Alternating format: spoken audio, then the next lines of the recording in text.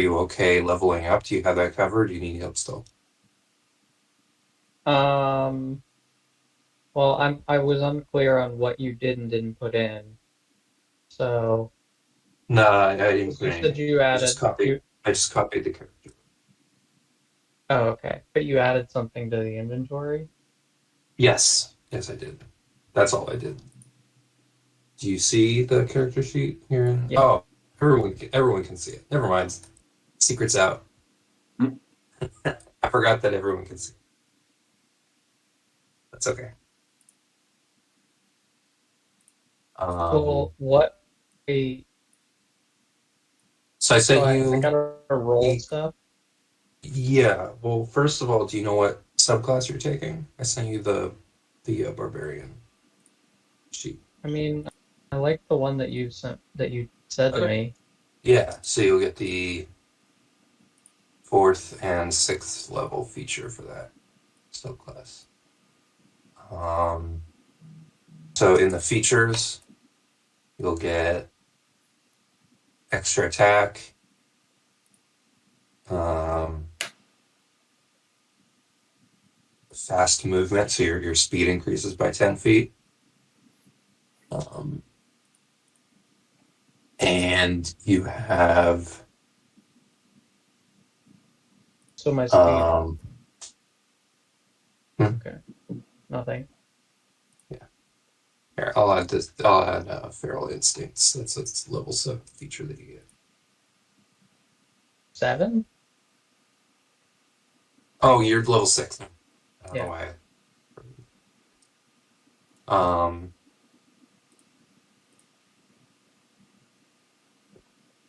right. The level 6 feature you get is for the East.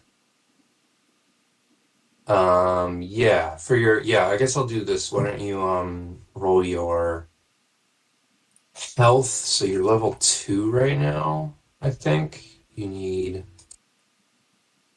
to roll your hit die 4 more times.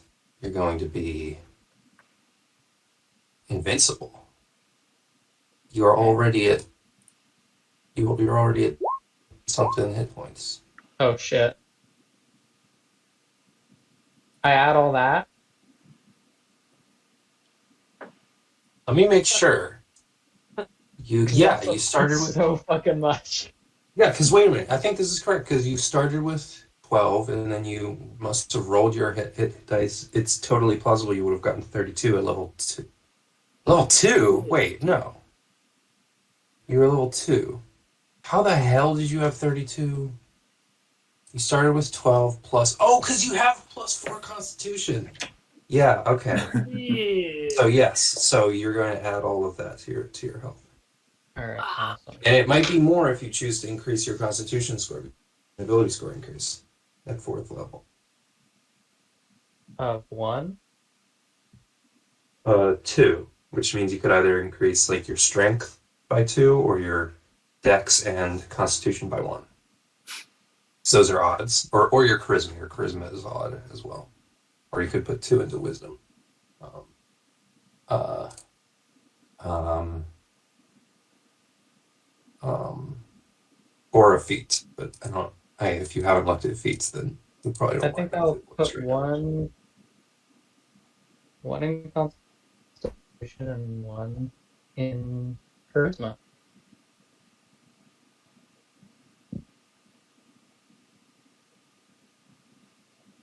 Which means that if you've already done your HP math, Yeah. your HP goes up by 6. even more hit points. That's insane. You want to say the I know. number? And, Should I say it? wow. Everyone can just do the math themselves, but it's 88. How much health do you guys have? Not that much. Not current, because I know that's pretty low. The On current a is at good 0. day- on a good day, 30 something, I think, for Bran. 49 for me. Dang. Okay. And this is the character that died. So that's why, yeah, your current HP is. Cool. All right. All right. And so you can read I'm adding them to your sheet, but familiarize yourself with what you can do as a beast barbarian. This is called a form of the beast. Of the beast. Yeah. I hand you a shirt. It has a giant target painted on the front and back.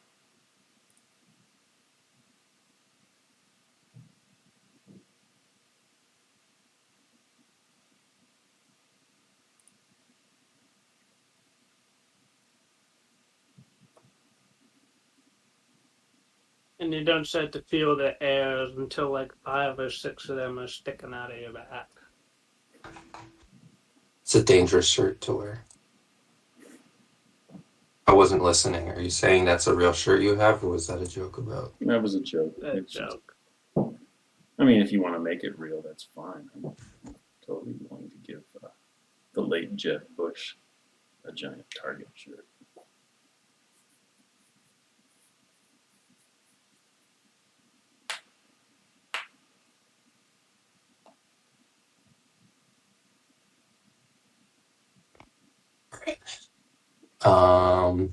We have 4 rages now. And I think that's good.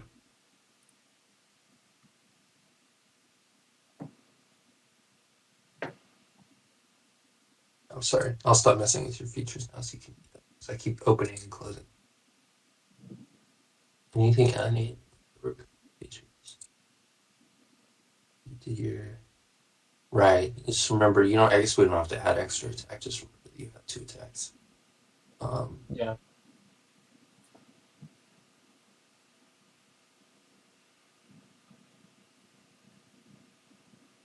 Yes. Oh. You get another skill.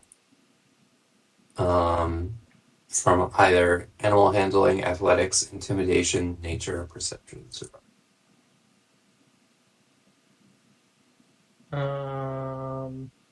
Take that athletics would make you better at grappling. Yeah, I mean, I already have most of those. The other options are Yeah, I'll take athletics.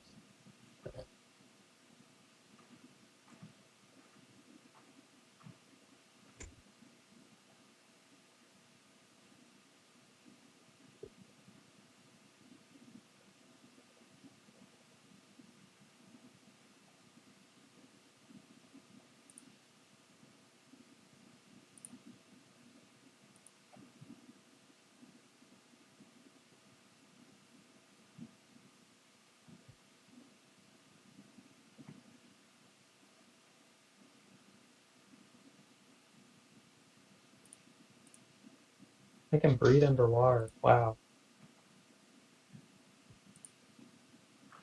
Oh, right. I also meant to just add to your God.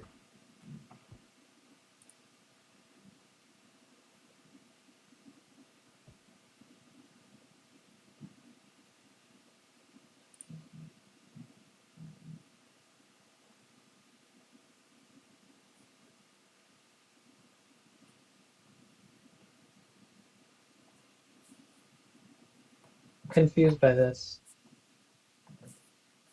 Oh. Cause the natural weapons of your form of the beast to count as magical for the purposes of overcoming resistance and So immunity to non-magical.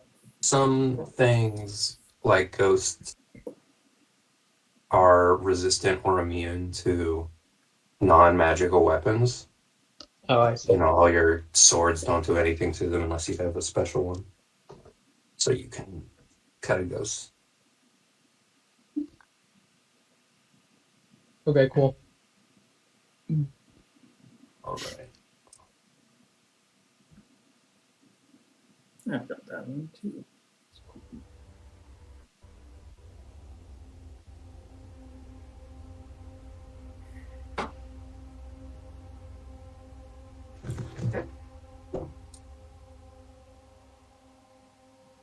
white dice.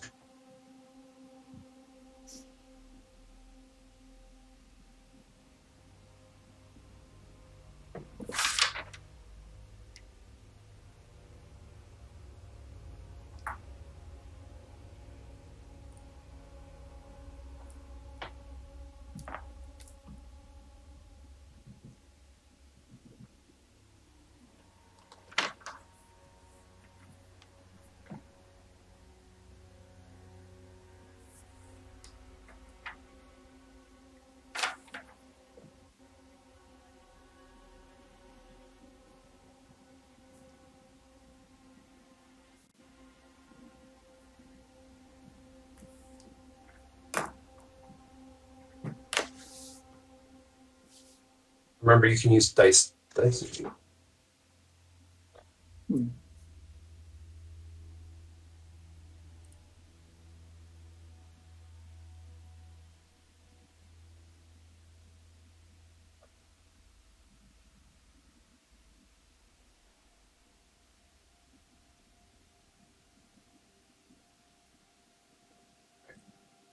So, Bran. Tell me which one it is, Bran or Bran. I forget every single time. I'm not going to remember this time either. Bran? Bran, Jaskra, Mhm. and Sandagar, known as Sandy. You're huddled at the top of, near the top of the broken bridge, top of this ledge.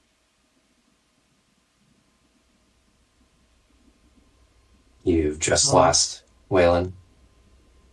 Mhm. Am I You're supposed not to be seeing? I'm not supposed to be Oh. seeing it. Everyone's supposed to be seeing it. Nobody is. Goodbye, friend. Thank you.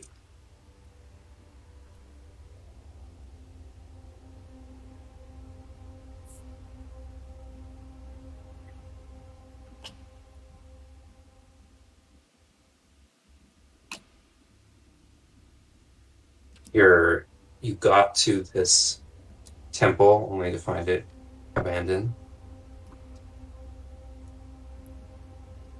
by all the monks that were supposed to live here. Not many, but maybe about a dozen at any given time. What would you like to do?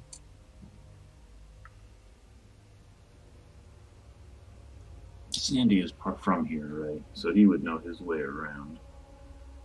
Yeah, Can we yeah, ask? and he's looking around like he the last time he came here, he was very young. He left when he was very young. And they live a long time, so I'm going to say, I mean, in my mind, they live a long time. I'm sure the player's handbook disagrees with me, but I think I always imagine big people living a really long time. Like I imagine like Goliaths and stuff living a really long time, but usually they don't. So I'm saying Goliaths live a long time. So it was like a couple hundred years ago that he was last here. This place looks like it was abandoned 1,000 years ago or longer. The bridge is not only collapsed, but it's eroded by the sands of time.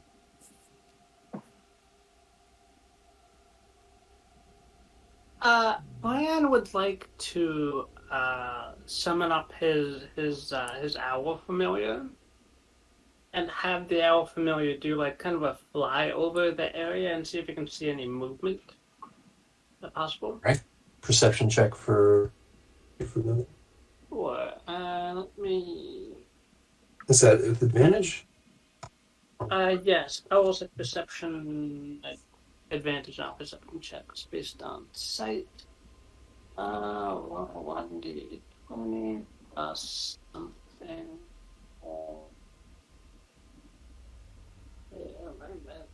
oh, just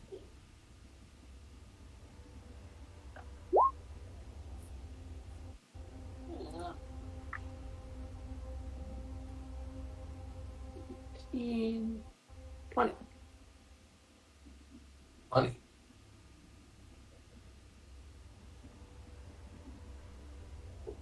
Doing a fly around.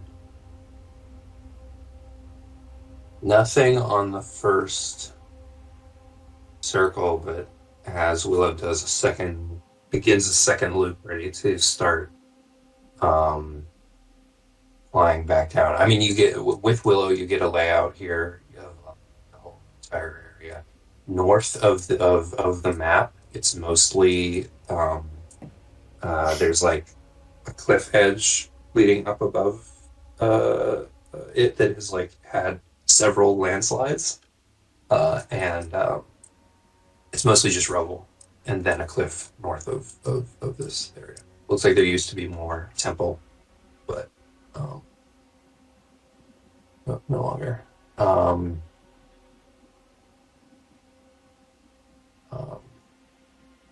But yeah, on your second loop down,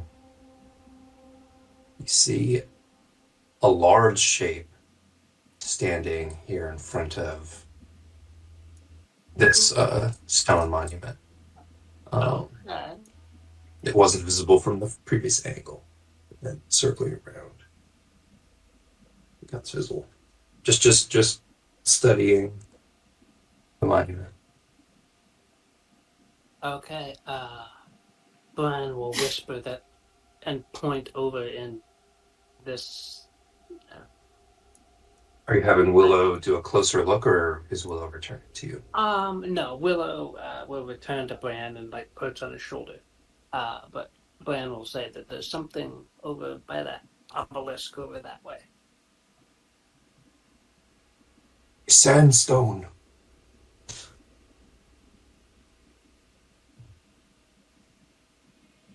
It is what we call it. Yeah.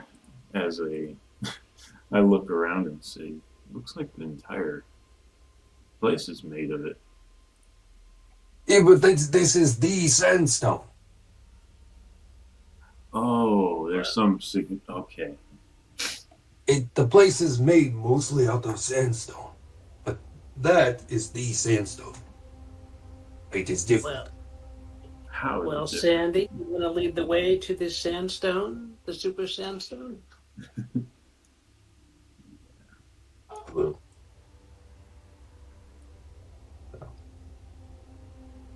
You walk under the shade of the trees there, slink back behind here, make a perception check, man. He beckons you over to here. Mhm.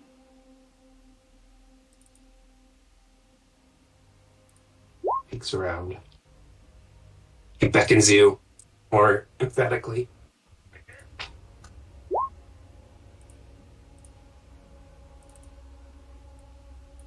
He's beckoning Bran and Jaskra. Okay, well, I'll hurry over. Bran comes over too.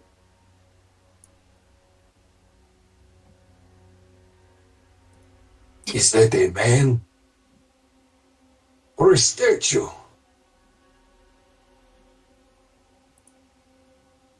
So we see Eeyore, get out of here. Okay, he has a mule. Whatever it is, it has a mule with it. Oh, well, that was Jaskra. Eeyore was Jaskra. But anyway. Oh.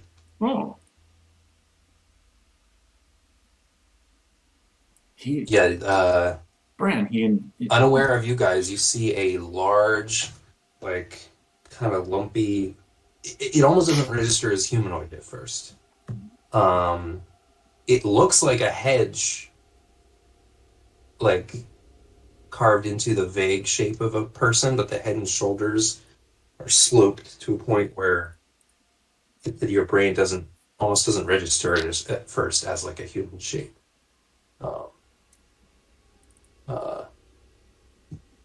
And it stands like taller than the mule beside it. But compared to the mule, you can tell how tall it is.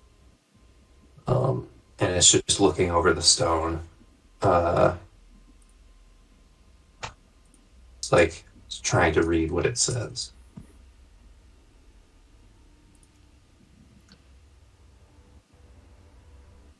I'm going to put my sword out and just sort of sweep Bran into the concealment of this archway that we're standing in. The shape looks over here just as Bran disappears behind the stone.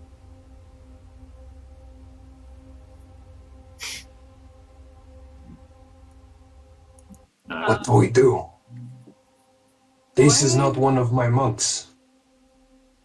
Bran will use the message cantrip to ask that creature, are you friend or foe?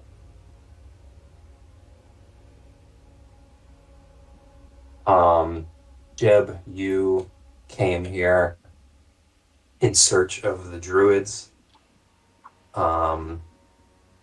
to try and find answers to your existence. Someone convinced you that you probably should figure that out. And you were like, yeah, I guess so. That makes sense. You're not troubled by your existence. I don't think it's something that, like, we discussed this before. I feel like you haven't in the past been like, what am I? I must know. But when someone like really sat you down and talked to you, you had to confront that, like, yeah, I should probably figure that out. So that's why you're here. You trekked through the desert with a bathtub, a metal bathtub on your back, your decanter of endless water, filling it every day so that you can hydrate.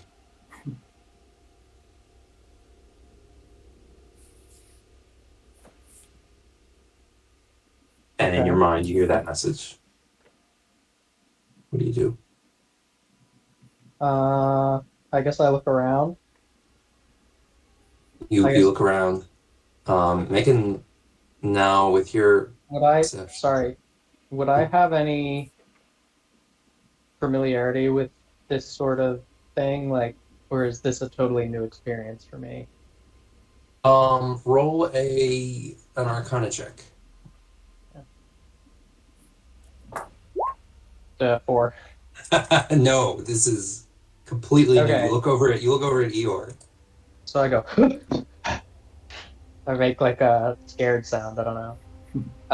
Should I make a perception check? Make one at disadvantage now.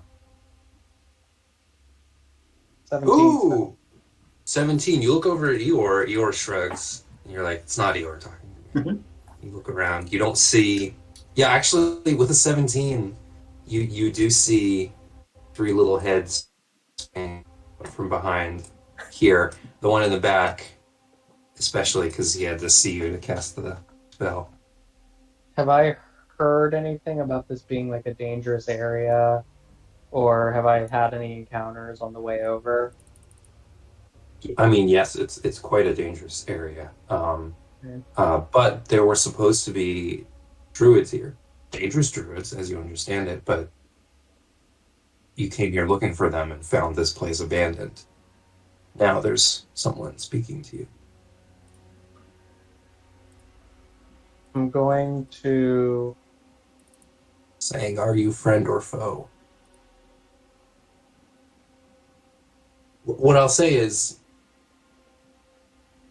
you hear the voice in your head, and as you're looking around, you're not really hearing, there's still like, when the voice came in, every other sound kind of got a little bit muffled, and that soft voice spoke in your mind, and you can still, everything's still a little bit muffled. And you feel like that presence is still there in your mind for you to respond to. I'll draw my axe.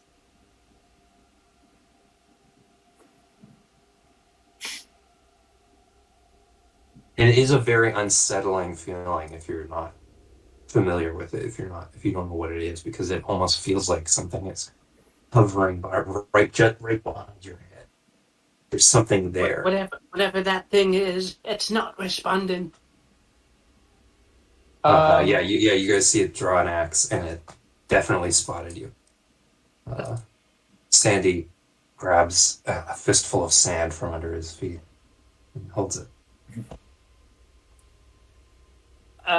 Bran will pop out. I'll warn you, I know Fireball. I'll cook you up. Okay, well, so it sounds like maybe you're a foe. It sounds to me like you're a foe of me. Bran, he called you a foe. Are you going to take that?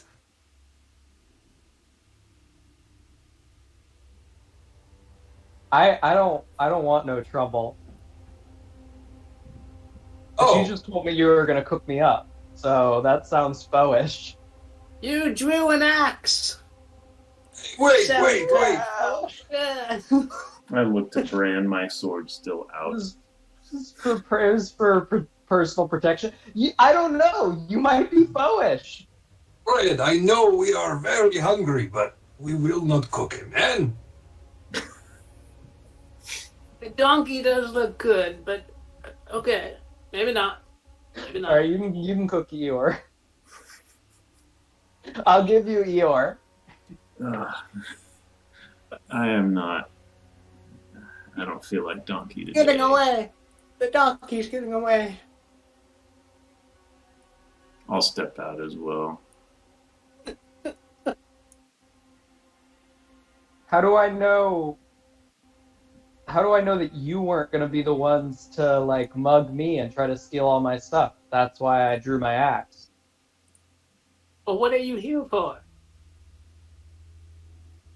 You know, just a little bit of doing some soul searching, trying to find my roots. Huh.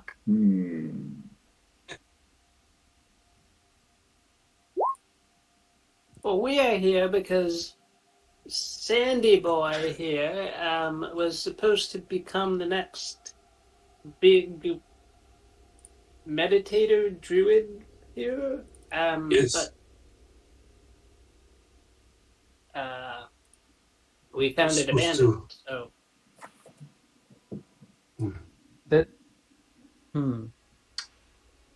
Wait, what did the sorry, I was reading the inscription on this thing. What did it say?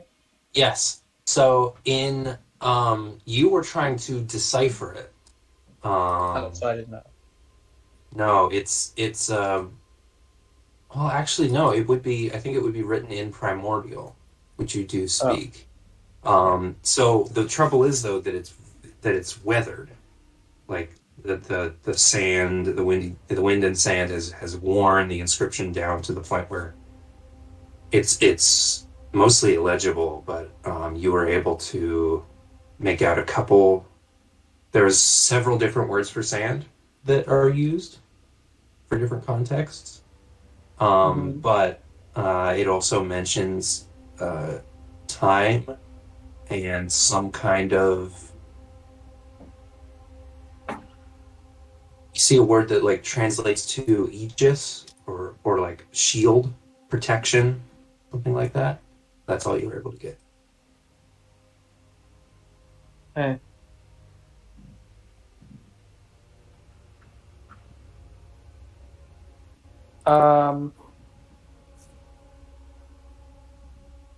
When I got here and it was abandoned, was I surprised? Or would I have heard that? You definitely didn't hear it was abandoned. You you knew that there was some kind of holy site in these mountains, and you knew that there were druids around here as well, and you were looking for either of those. This looks like it could be either, it could have been either, but again, you didn't hear that they were abandoned. I suppose it wouldn't be that surprising either, because you didn't have that much expectation going in. Are you guys druids? Yes. Just what I've been looking for.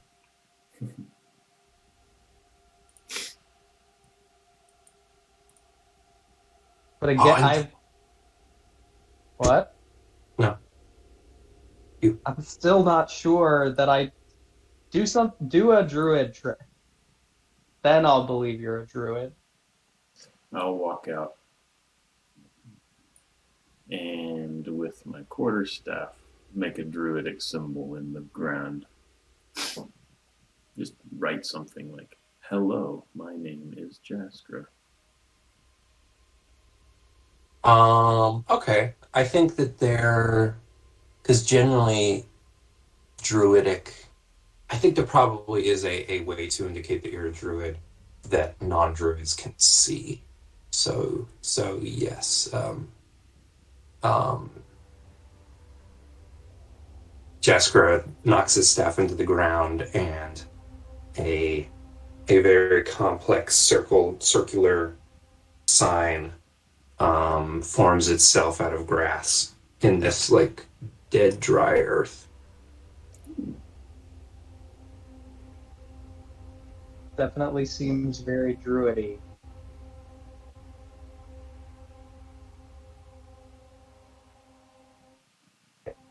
I buy it. I'll nod slowly and back toward Bran, who I will then shield Hey, because why he's do you attacking. seek the druid plant creature? Well, as I said, I was doing some soul searching, and I don't remember what created me, why I exist. I figured I might as well investigate that. I didn't have anything else going at the moment. I was trying to read this tablet. I didn't get much from it. I don't know if you got... Oh, wait a minute. So you said that you were expecting there to be people here? How long ago did you get here? We got here just today. And there were supposed to be people here? Yes. I came here many decades ago, perhaps 200 years, and it was thriving. Okay, I mean, a lot can happen in 200 years. That's... Look at that bridge, though. He does make a good point. Yes, a lot can happen. I in don't 2 know. years. Well, Maybe the day after I left, everyone got sick. I do think I heard about that. Now that you mention it. Maybe sandstone is not so resilient. Bran will totter over to this stone over here and try to make out any of the markings that are on it. Yeah. I was trying to read it myself, but 18. Jeb shows you the words that he's gotten so far. Okay. And you look a little further, and on the left you see it's like in the center of the stone there's primordial runes in rows of 4 all the way down. And Jeb got most of that. There's not much more of that to decipher that's still legible at all. But on the left side, you see an entirely different row, which you didn't notice before because it's so weathered. It's in common. It's names. And Sandy points and it's like, there's the same Dugar. There's me. Here at the bottom. I remember. These are all the monks that live here. You see the star next to my name? I was fated to meditate beneath the temple. You look up and see another star next to his father, and then above that his grandfather.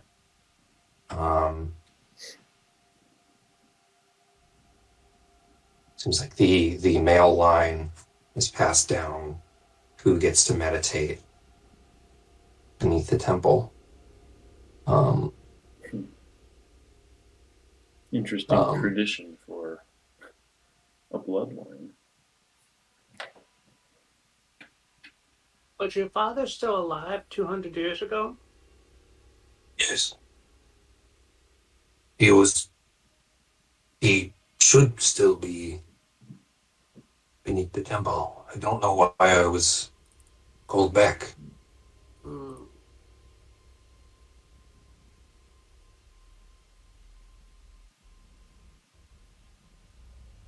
When I left, my grandfather was still in his meditation.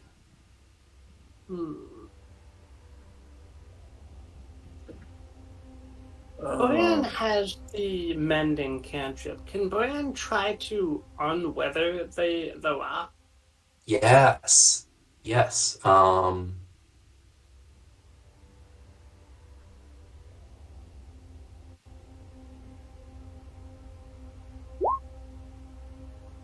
Takes a little time.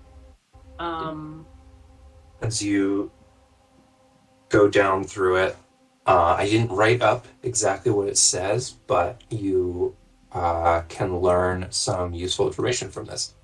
This place, it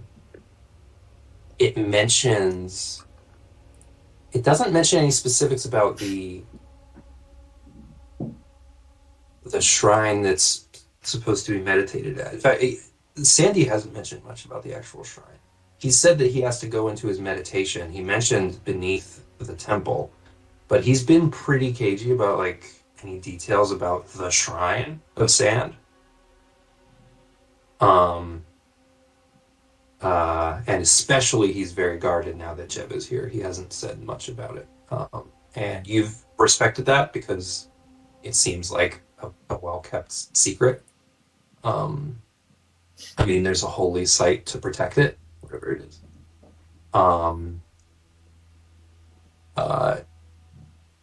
You also see markings for not only for who has been fated to meditate, but also who has passed. And you see markings all the way down. You see his see markings past when Sandy left, and they stop a couple names before his father. So it looks like there's, according to this stone, people are still alive, but also plenty of people have died since. No, actually, no. I go back. No, you actually would see the names continue now that you're mending. You mend down to the ground, and then you start like unearthing the dirt that's settled at the base of the stone, and the names go down farther. And Sandy helps you a little bit. And the names go down pretty far. Inexplicably far. It seems like it seems like it has been generations since Sandy left. Wow. And his grandfather, his father, several names past that have passed. But they do stop to indicate that a few people should still be alive here. But you don't see anyone. So an inexplicable number of people have come and gone to this temple since Sandy was last here.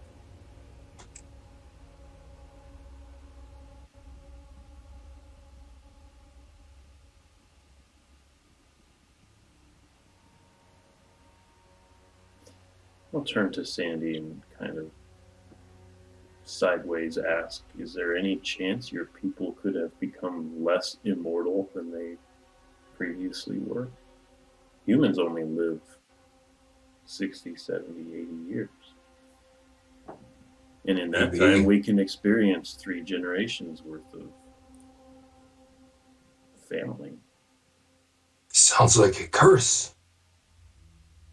Who would do this?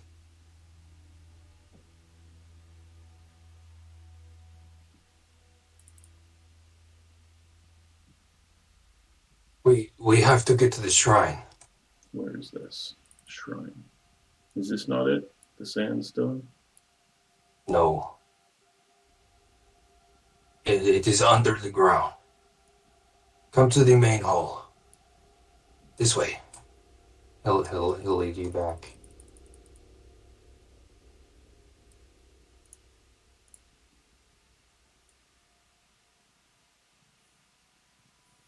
These were the bats.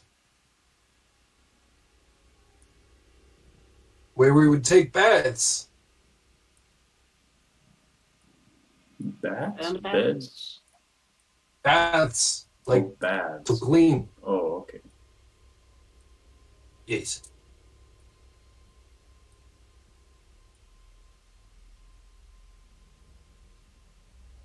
This area used to be enclosed. It was like covered. But the roof has fallen in. You see. Can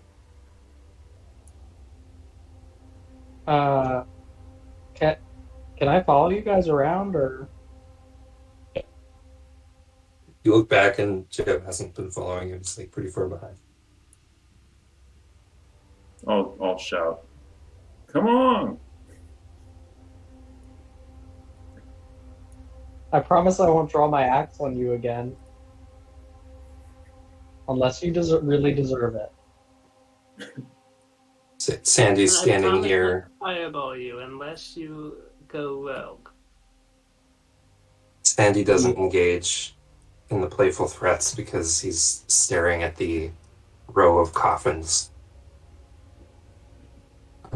You passed this would have been the main hall, but the sanctuary is where he led you to, and the sanctuary has several fancy stone coffins. Is this normal? I ask, walking up to, like, the broken one. You see it's full of sand, having been open for a long time now.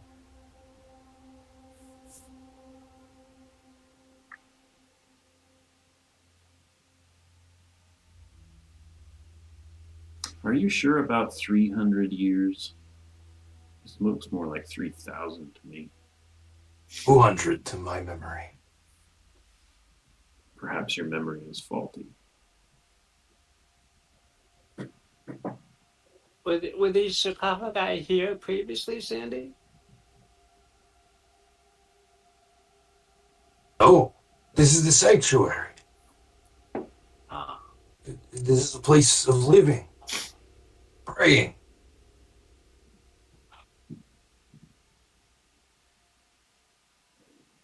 Do any But- of these have names carved on them, or Make another investigation check. And Sandy will make his own. I can look as well. Perhaps there's like... well? So Bran and Jaskra, go ahead and make them. Okay.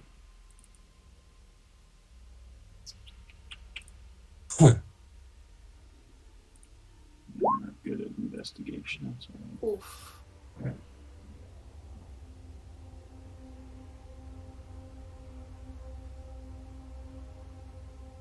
No legible names, and you wouldn't know where to mend in order to find them. There may not have been names to begin with, though, because it looks like there were reliefs carved into the top of the sarcophagi. They're very long, by the way. They're for large individuals, clearly. And they have reliefs carved into the tops, but the reliefs are so weathered that they're all just sort of eerie humanoid shapes with smooth faces. Can I go archaeology on one of them? Kind of like brush out the carvings, the cracks, see if we can make it a little more legible without the mending magic. You go over to this one and sort of lean on the top and reach over and start brushing the face. There's no detail there, so you move to the hands, and as you like lean over it to try and get a better angle on it, it cracks. The sandstone worn thin over time, and you fall into the coffin, and you're face to face with a skeletal head. What do you do? I am not startled. Well, I'm startled, but not freaked out. Okay. And You climb back out. can I look at the skeleton? Try to ascertain how Yeah. old it is. Now I'll let you make another check. History, possibly. That's the best skill I can think of for Yeah. archaeology. It's like a skull. It's pretty big. Great. Not like super big.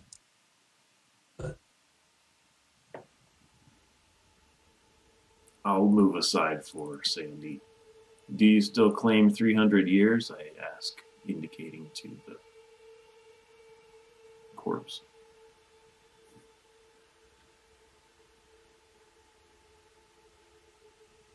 He says nothing and walks down the stairs. I'll wave everybody over and follow him.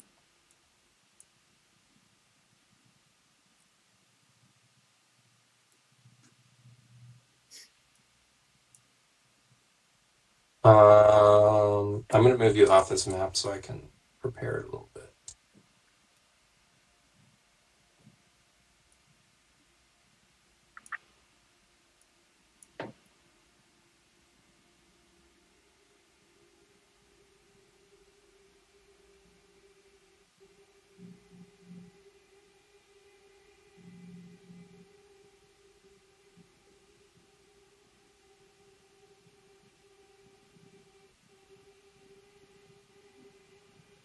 I am getting total Jules Verne's time machine vibes here, where they walk into the library and look at all the books and they try to take the book off the shelf and it just crumbles to dust.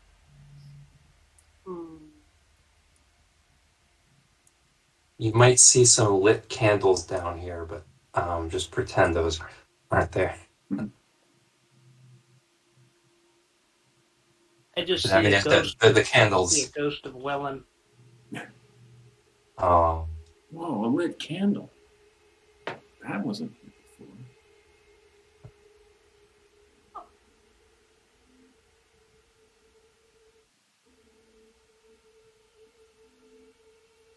in the top left, do you guys see yourselves? Yes. Mm-hmm.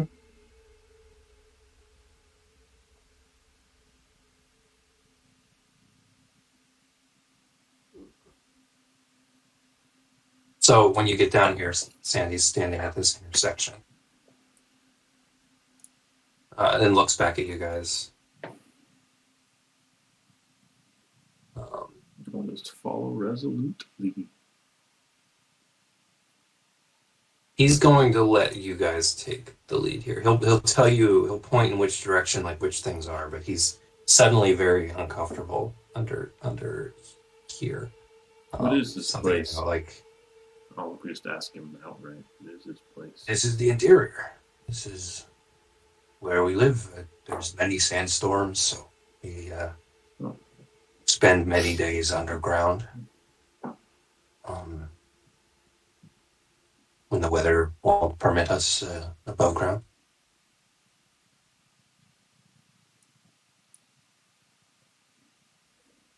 That room is where the dead are supposed to be laid. Not in a sanctuary.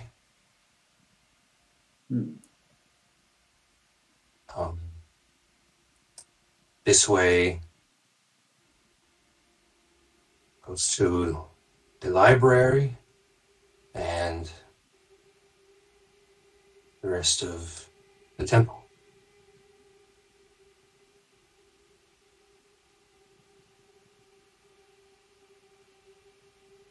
Vote on which way we go. So the south is the graves, and east is everything else. The shrine is this way.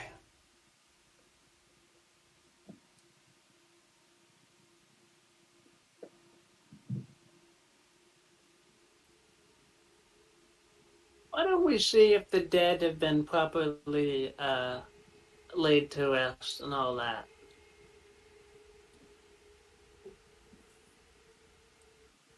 You are very weak. Maybe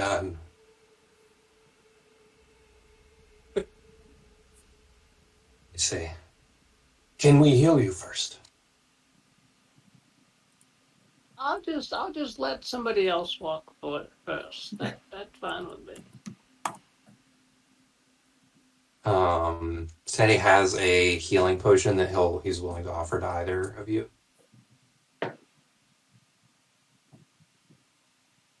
Well, Brian would accept that if Mhm. no one Right. else offered. Thank you. So it's a basic healing potion, 2d4 plus 2.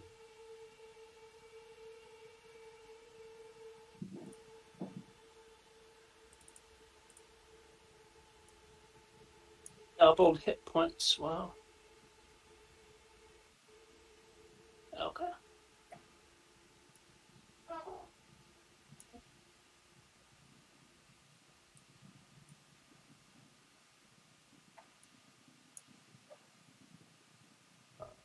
As we go underground, Bran will light up the torch, because he can't see otherwise.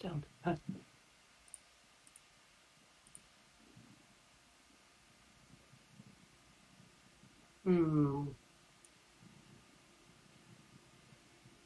Oh, right, it's dark down here. It is. All these candles. God.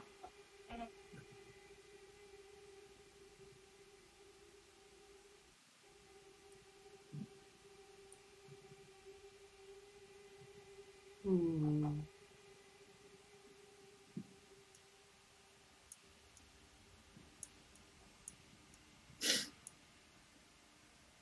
Hmm. Perception check, Jaskra.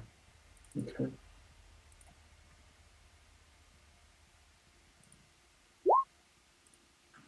Whoa. You immediately see bones. Not bones. Everything looks normal. You look at Sandy and he agrees. Everything here looks like he remembers it. Right. These two graves were here.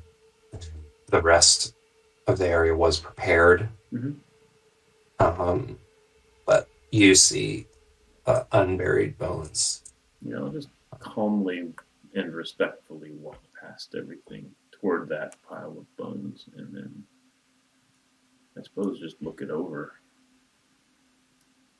One set of bones is leaned over the sarcophagus, sort of collapsed on it, hugging it. The other one is, it looks like it's on its back in the picture, but it's on its side in a fetal position, curled around a small chest. I'll look back to Sandy and ask, may I, as I indicate to the chest.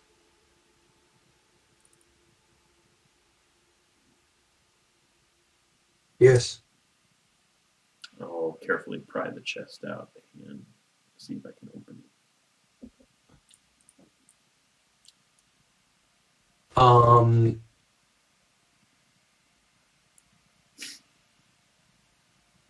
chest won't open. It doesn't have any kind of latch, any kind of lock. You can see where the seam of an opening should be, but there's no seam. It's completely flush. It's shaped like a chest, but it doesn't seem to have any place to open. You look at the back, there's no hinge. What's it made of? Black iron.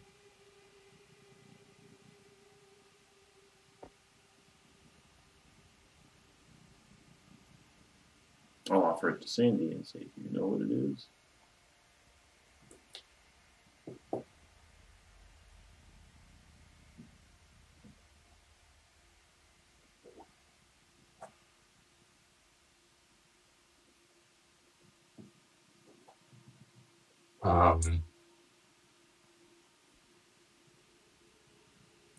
These sarcophagi are less weathered, and you can make out the shapes on them. They wear similar clothes to Sandigar.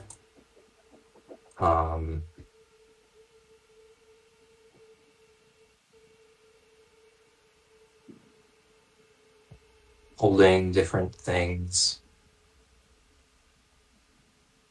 No writing on them.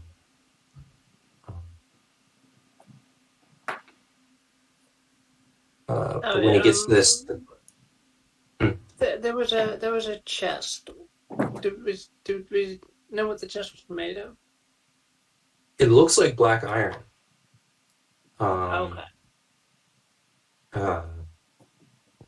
And it looks like it's shaped like a chest, but again, there's no visible hinge, latch, lock, or even a seam where the lid would open.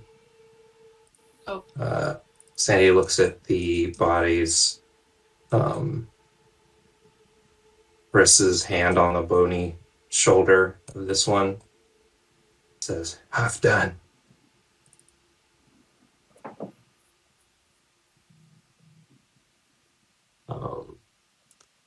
He looks down at the body here, which is not completely a skeleton.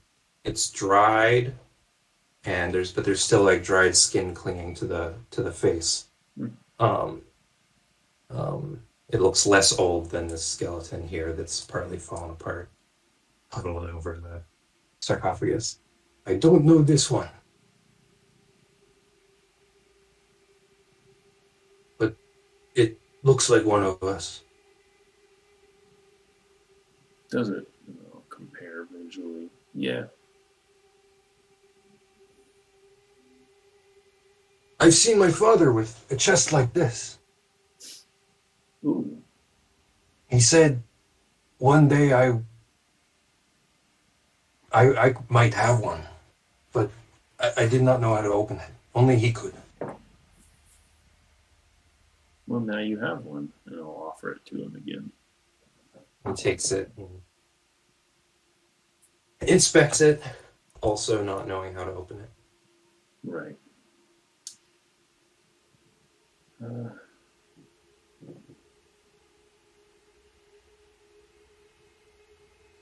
I'll continue on.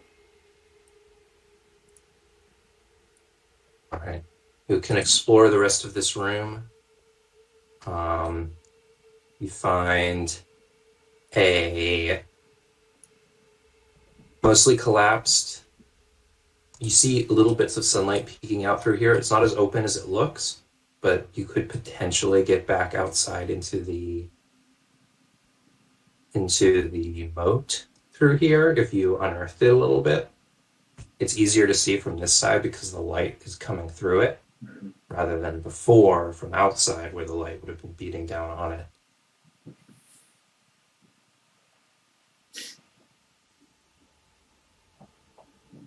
We just have to watch for any- pancakes. Yeah.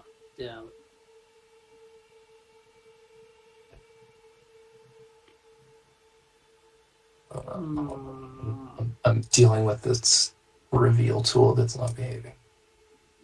Oh my God. Every time I try to reveal something, it hides more.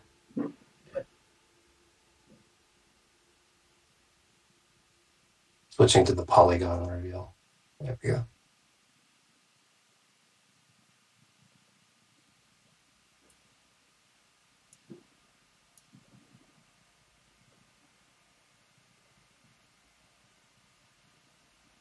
Wait, no.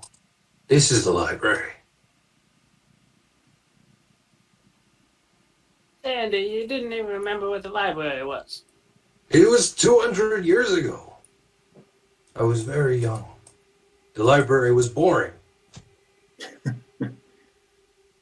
I mouth the words 2000 back to Bran and Jeb. I'm still not convinced he hasn't time shifted by a factor of 10 or something. Oh, a library. Maybe we can find out records of what was happening.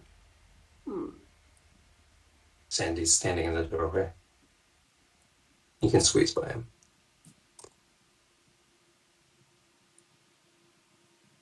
See a gaping hole in the ground, filled in with sand that comes to a funnel stop, those there's what's that? Like an hourglass? Yeah, like an hourglass, but it's not moving. There's just the sand is kind of a reverse cone. A little bit. It looks like there was it was an hourglass that got clogged. There's a couple torn papers, pieces of wood, old dried pieces of wood, but not a book in sight. Do the papers say anything that we can make out? Gathering random pages. Roll a d20, and on an 18 to 20, it's something vaguely useful, but it's unlikely to be helpful. Close, but no. It's a prayer that it's just talking about sand in a very flowery way that doesn't mean anything to you, and you're sure it means something if you've studied the movement of sand all your life. But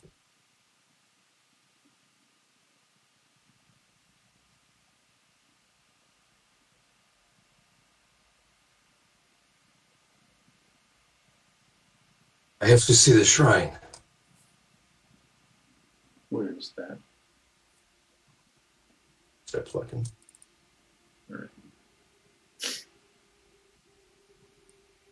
I'll point in this direction.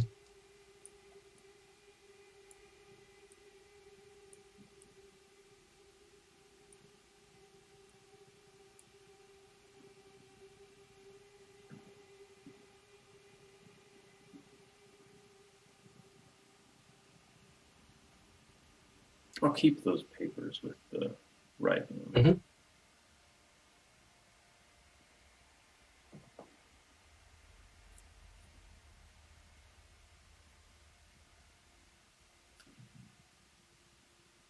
What would you like to do?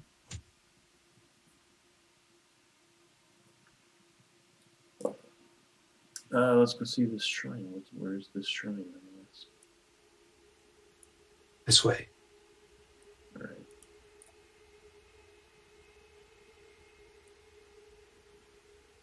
He'll come in the front with you.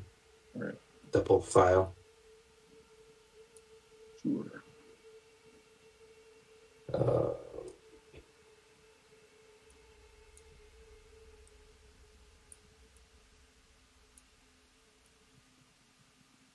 That looks very shrine-like right there.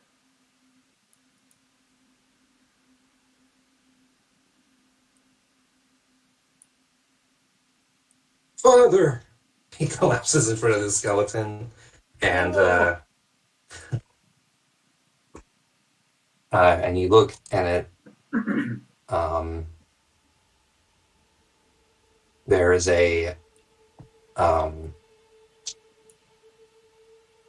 there's a curved sword sticking out of the skeleton's chest. Jeb kind of averts his eyes and kind of makes a face oh, this is awkward. I don't really know these people, and now I gotta see this guy mourn his father. I don't know.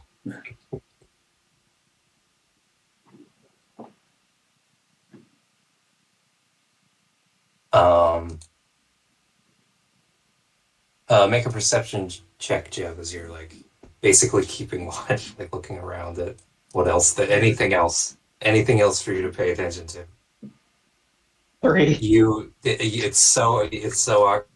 Look at the wall for a second. You're like, that's weird. I shouldn't do that. You look back this way. It's kind of bright because like it's so dark over here, and the sunlight's coming in there. I'll be right back. All right. It's awkward for a while. Jaskra, Mhm. what would you like to do? Sandy's occupied. I will also mildly awkwardly avert my eyes, but also out of the corner of my eye, I'd like to just examine the body, I guess. Make a medicine check. Sure.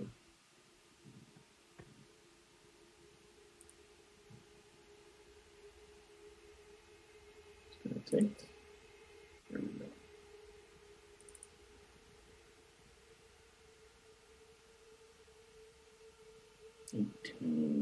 Well, it was clearly stabbed Mhm. to death a long time ago.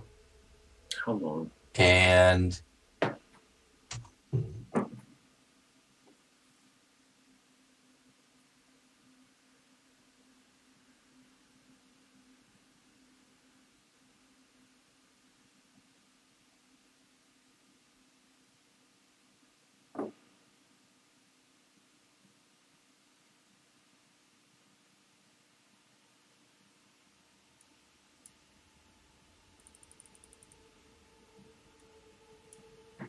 you confirm that it, at least since this body died, it's been about 1,000 years. Ah, I was going to give up on that idea. Okay. I turn to Sandy.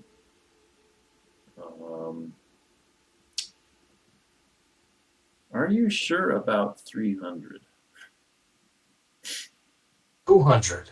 This. Yes, No, he's been I am here not much longer. 1,000 years old. I'm gonna pat him on the back and be like, I'm sorry your dad died and that you're 1,000 years old. Or 200. One or the other. I'm not 1,000 years old. Oh wow, look, he's in the denial stage. Am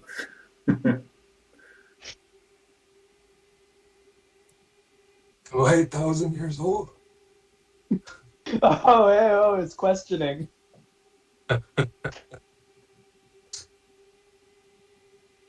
There is some writing, some books in this room. I will reference the notes that I picked up and rifle through the rest, being careful to be respectful of this guy. Make an investigation check. If anyone would like to help, can make another check.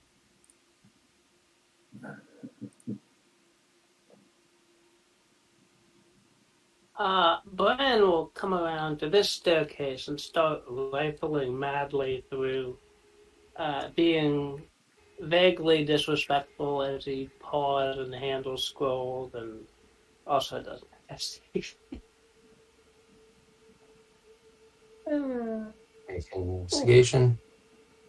Well, you see a chest in the back corner that's very enticing. This note, everything's covered in a thin layer of sand, but it seems pretty well preserved down here. This paper, you pick it up, dust it off. It's falling apart, but the writing is still legible. It says,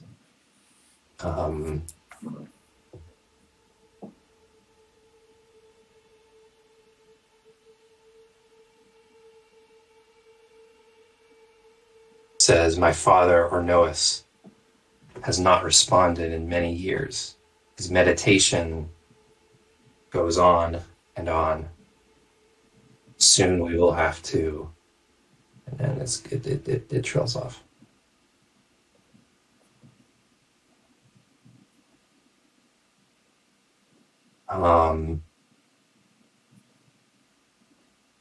That's Sandy's grandpa that you referenced. You see a dragon skull on the table. Many prayer books, ranging from meditations on the nature of sand to histories of the region to theories of time and Do I fate, to some druidic studies as well.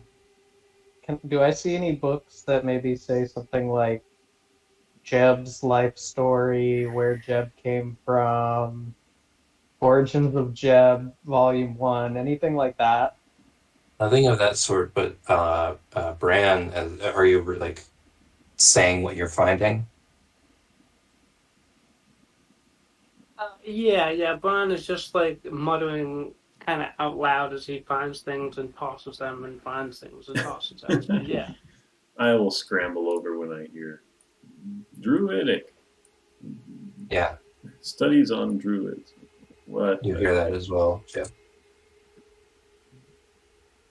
Can I check out the sword and the guy and the skeleton? Can I just like pull it out and take a look? Yeah. Okay. This looks very nice. I mean, it's beautiful. It has it's like a long scimitar with a thin curved blade. Maybe not a scimitar. I don't know what fucking swords are called, but it's like the one that's the same width all the way down until it goes to a point. It's just like a thin curved blade, and it's pristine, not weathered at all. Wow. The blade that killed your dad is really cool. It was his sword. Oh, this is his sword? Yes. That's embarrassing. What's your fucking problem, man? So listen, what do you think this says about me? And where I came from? Oh, gosh.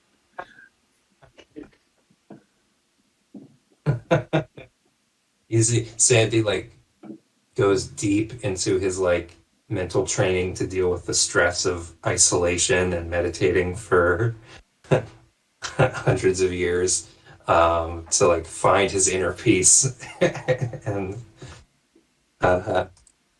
just to deal with you.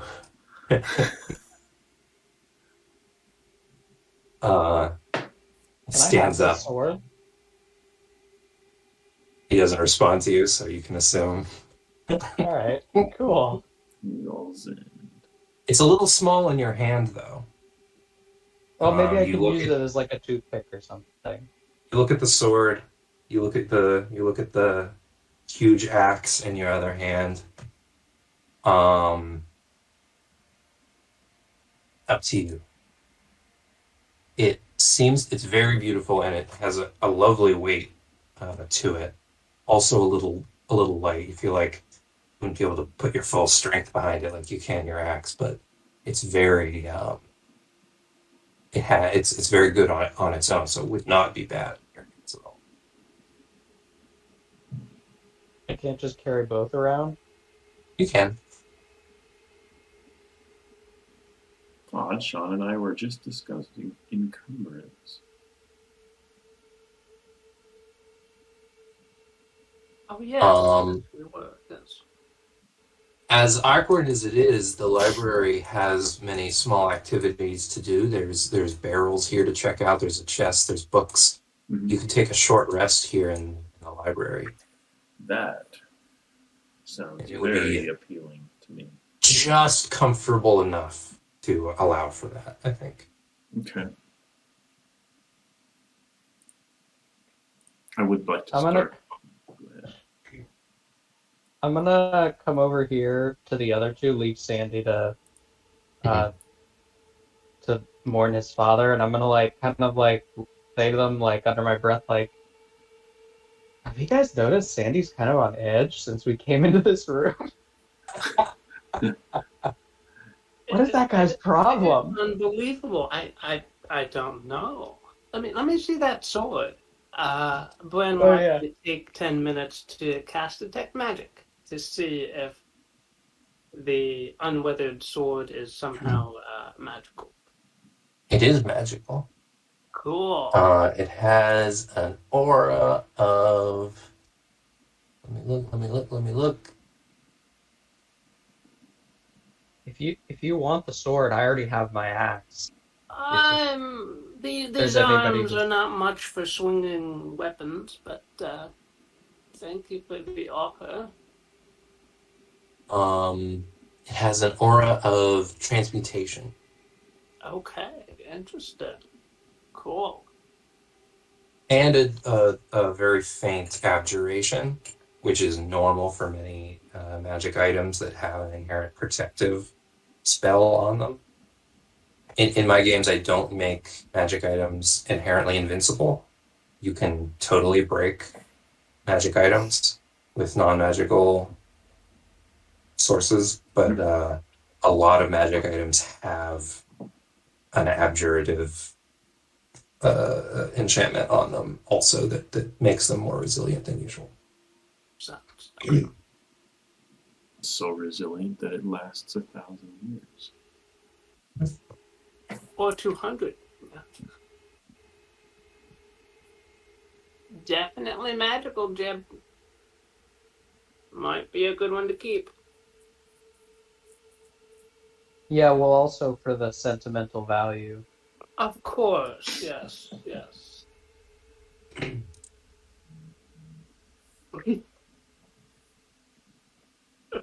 Anything else you're doing over your short rest?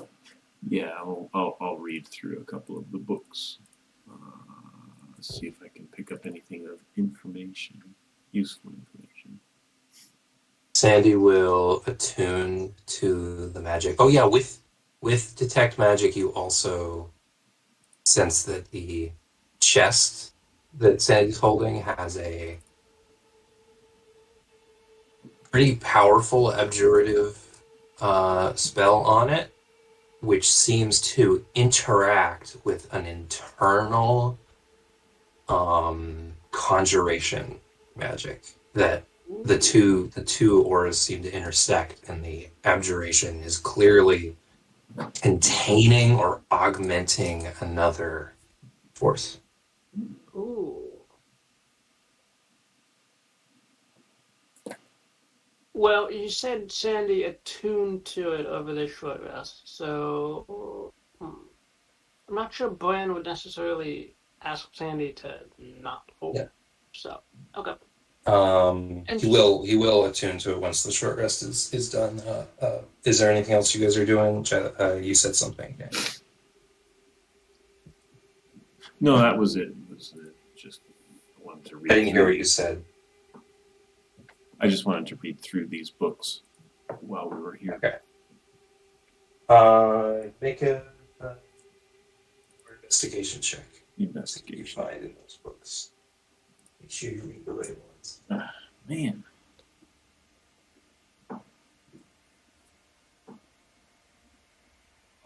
Oh, and before I describe that,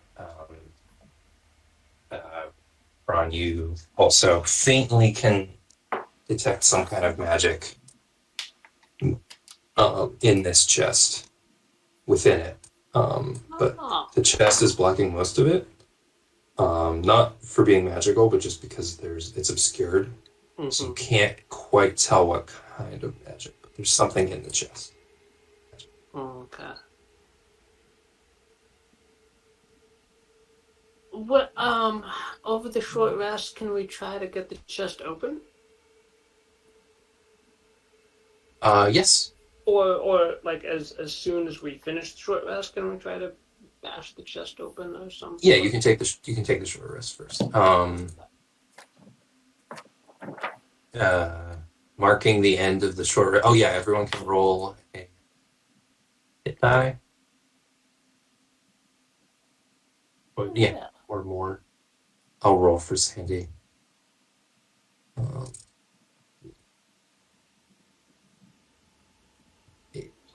2, 6.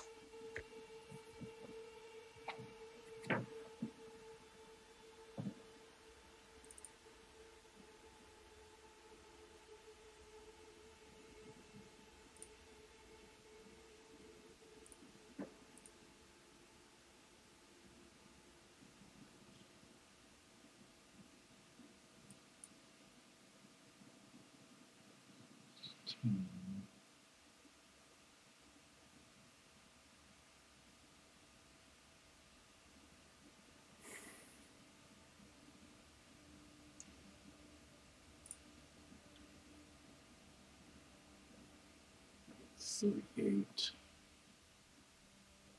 No. 25.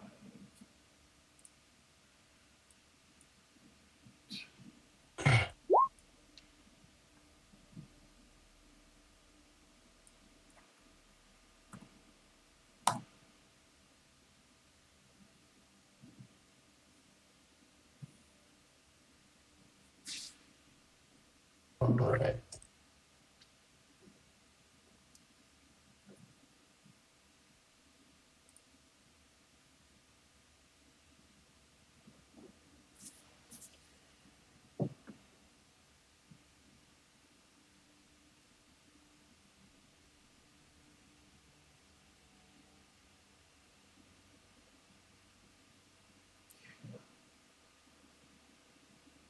Marking into the short rest. Sandy opens the chest again and opens it. And it opens very easily as he just like pulls the lid open. You can all hear a weird intake of air as it opens. And he pulls out a slightly cold, perfectly ripe apricot.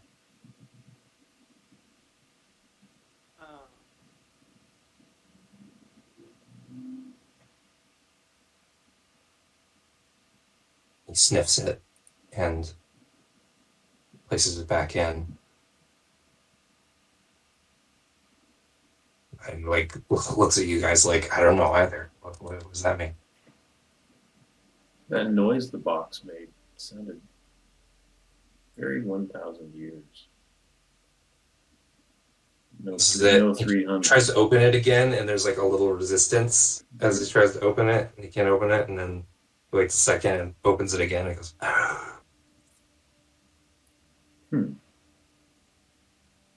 May I see it with it open? He opens it and hands it to you. You can see a perfectly ripe apricot. It's the interior of the box is completely plain, smooth iron. The apricot is just like kind of rolling around in there. But there wasn't you couldn't feel an object rolling around when you were holding it before. It felt empty. And it felt heavy because it's made of iron. Can I try to operate the lid? Close it, open it again. You close it and it closes, and you pull it open and it doesn't budge, but you know that there was resistance, so you wait a minute. You try to pull it open again, nothing. No seam. It won't open. Looks like it only opens for you, and I hand it back to Sandy.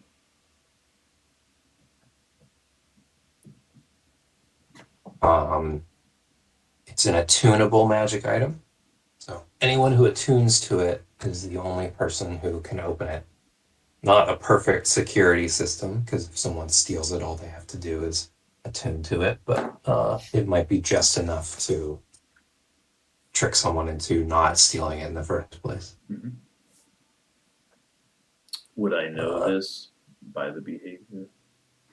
I think you'd gather you've attuned to many items. You can take a pretty safe guess that it's attuned. All right.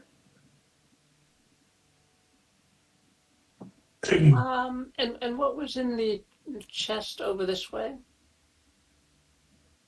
Well, it's locked, Ah, okay. but it's also pretty brittle. It's like dry, and the wood is very dusty and it a little bit.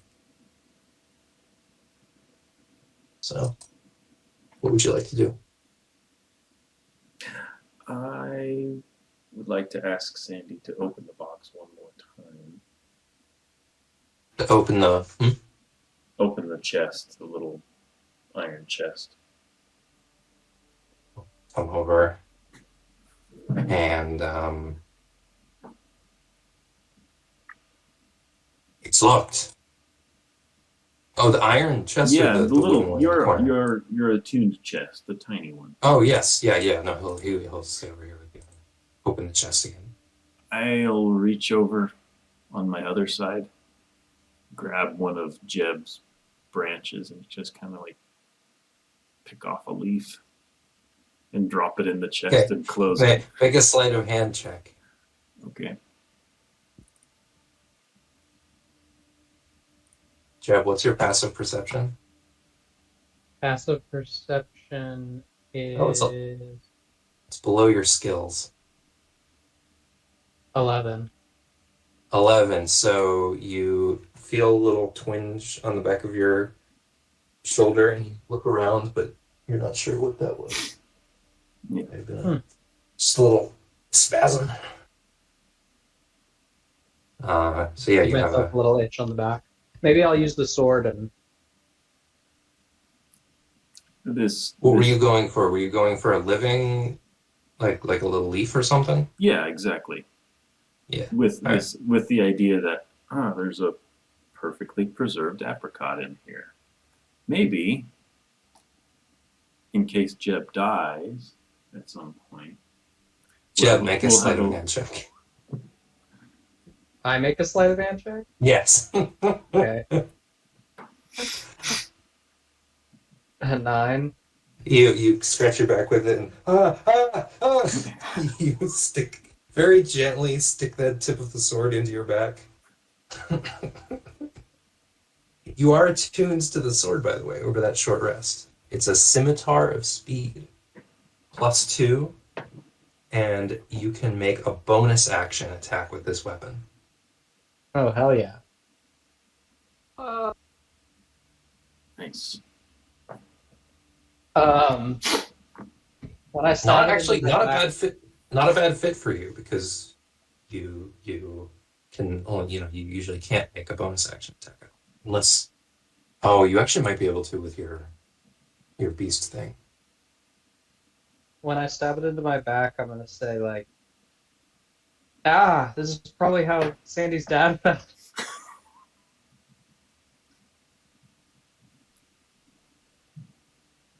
Looking over Bran's inventory, he had a bottle of acid. Could he pour the acid on the lock of this chest in the corner here? Yes. This old brittle chest. In real life, I assume this wouldn't work, but I've always liked the idea that like one of the purposes that like D&D acid is designed and bottled. I kind of like the idea of it more as a tool than a weapon, and it makes perfect sense that it would be like the formula would be designed to melt metal specifically. So you pour the acid over the lock, wait a few moments, and you're able to snap the lock off as the delicate internal mechanisms of the lock are eroded quick enough by the acid that you can just, like, the body of the lock isn't going to disappear and melt, but the delicate internal parts break very easily now. Or You open it up. It's full of old cobwebs and sand. There are 3 bottles at the bottom, and the 3 bottles, a folded cloth, and sitting on top of the folded cloth, a scroll case. Ooh. Um, uh, what do the bottles have any labels or inscriptions on them? Nope. Anything You written inside recognize them? 2 of them as greater healing potions. Ooh. The third one, someone would need to try and identify it. Either if you're proficient in Arcana, you can attempt that. The easiest way to identify it would be a proficient alchemy kit check. If anyone's proficient in alchemy supplies. No. Bran has herbalism kit. Is that similar enough?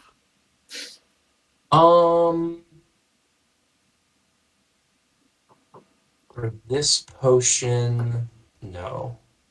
Okay. You would need Arcana. You can also take a tiny little taste, and I might give you a hint. Based on Bran will risk the Arcana check.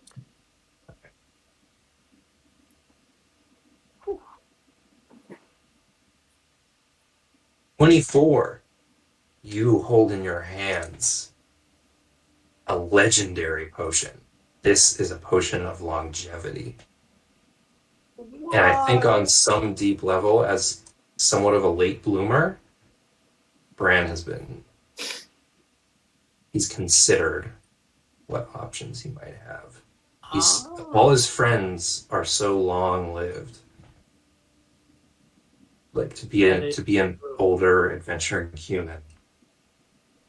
But I think deep down there probably was some envy there. And this is an exciting fight. Yeah. Despite his trembling hands, Bran will try to tuck that potion of longevity into his robes. Oh man, imagine if Bran fought a ghost. Got aged. Could he die from that? Like, what if he got aged 40 years?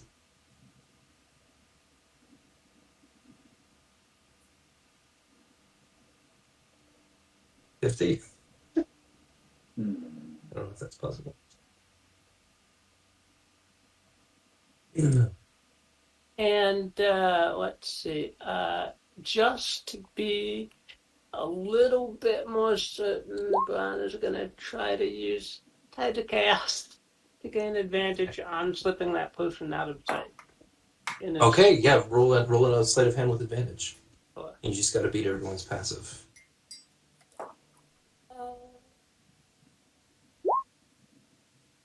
Man. Anybody got better than 12? Yeah, I have 16. Yeah, I think Sandy does as well. Sandy has 13. But he's not saying anything. Not right now. Oh, yeah, same. I'm just making note of it. Bran seemed pretty excited about Brad, make a perception check. Or an insight check. Insight check. Who? Brad.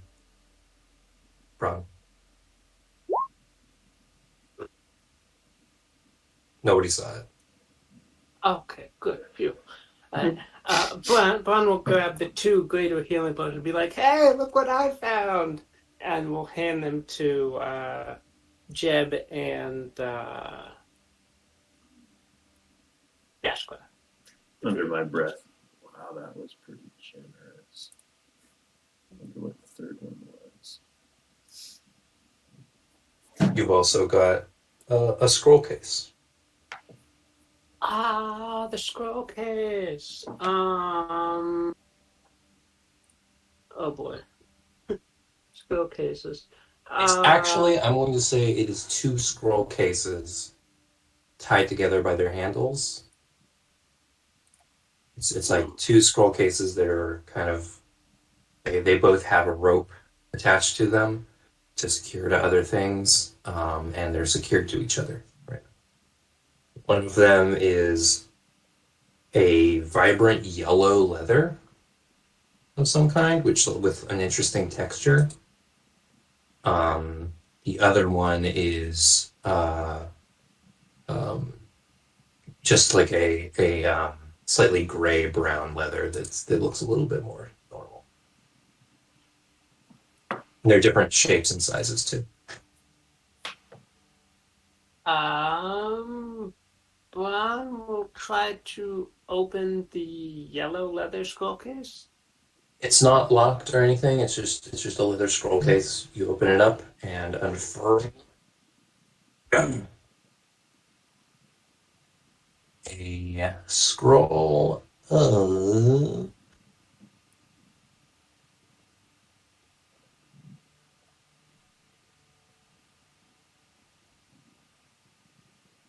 light. Oh. And Blight with a B or light with an Yep. L? Blight with a B. Ooh, okay. And okay, well, that was a treasure trove. And the other scroll case? Wall of sand.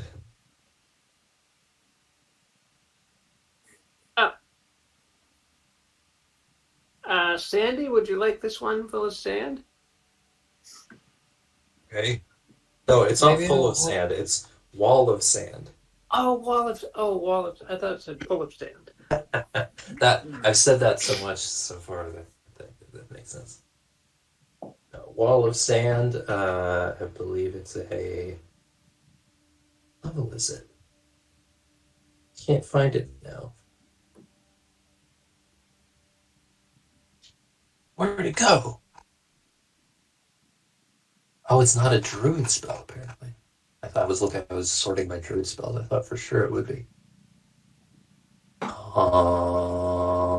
It is a third level spell.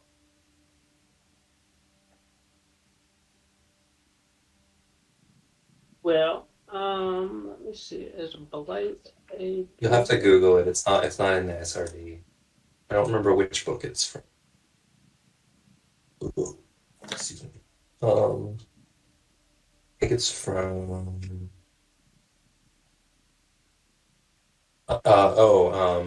Xanathar's Guide to Everything. Uh, But you can Google it and find it. Find rules for it pretty easily.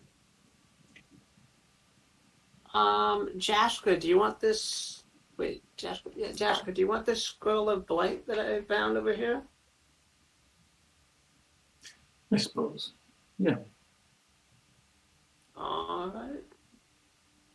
I don't like it, but I will take it.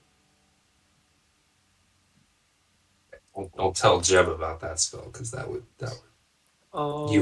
you could destroy Jeb with that. Plants have a disadvantage on the saving throw against it, and I think they take extra damage maybe, and if it would apply to him. Use this if I message Jaskra.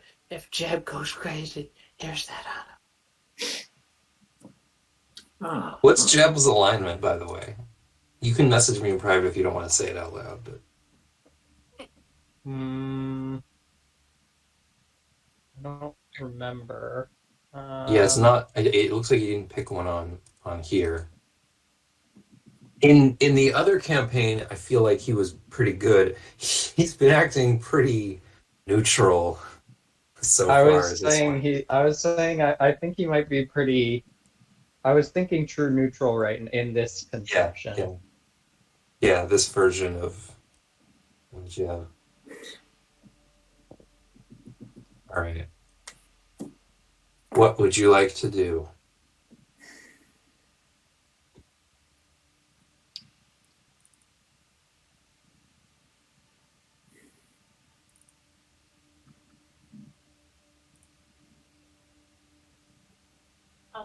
Sandy, which way is it to the shrine? Is this the shrine? This is the shrine. No, this is no, this is the altar of the Sands Dragon.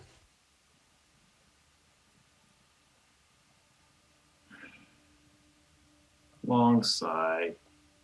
Your people had a real thing for sand. I Jeez. respect that. They always loved sand. It's soft and gets everywhere. Okay. The shrine is this way. Alright, we'll follow him. I'll follow him now.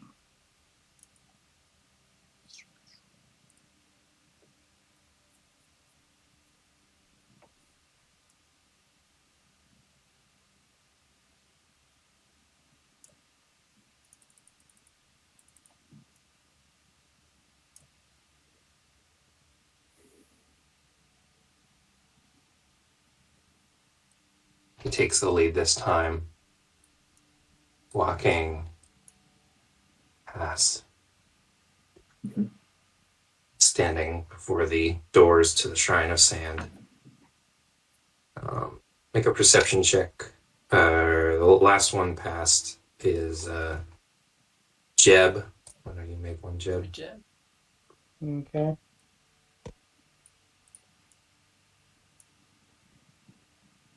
Shut and locked door. Sandy pays no mind to either.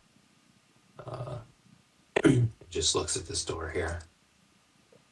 Says, I do not know how to get in. I was never allowed in the shrine. I'll step past him, examine the door. Is it? I'll try the door. Just try to open it. Maybe it's unlocked. It's a sturdy stone door. You run your hands along it. No seam, no handle, no knocker or keyhole. It has a poem in Primordial that in common translates to I didn't make this up. I haven't come up with what it is, but something about the sands of time, like wearing down everything.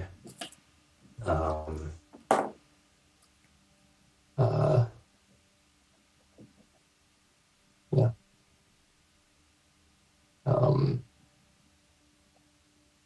Do I recognize And the you writing? see a Do I recognize the writing? As I mean, obviously, I don't speak Primordial at all. So, but Sandy comes up and reads it. You would recognize it as Primordial, though. okay, because I could turn around and ask Jeb, "What's Primordial for friend?" Probably like The door opens. You notice also that on the door there's like a couple indentations where it was almost like somebody tried to batter it down. The door opens. So I didn't come up with what would actually open it. So that's better. That works.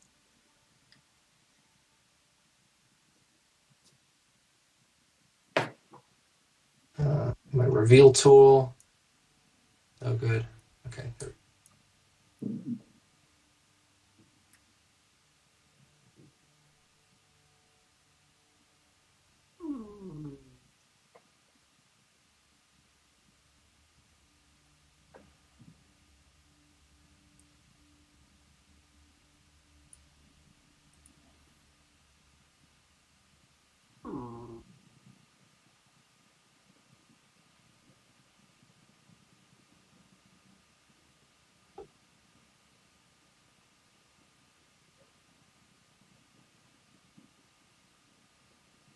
holy. Sandy moly. looks disturbed.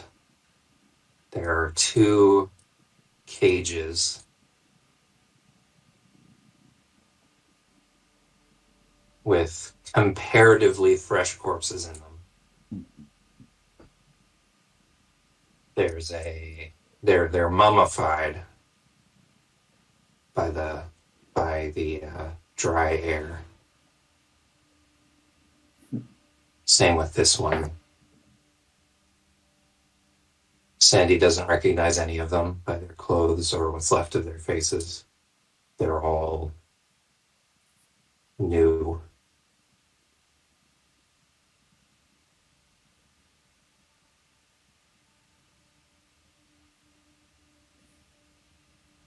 I'll call across to him. There's, So tell us about the temple.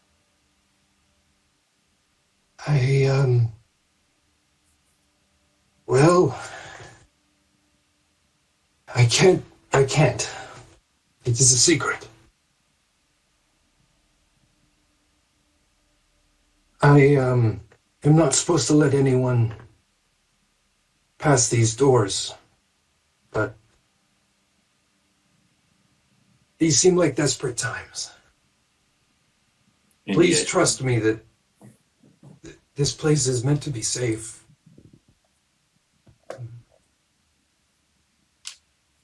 But maybe it isn't anymore.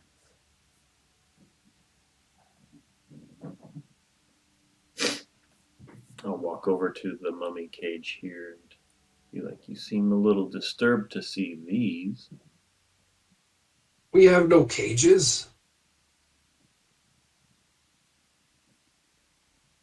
Well, you obviously do. It's right there. Hmm.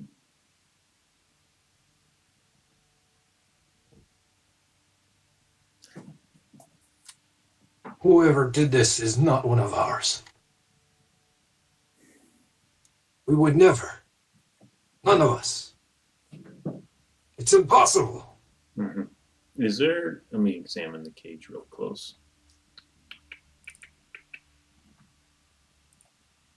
Like, for any writing or latches or Definitely no writing on the cage. It's very simple. Yeah. Give you that. Good Lord. Very simple in its construction. Not particularly well made. I mean, it's made as well as it needs to be. Seems like it was built to contain large beasts. It's not like tall enough for a human to stand in. Okay.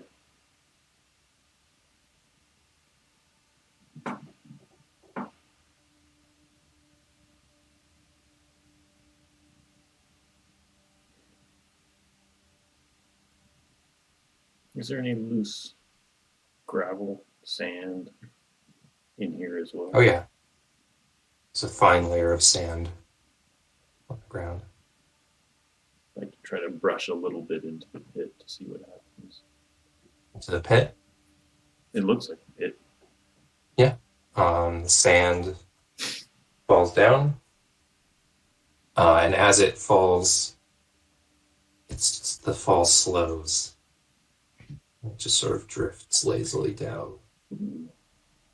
Like it's falling through water, and it disappears into darkness.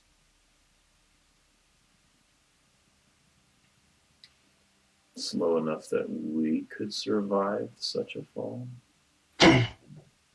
It's falling pretty slowly. It doesn't look like it's definitely not terminal velocity. It looks like a comfortable speed to fall. Well, I'm not wanting to risk it. Part of me is.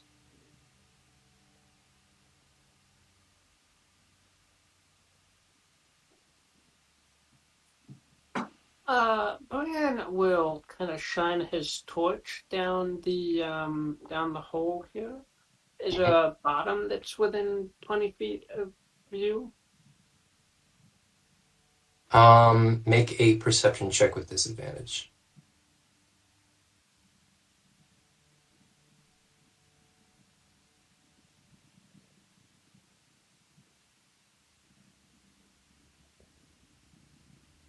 Wow. Ooh. unfortunately not a natural 20, but with a 14, you see the faintest,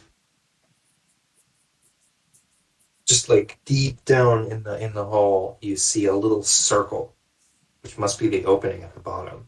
And you can see it because there's a faint green light down there. You can't see the source of the light, but the light allows you to see the opening of the tunnel at the bottom.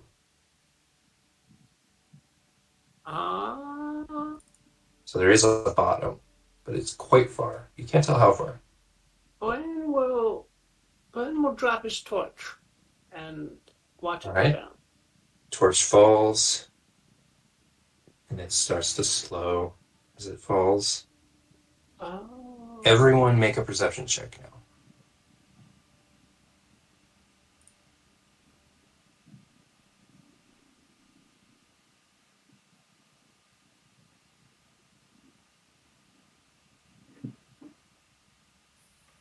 Jeb, you pick out, not only is it falling more slowly, the flames, they're flickering quite violently as it falls, and they start to slow, but not because it's falling more slowly.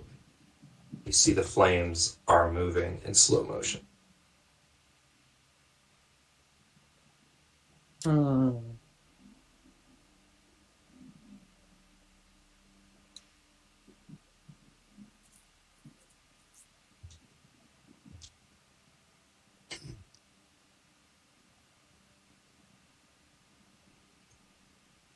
So does anyone want to go down?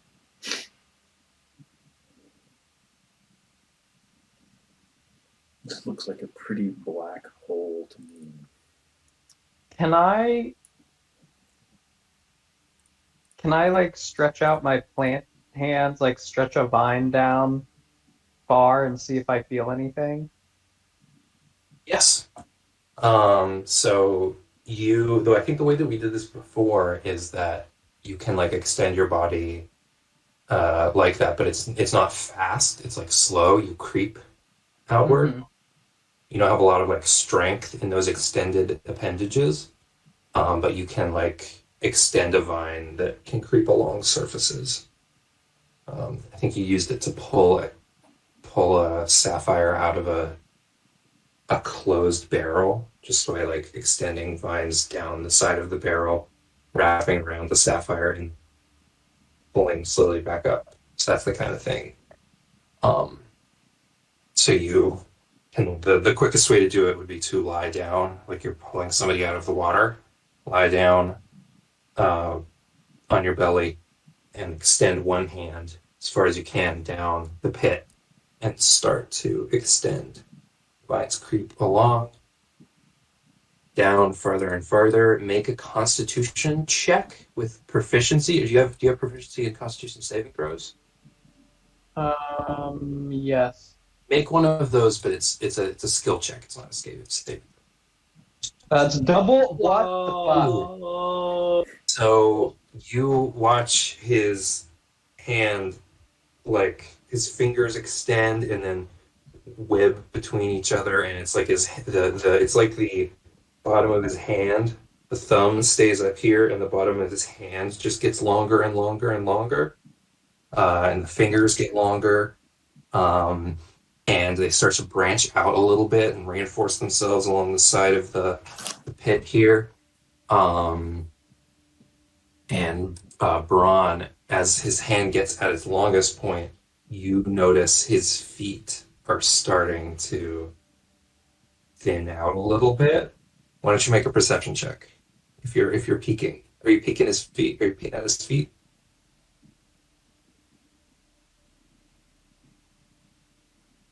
Bran. Yeah, you see his feet are getting a little bit like smaller. Oh no. And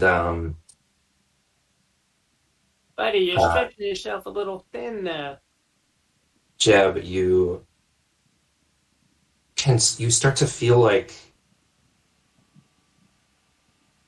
resistance at the end of your fingertips, and then you feel that resistance like almost creep upward.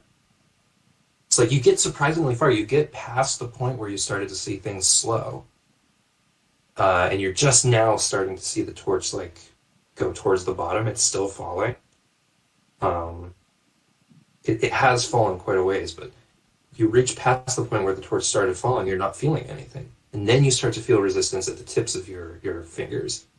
And then it quickly moves upward, and you feel this intense pressure on the majority of your extended hand, which quickly turns into pain. Can I try to pull back? You try to pull back and you can't. It's like you've lost all control over your hand. It's frozen in place and you can't pull it back. It's stuck there. Pull me out of here! How hard are you trying to pull? You're gonna try to wrench it out? Yeah. Hard. Make a strength check.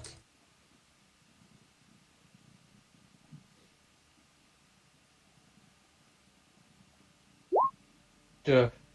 8. So you only take 1d10 force damage, which I'm going to roll now. Take 7 force damage. What would you like to do? What would anyone else like to do? I can help. I mean, I can grab him and try to haul it back. I'll haul him back up like a rope or a chain. Right. Would you like to give him advantage on a strength check, or would you like to roll your own strength check?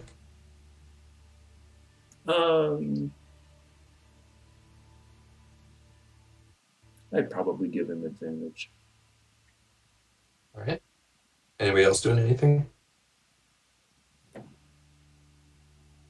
I'm kicking my feet back and forth like a little baby having a tantrum. Okay. So if you'd like, Jeb, you can make another strength check to try and pull yourself out. Oh wait. With advantage? 14? With advantage, 14. You take 2d10 force damage as your hand is not moving any faster no matter how hard you pull. It truly is making absolutely no impact.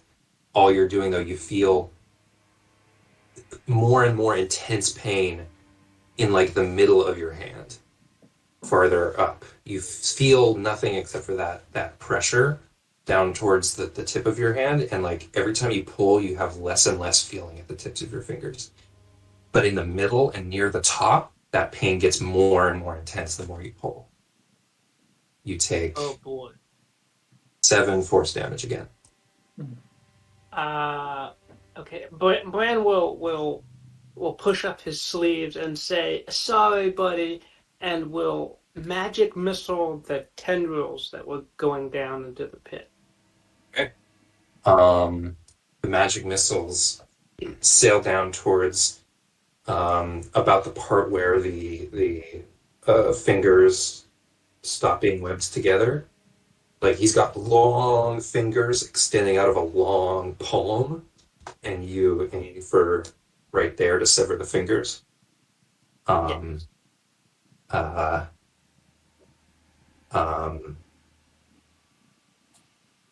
You sever 1, 2, 3, and then the third one, you see it stretch and snap. But Jeb doesn't like fly backwards in response to this. The rest of the poem slowly rises back, and then he can like pull it, like he's pulling it out of quicksand, just like, and the rest of your arm comes back as you slowly pull it out of the pit. The last bit comes out very quickly. And you can slowly start to reform. I'm going to give you another d6 force damage for this. Okay. Another 4 damage.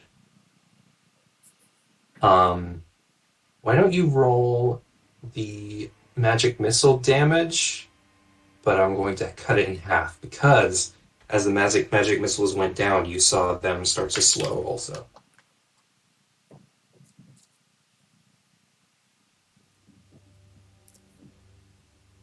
What's the total? Well, 12. So you take 6 more force damage, Joe, in addition Mhm. to the 4 that I just gave.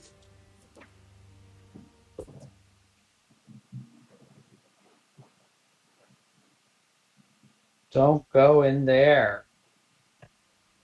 Anyone who's proficient in Arcana can make an Arcana check, but this is pretty esoteric to try and understand what just happened here. You can use your own intuition if you feel like you have some idea, but for your characters to come up with anything from a roll alone, it's going to be very difficult. If you feel like you have an understanding, you can project that onto your character and have your character believe that they understand. So I'm not going to say you can't metagame this or whatever.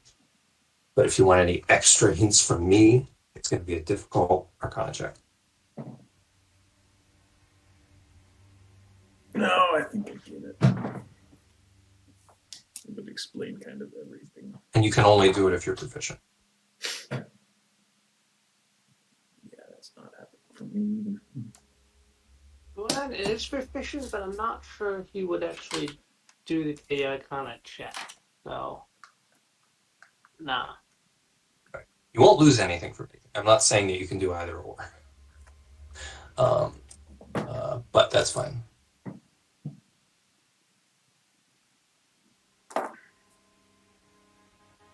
I have no idea what this is.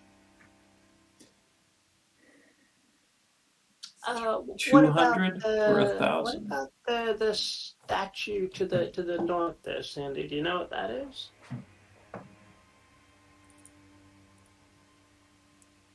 Yes, this is our founder.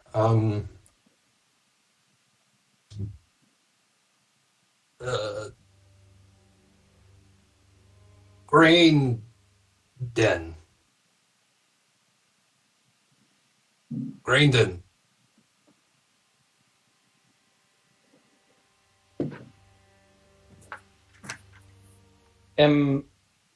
Does my arm like hurt since I'm missing? Is it like shorter now that I'm missing some? I'm going to say you have one functional hand right now until you take a short rest, which Okay. means you will not be able to wield your great axe, but you can use the scimitar. Thank God I kept that. Over a short rest, though, you can fully repair your hand. Okay. I'm gonna say to Sandy, now we've both lost something.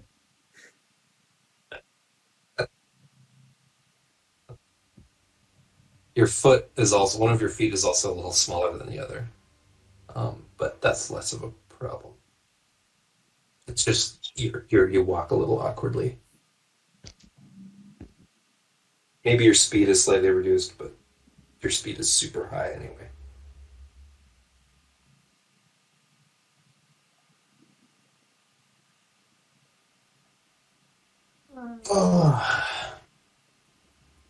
What would you like to do?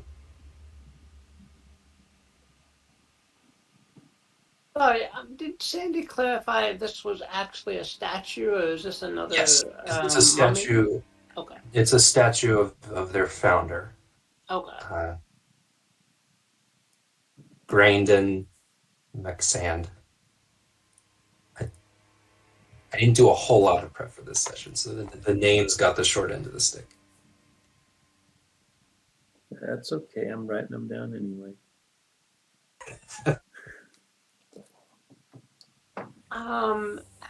Bran is right next to this, so what's this little alcove here? Another chest? Another chest on a raised pedestal. Hey Jeb, you want to try your hand at opening this chest here? I'm gonna look at my missing hand, and a tear is gonna stream down my leafy cheek. You're okay. You survived. It's okay. We'll get through it.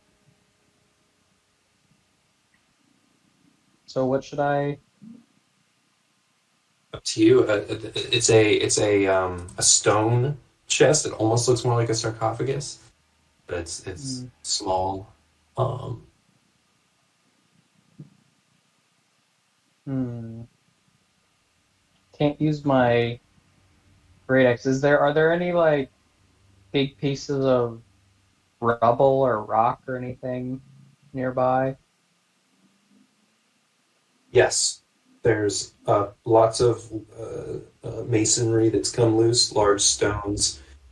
There's two iron braziers on either side of this alcove that are not lit right now. They've got old, Can uh, I dusty can ash I in them. can I grab like a big block of stone or something and with one hand try to chuck it at the Yes. Make a um, unarmed. No, yeah. Make a just a strength. Athletics. Use athletics. athletics? Okay, Yes. that's a 9. That's a 9. No. Uh, with your one arm, can't really put your weight behind it. The stone land thuds on top of the chest without doing anything. Hmm.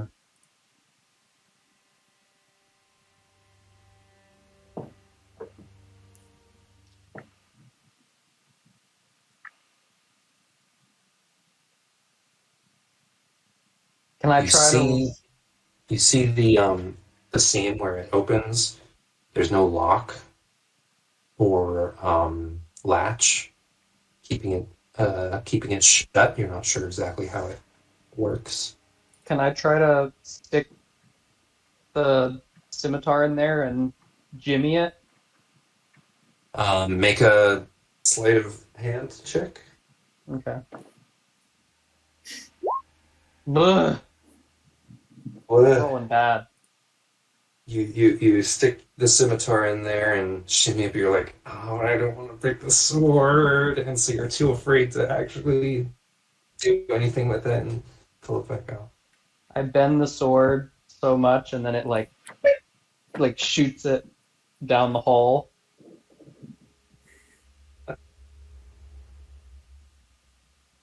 Do you want that to happen? No.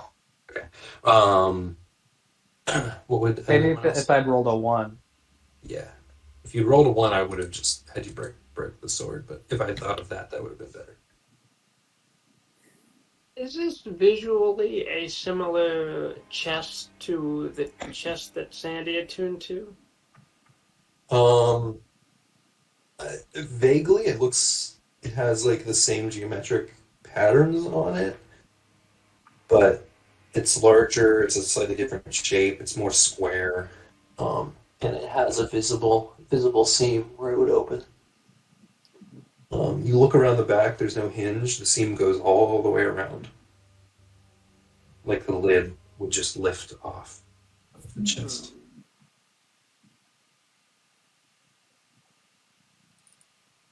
Well, Bran, we'll give that a try. Maybe it's not even locked.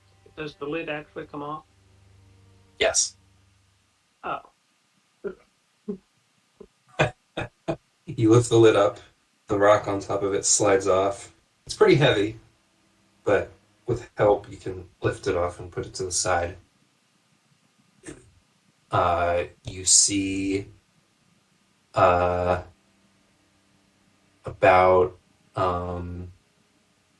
you see 3 silver bowls at the bottom of this chest, arranged very neatly. 3 silver bowls in pristine condition.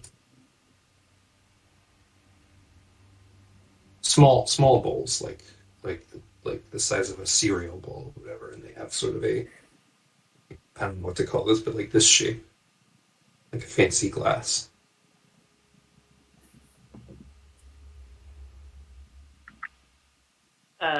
Sandy, are these for some kind of a ceremony or something special? The sacred vessel. Oh. It's I can't say, but there should be more. There were 3. When I left, there had been 3. 3 guardians of the Shrine of Sand. 3 sacred vessels. And every new guardian, every old guardian, when they come out of their meditation, they bring the sacred vessel back. And a new one is made and brought down. There should be many more.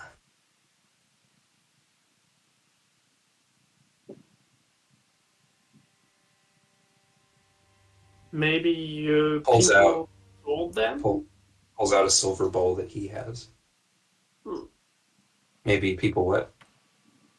Maybe people sold them, or We do not. I. No. None of this makes sense. He looks down. The shrine is down there, I think. I know it is below the temple.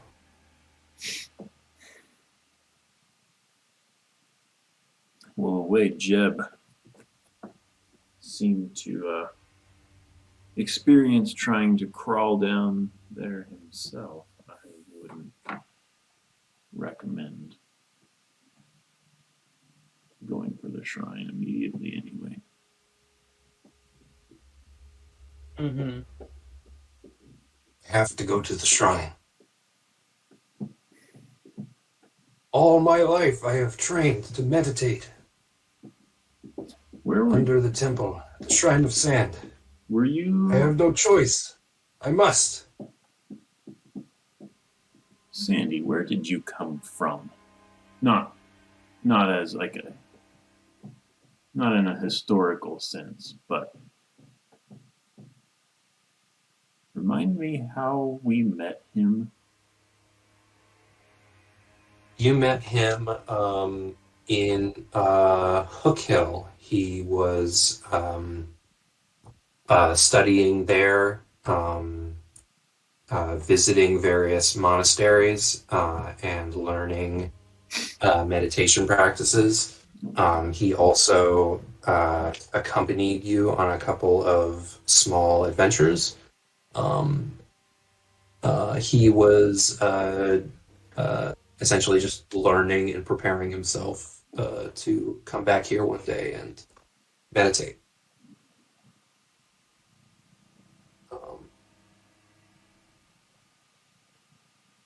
is there any way down to the shrine that you know of? These doors, this room. He points down at the pit. Is it a one-way trip? Like, do you just go down there and we never see you again?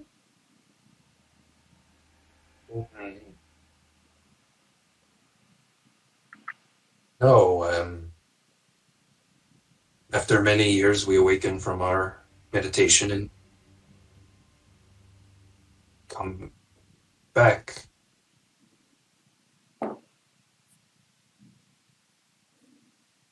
I have not been in here. I don't know how one gets back up. Well, there's one way, and I'll uncoil a rope, which I think I still have. Alright. This might take a while, I say as I start uncoiling it and then just toss the majority of it down. He'll help you secure it to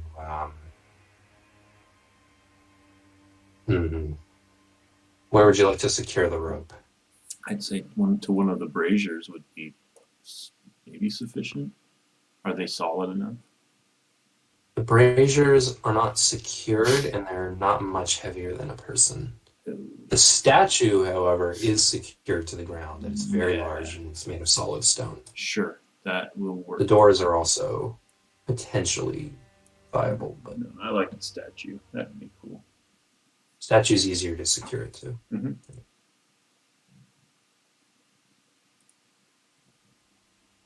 Right. And with my dark vision, am I able to see how far down it goes if it's a 50-foot rope? You're gonna need more than 50 feet. Yeah. Okay. But I imagine somebody else has another length of rope. I'd hope so. Sandy has a 50-foot length of rope. All right. Um, I splice it onto the end of this one, and then all right. You throw the Keep feeding. 50-foot rope down, and you can tell it's not going to reach to the bottom. You can still see the rope falling, though.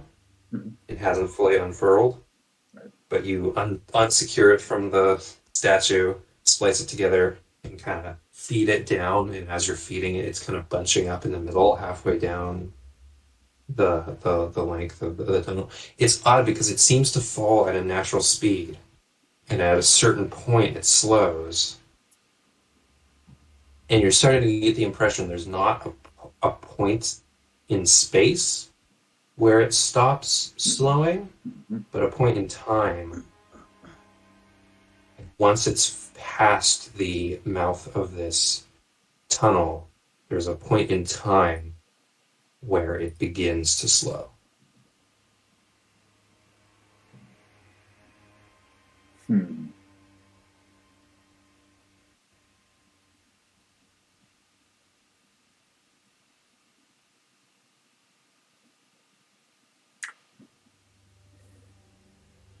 You've secured the rope. Yep. It's hanging down. What would you like to do? Or at least it has begun to... There's enough rope that's hanging that you can begin to climb. The rest of it hasn't fully unfurled yet, but Turn to it Sandy. should be long enough to climb down. I'll turn to Sandy and say, "Well, you're the one excited to get down to your meditation. Would you like to lead the way?" I will. He goes over, takes the rope, and pretty quickly starts climbing down. There's a little slide every once in a while, and you see him go down, it starts to slow, and you see him in slow motion climbing down.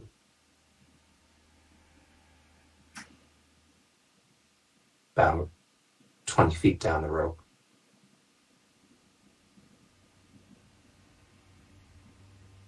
What would you like to do?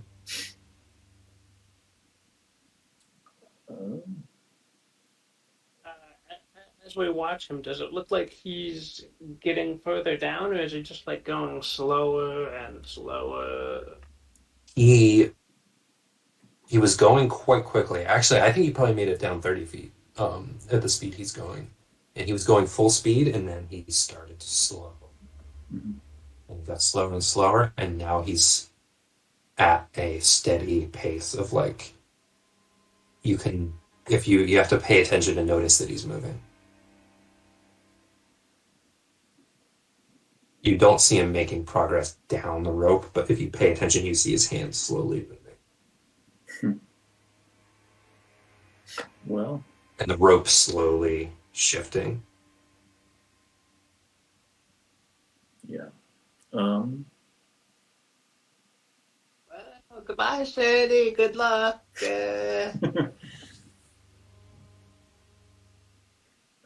He's on his way, I guess. What would the rest of you like to do? Again, he's hardly making progress down the rope. It seems like you have to wait here a long time to see him move any farther. I want to follow, but I don't know if that is going to Just do much. room enough on the rope for you. It looks like the statue could hold all four of you. Jeb might be a little bit of a stretch, but it's good rope. This is good elven rope that you got from some elves. Yeah. Yeah, what's there to lose?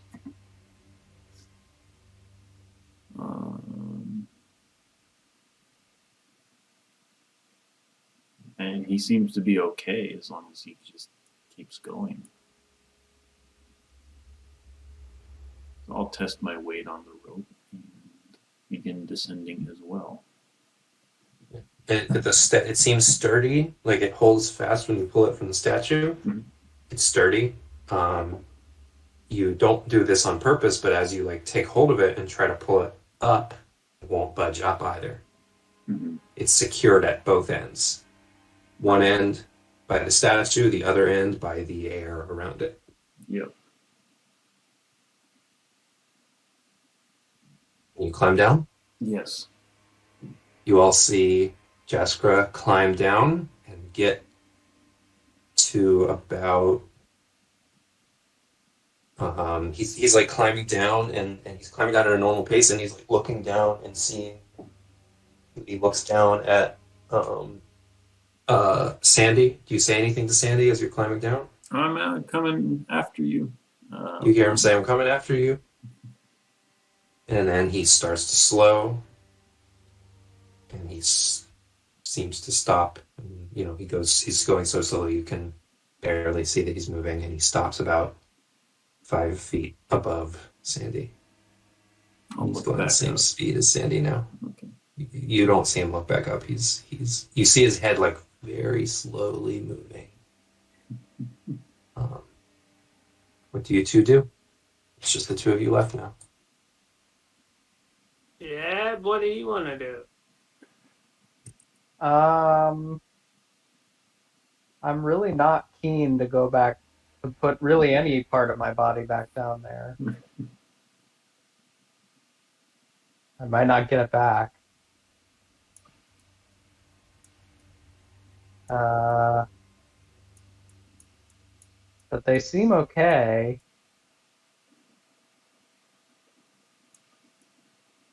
But I don't know. I think Well, if I slip and fall, I'll take ages to hit the bottom, so might as well give it a whirl. Bran will try his luck and start to feebly climb down the rope. Bran feebly starts climbing down and makes it to about 10 feet above Jaskra. There's just enough room on the rope now for Jeb to fit. You might want to wait a bit for them to get just a little bit more distance. But you see Bran crawl to a halt. How long do you wait there, Jeb? Because you could wait there a long time. There's no rush looking at them. They are barely moving. You could wait here as long as you want. Potentially. What do you do? I'm gonna yell out, like, "Are you okay?" Response. I think I probably do wait a while. Okay. You see that you watch them very slowly. Takes like a full minute for a hand to let go of the rope and move to a point where you're like, oh, that definitely wasn't where it was a minute ago. You want to take a short rest? Yeah, I guess so. All right. I think I'll let you roll another hit die. It's weird to take like back-to-back short rests. I think it's usually not allowed, but it's fitting in this. You can recover your hand, and so you can roll a hit die to recover health if you'd like. I didn't roll any hit die last time, so I still have all mine. All right. I was full health last time we took a short rest. Right. I'll let you roll. Yeah, you roll a hit die. 13. 13. Nice. Yeah, really nice.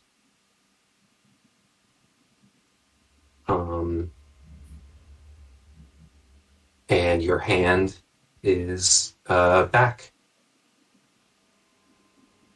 Your foot is also back. So how long This whole roughly time has here, it by the been? way, this whole time, by the way, your hand was inoperable, but it was also very long. So you were dragging around just a long, semi-useless arm. But now it's back to its normal size and shape. What were we saying?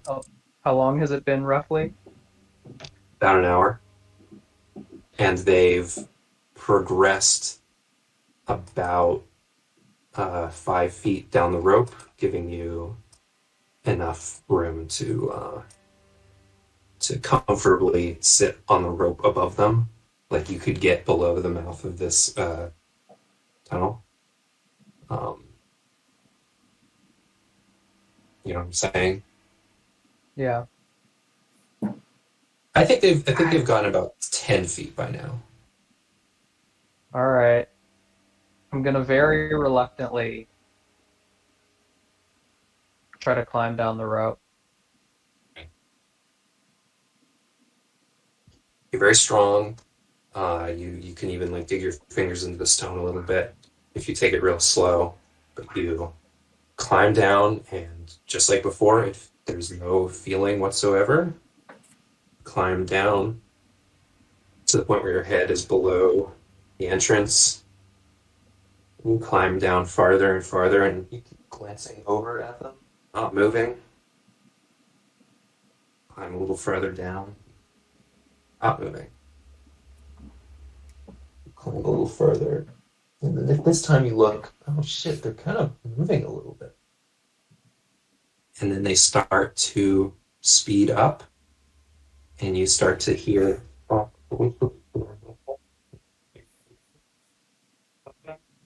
voices get louder, and you hear them talking to each other. What does anyone give me a snippet of what someone might be saying? Oh wow! no. Gosh, sorry I kicked you in the head, Sandy. It hurt. And you hear their voices, and they're moving now. They're gaining distance from you. They're climbing at a normal speed. Uh, um, Bran, you're climbing. You're paying attention to the rope, and you're like feebly climbing down. And you look up, and suddenly, Jeb is right above you. You didn't see him get on the rope. You didn't feel the rope moving around. It's like he just appeared right above you. You didn't see him appear, but like you were looking at your hands. He wasn't there. You looked back at your hands. You looked up. He's there. Watch it, you Rudy creature! You almost ran me over. Whoa, Are whoa, we almost to the whoa. bottom yet?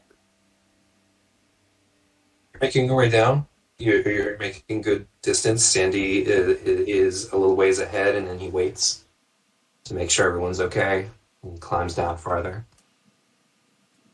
And it's about 80 feet all the way down to the bottom. I think we need to take a break.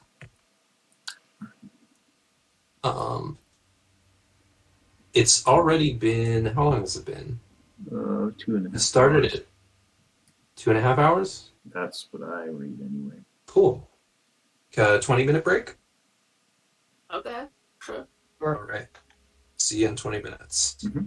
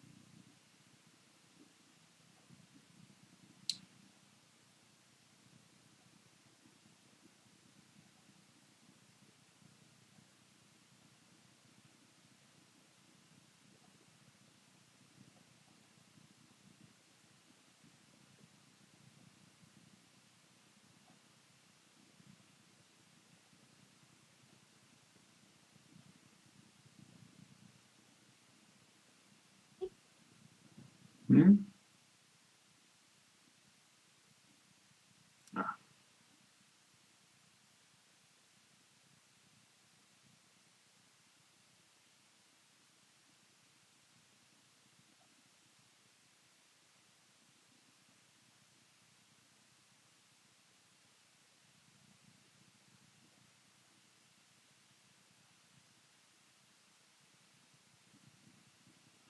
So what do you think? Are we climbing down into like a time dilation chamber or something? That's exactly what I think we're doing. The problem being, it dilated to an edge and not a smooth transition.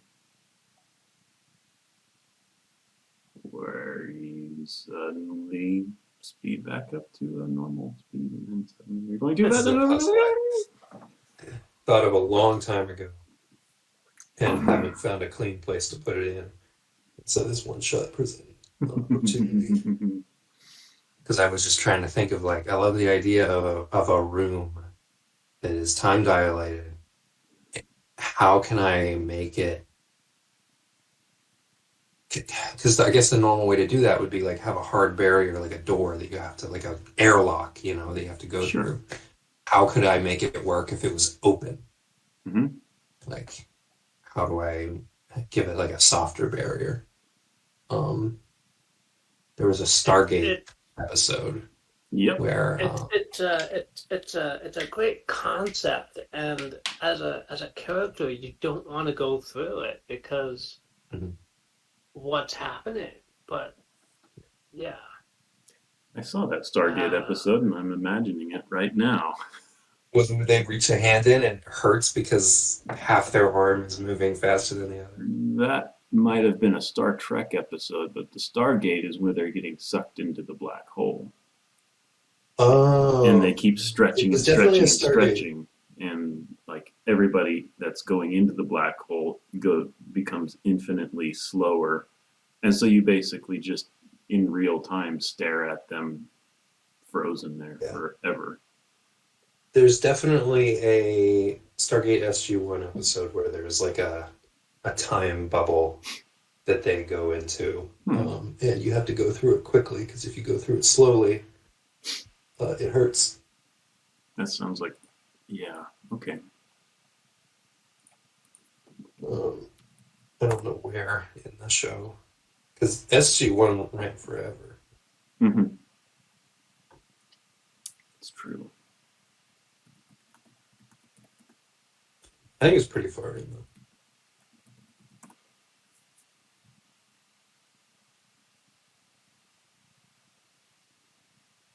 All right. Just preparing the next.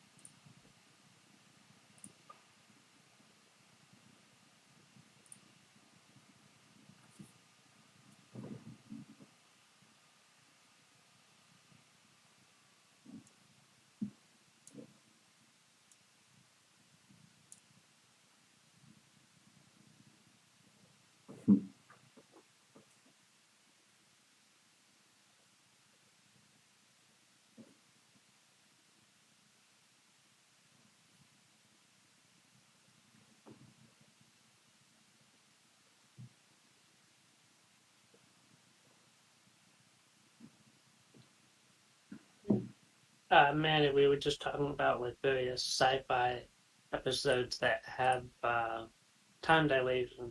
Have you seen any shows with time dilations or weird time shenanigans? Trying to think. You mentioned Dread to me once, I think. Oh, well, that's yeah. I mean, that's it's a drug you take that makes you perceive time as slowed down. Mhm. So they'll and the gangsters will like give people that drug and then throw them off a tall building so that they fall for like a long time in their mind. Huh. Me. That reminds me of Inception. That's one. Yeah. Well, I mean, obviously, Interstellar has time dilation Right. stuff going on, True. which is very good.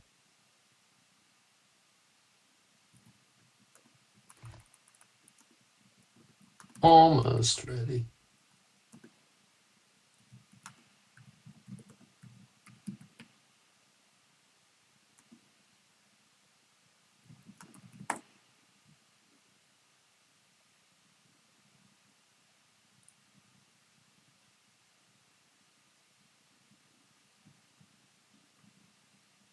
There's old, the beach that makes you old. Oh yeah, that's honestly closer to this than the other ones. That one's pretty. That's a good one. Mm-hmm.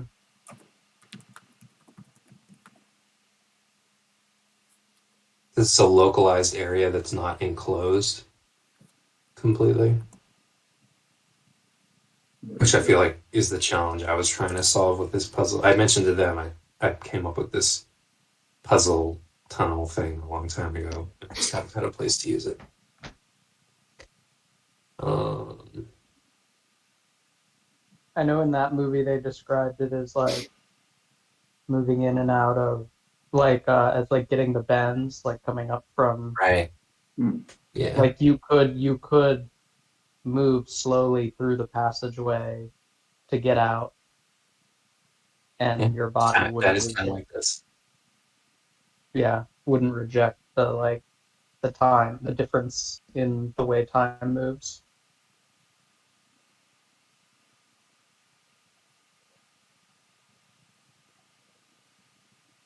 Which now that I've seen that movie, it has primed me for that very specific situation where if I ever realize that I'm on a beach that's making me old, or unnaturally old, I suppose. Any beach makes you old. Um, then I'll just immediately start walking really slowly away from the beach. Why did they simply not walk slowly away from the beach as soon as they? It just doesn't make any sense. No, Maybe they um, can't walk slow enough. I don't know. no.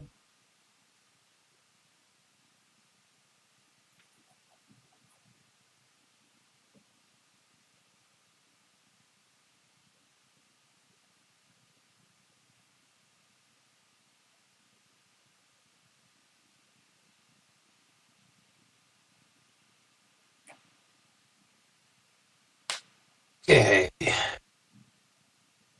Uh,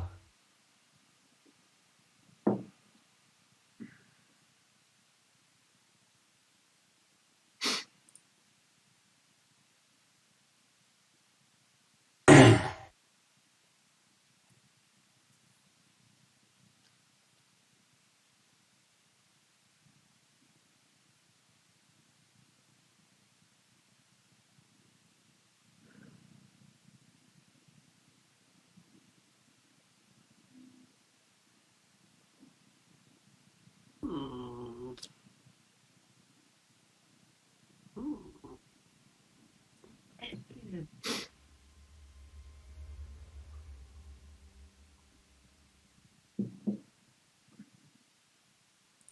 map while I set up the rest. Oh, we're down here.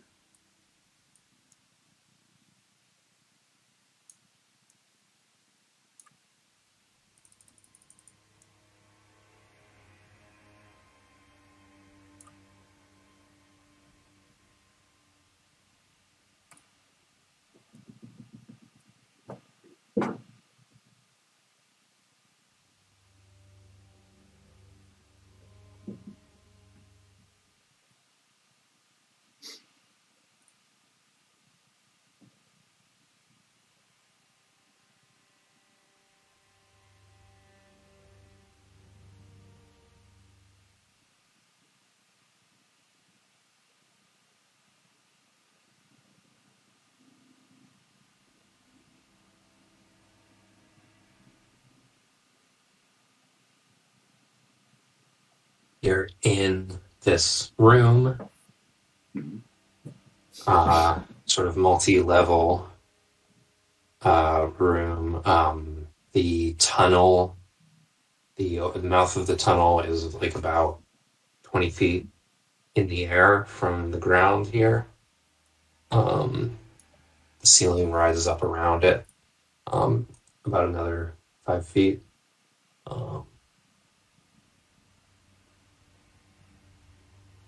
Actually, I think this part of this raised platform meets the mouth of the tunnel. So there's a wall here that continues up all the way. Dips down a little bit. Let's see here.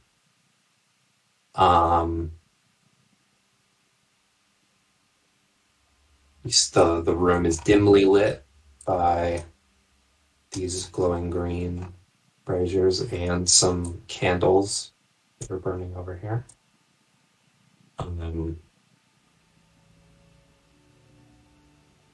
These candles are lit. You also see an old Goliath. Whoops. An old Goliath here meditating on a platform.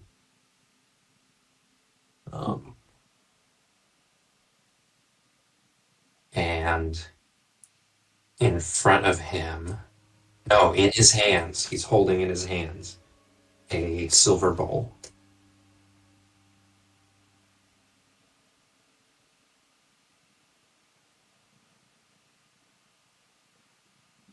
What would you like to do?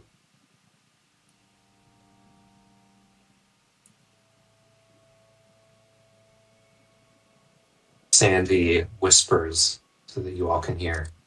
Grandfather, he's alive. Doesn't that mean that you're down here prematurely? Father called me in a dream. But grandfather yet guards the sacred sand. How are you gonna break the news to him that his son's dead? No.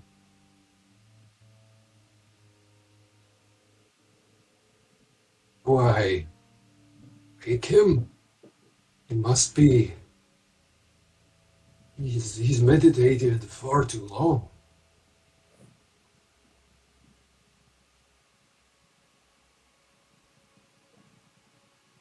What would you like to do?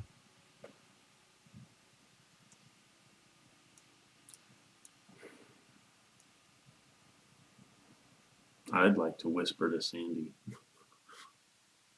what's polite. Obviously, we're kind of not supposed to be down here. Us three, I mean. He's not supposed to be meditating still. He must be exhausted. It's not good for the mind to meditate this long. My accent is slipping. Mhm. Not that it was super stable to begin.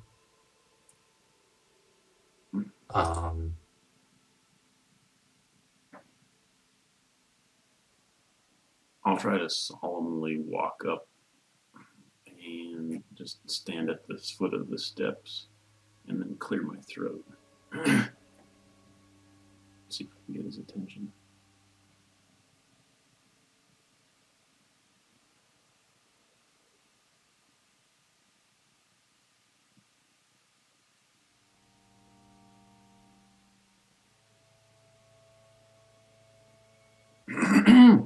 Excuse me. Hold on.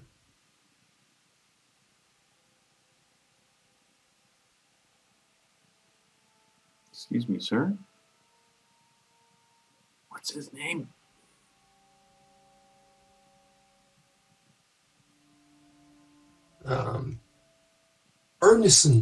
Ernie. With the you.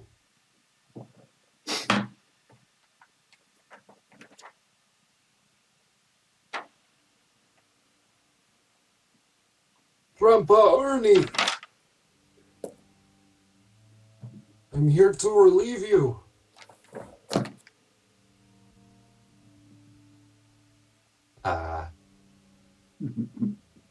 He does not respond.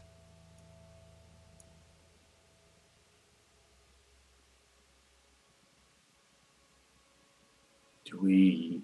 I'm gonna walk up one more couple steps. You get real close to him. Make an insight check.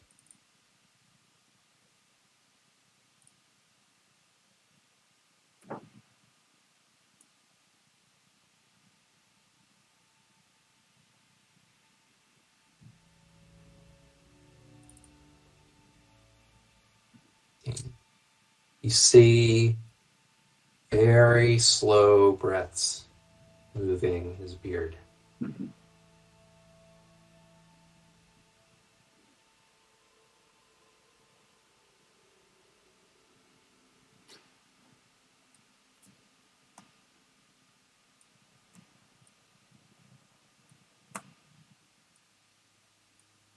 We'll walk up really close.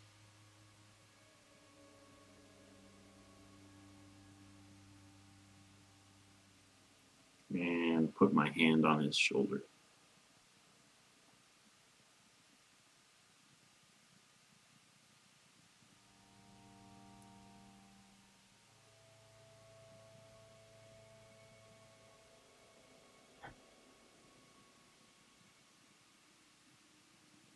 Your armor class? My armor class. 16. 16. You slowly reach out, your hand on his shoulder. As you do, you glance down at the silver bowl in his hands, and you see, and all of you see that his face is illuminated by golden glow, and you see the most beautiful little mound of sand in this silver bowl. It's radiant. It's so bright that you shouldn't be able to see it. It should hurt your eyes, but it doesn't. You can make out every pristine detail, every grain. It's perfect. And you're lost in thought looking at this. Your hand hasn't even touched his shoulder yet. It's hovering above his shoulder as you look at the sand. Mhm. You look back up at him. His eyes are open. He's looking at you. And he punches you straight in the chest, right below the neck. You take 5 bludgeoning damage. Mhm. You're pushed back. I'm looking at the run sheet. I rolled an attack roll for Sandy.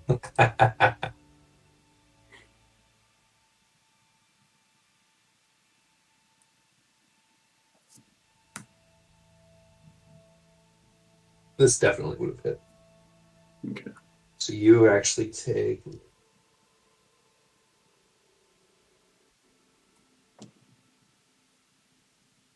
low roll. You take 7, not 5, so take another 2. And you're pushed back. And he floats up to his feet. He kicks off the ground and hovers just a little bit before he lands. He's got the bowl of sand in one hand, and he looks around. He says, "No, not my sand.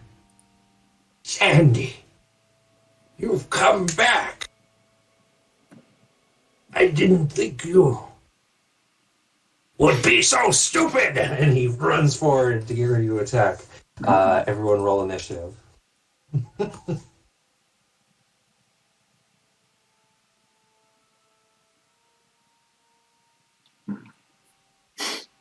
They thought they were entitled to my sand. I'll never give it up. Oops, I rolled The it twice. sands of time will lie with me forever.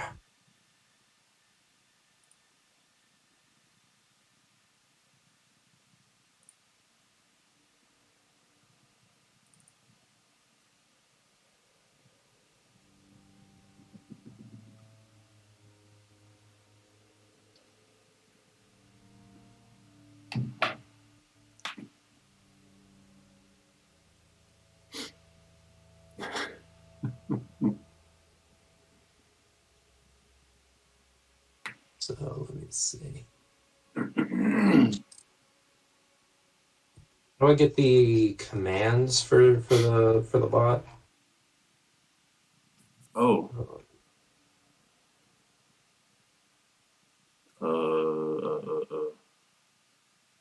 Just one sec.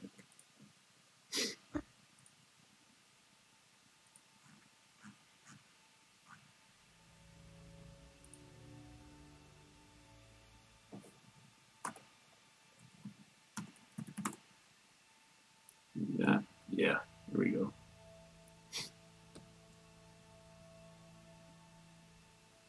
So skip or something.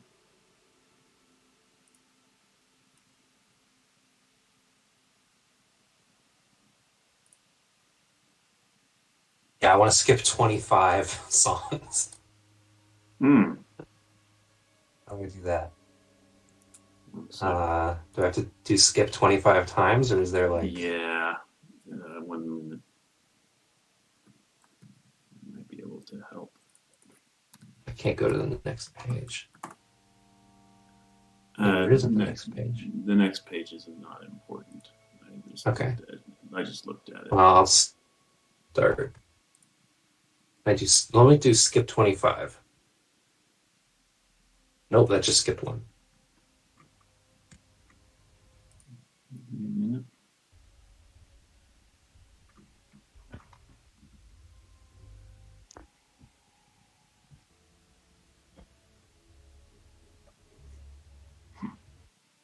Well, think about what you're doing on your turns. Okay.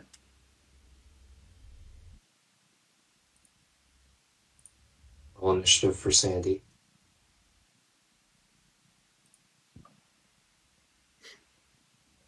Well, let me copy the word. Let me copy skip so I don't have to type it.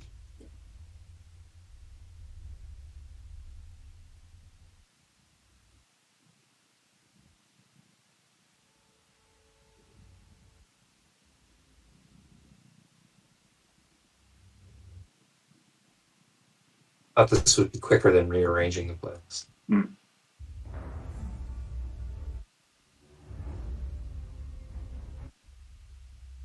Stop here. Already so close to where I meant to be. There we go.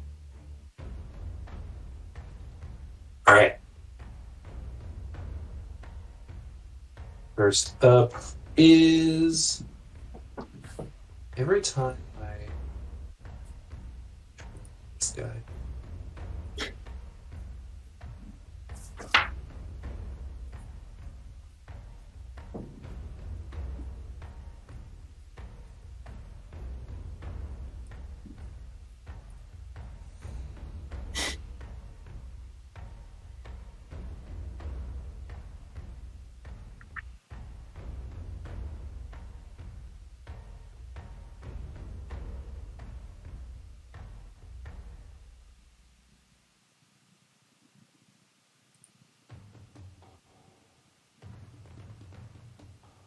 Ooh, cool.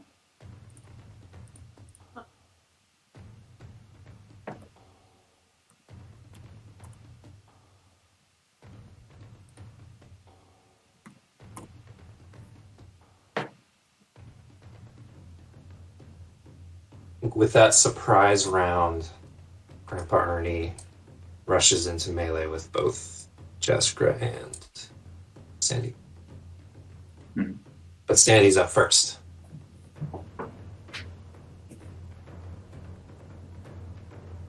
What does he do?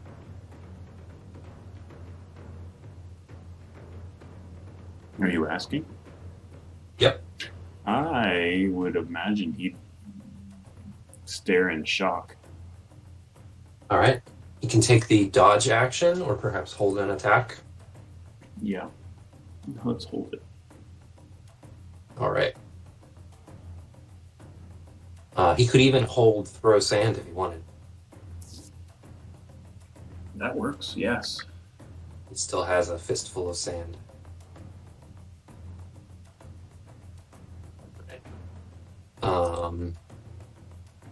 He says, Grandpa Ernie, you did not do this, did you?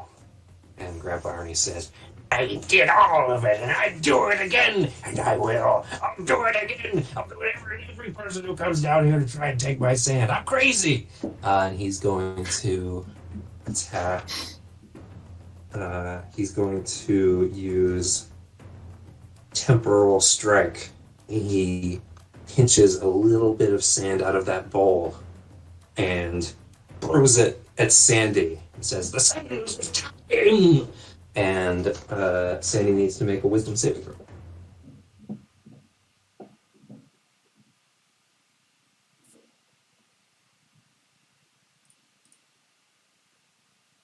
We should probably clarify who's controlling Sandy. Anybody Okay. wants to. I think everyone has control over Sandy. Mm-hmm. Which saving They'll throw? fight over what he does. Wisdom, you said? Yes, wisdom saving throw. Sweet, we actually got that.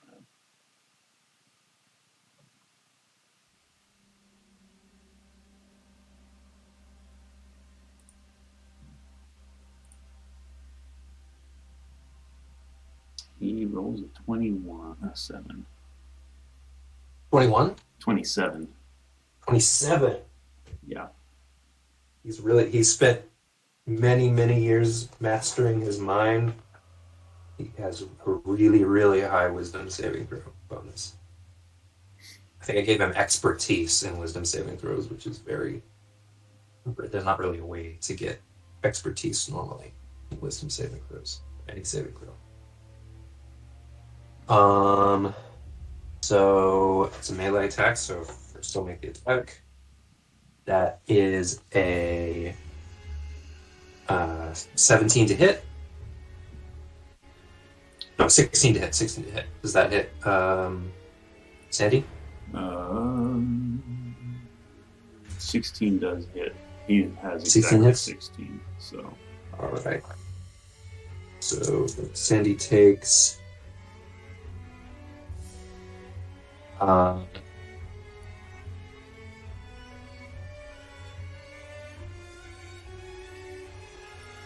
7 bludgeoning damage. And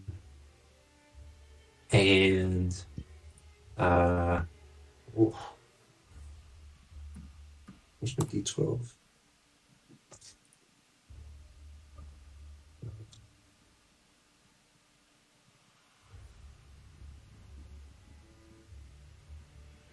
$13 psychic damage. No, halved to 6 psychic damage.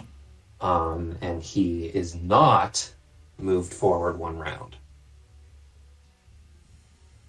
So he quickly brushes the magic sand out of his eyes, and for a moment you see him slow down, like he did coming down the tunnel, but doesn't. He goes back to normal speed.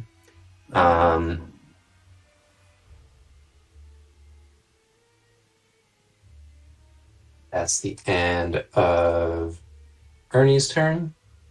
Mhm. Next up, Jaskra.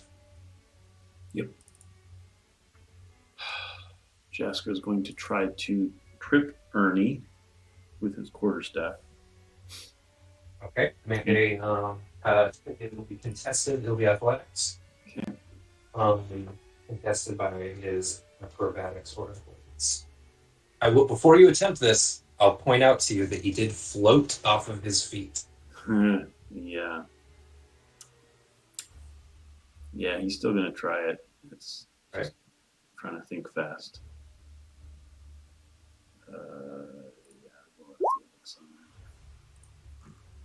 Yeah, 9 versus. I rolled an 8 on the die, but I know he has more than +1. Yeah. He does not He leaps up in the air over your quarterstaff, and lands back on one foot. I'll still yell like, "You've been down here too long. Your mind is going." Any bonus actions, or is that it? That's it. What is Welan? What are you doing here? What? I guess I didn't clear initiative. Can't even remove her from initiative. Weird. Okay. Next up is Bran. Next up is Jeb. I didn't rearrange initiative. Okay. Jeb. I'm gonna run forward and attack him with my.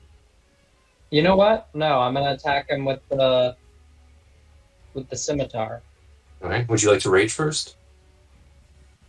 Yeah, my sheet isn't I working. think that's a bonus action to rage, so you'll get one less attack, but you'll do more damage. Your sheet's not working? Yeah, I just had to close it and reopen it. Okay, I'm raging. All right, you're raging, which gives you some different attack options if you use them. But they won't have the same attack bonus as your scimitar, but they'll potentially have other effects. But the The scimitar scimitar isn't on here. What should I? Oh, it's should I not. drag Right. it? Search for Scimitar of Speed in the compendium. It might be there. If it's not, just drag a +2 Scimitar. No, it's there. It's there. Yeah, it's there. So you have that. We didn't add attack options for your Form of the Beast, but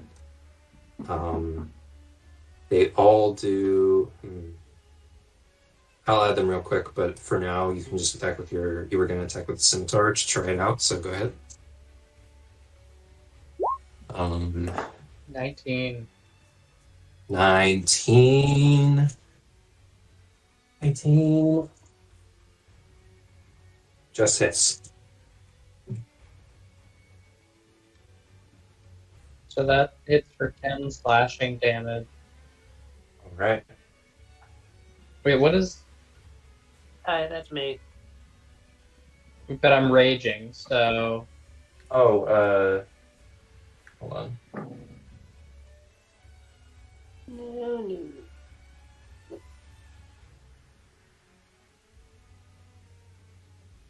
You're raging, so yes, you get more damage on top of that. Two more damage. for 12 slashing. 12 slashing. Just double checking on your sheet. You have.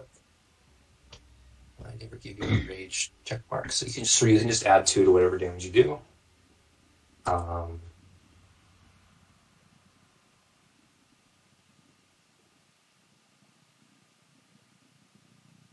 And then I have a second attack, so I'll attack again. All right. Well, first of all, for your rage, what do you, even if you're not using it right now, what do you manifest? A bite attack, a claw attack, or a tail attack? And you can re-flavor that however you want. If you want it to be vines or thorns or whatever. The tail attack has reach. The claw attack gives you an additional attack. It's not a bonus action, it's just an additional attack. And the bite attack lets you regain hit points. I'll do the claw attack, but it'll be Claw attack. like So you'll I get have just like a bunch of attacks, yeah. like pointy, like splintery stick fingers. Nice.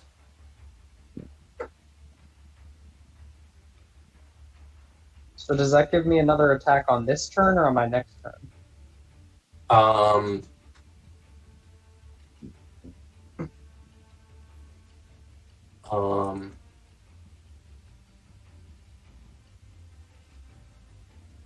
Look.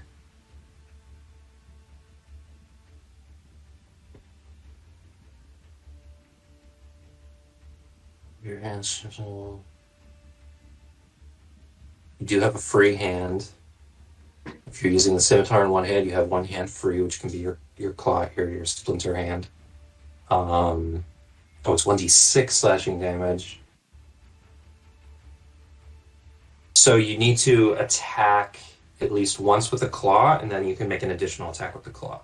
So you could make, let's say, 2 attacks with the scimitar, 2 with the claw. Oh, 1 attack with the scimitar. Okay, And 2 here's the with the thing. claw. Raging is a bonus action, so you don't get the extra bonus action attack with the scimitar this turn. But if you attack with the claw, you do get an extra claw attack.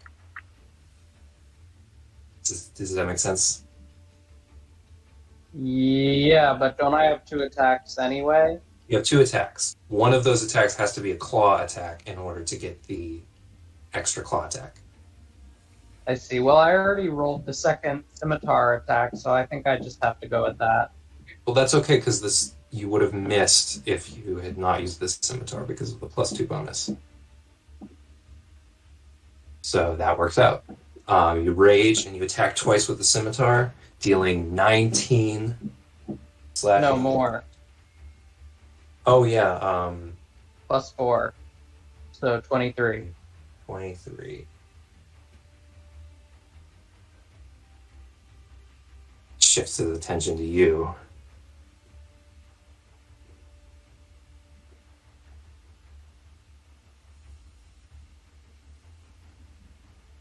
Put my Um, gift T-shirt away. He didn't need it after all.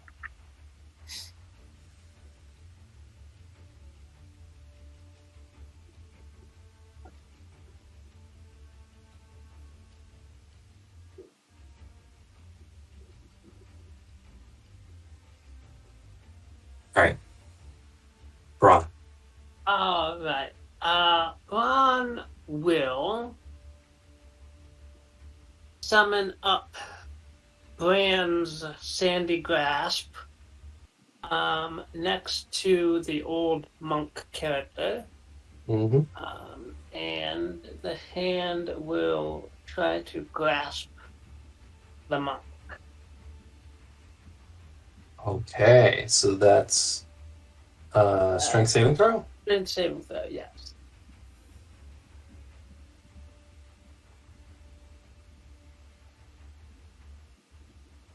Mm. 21. Okay. He avoided.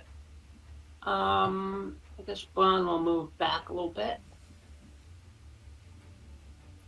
Back to like here, and I guess that's it.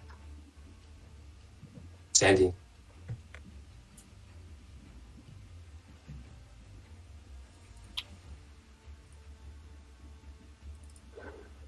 Sandy.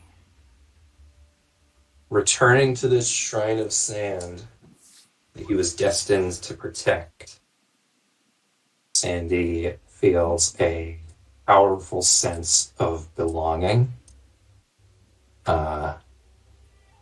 And the fates give him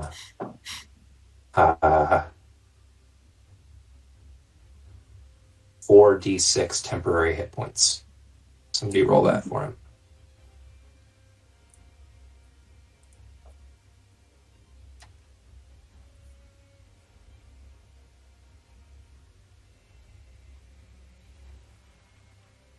Seven? Sandy has 7 temporary hit points. All right. I think Sandy would probably start pummeling his grandfather. Yeah. Okay. Clearly gone insane.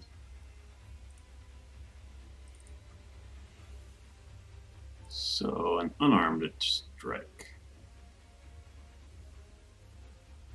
which he can do twice.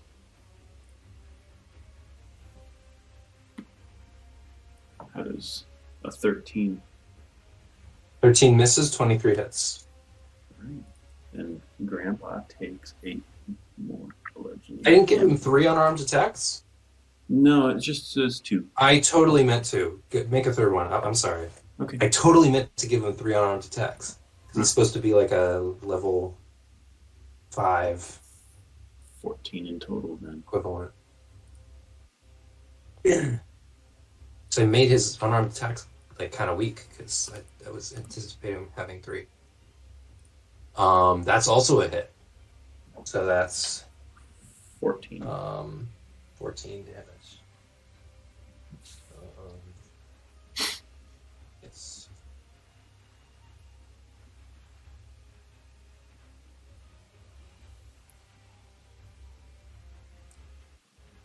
Ernie.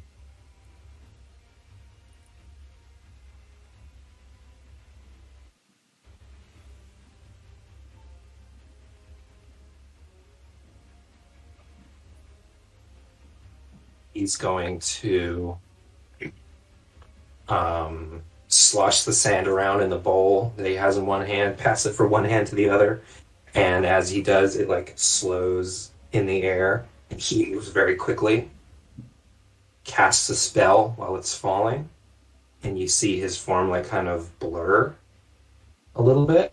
He's hard, the edges of his form are hard to pin down, and you think he'll be harder to hit with attack rolls. As he catches the bowl. Counterspell? Yep. It's gone. It's a level 1 or 2 spell, I think, so it's gone.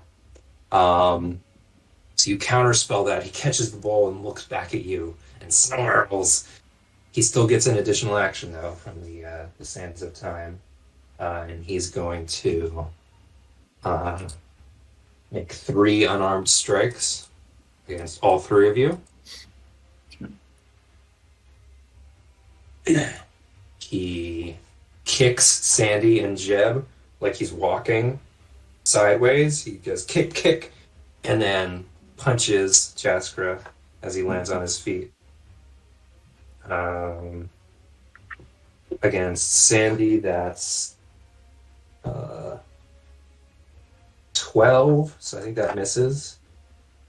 Against Jaskra, it's a 16. It's exactly a hit. And against... that was against Jeb. I forgot what your positioning. Hit. 16. Is that a hit? 16 is a hit. And against Jaskra's a natural 1. So he only lands the kick on Jeb. You need to make a strength saving throw. Mm-hmm. So take 20. 20 success. You're not pushed backwards. He's trying to give himself a little breathing room.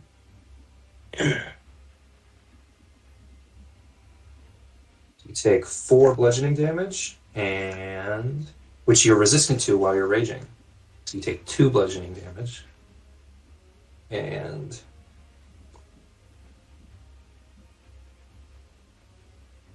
12 psychic damage.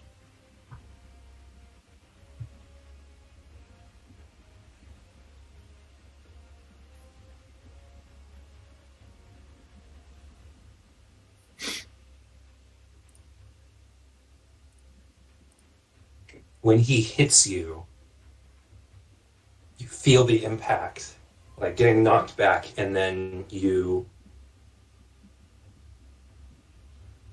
like come out of a daze instantaneously, and you feel like, how long was I out? Like what? You're like instantly disoriented, and that's the psychic damage taking effect. You're not actually like lose it. It feels almost like you've fainted and just woken up, and you have to get your bearings again. And so what's happened? No time's passed, but your mind like almost perceives it as if it had. You're displaced in a very minor way that causes your brain to hurt. Jaskra.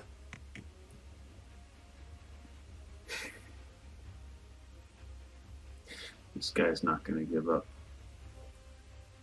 I need to switch to something a little more effective.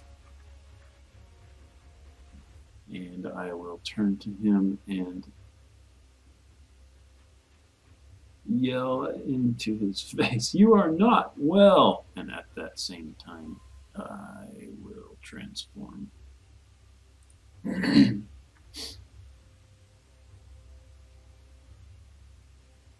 Into, yeah, go with the big one. A big old bear. Big old bear. I'll move your token out of the way. Okay. Yeah. Yeah. Big old bear. And that's a bonus action for you, so you still have your attacks. Yes. Thusly. And remember, you can also use spell slots while you're transformed to heal your animal form. Oh, I think as a bonus action. I think I remember that now. Need to think about that. Anyway, 2 attacks. 1 bite, 1 claw. Both probably miss. Yeah. Both miss.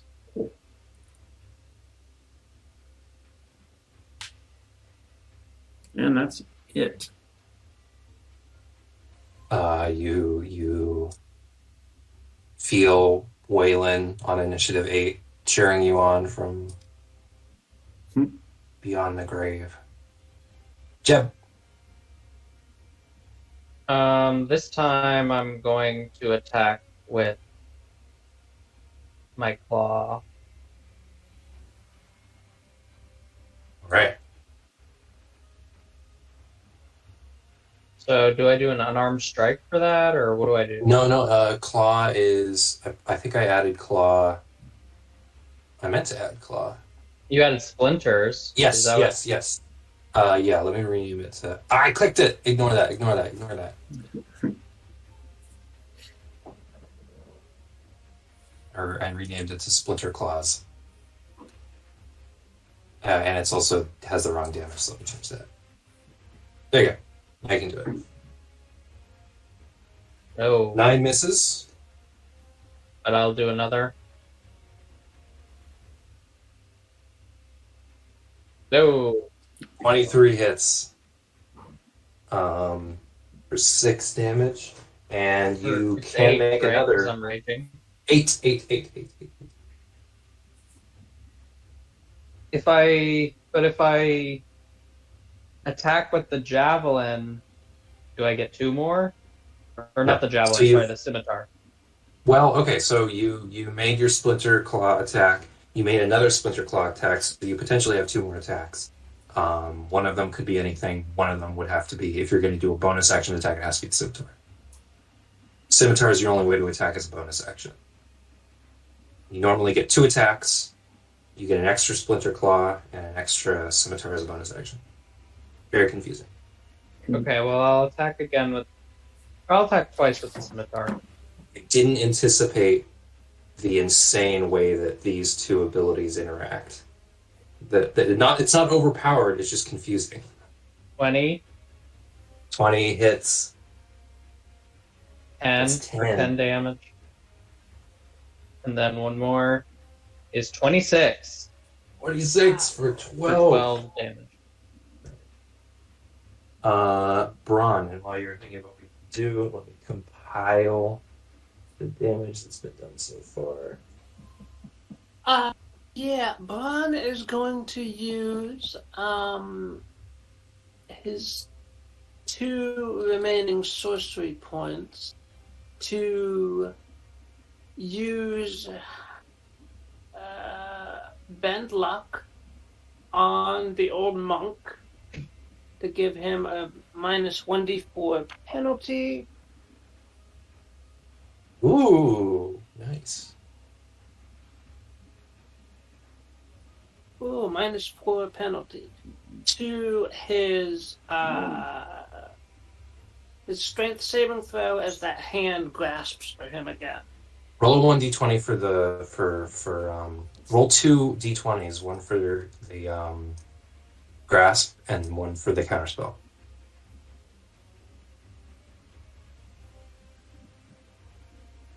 2d20s? Yep, so that's a natural 20 and an 11. Does your wild magic happen on a 20 or a 1? Happens on a 1. So no wild magic. But I do have one in the bag that I can pull out whenever I want. So you used your whatever it's called. I did use, yes, I did. What was that called? Tides of Chaos. Tides of Chaos, yeah. Okay, so Grandpa Ernie has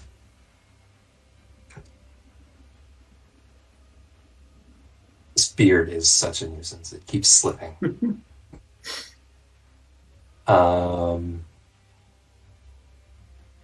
Just want to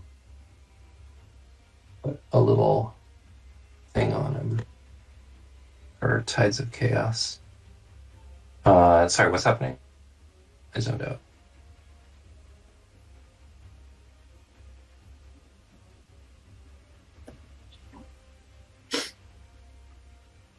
I'm just gonna do this.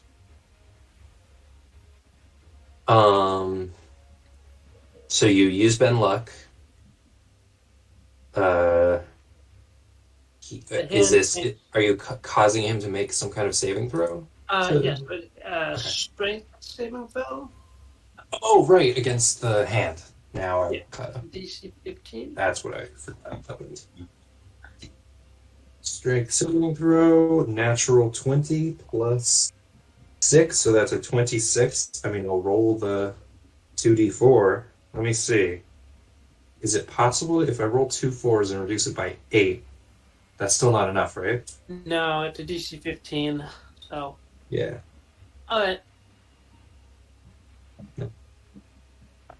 So he passes.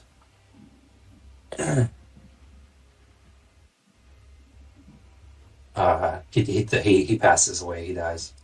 No. Sandy.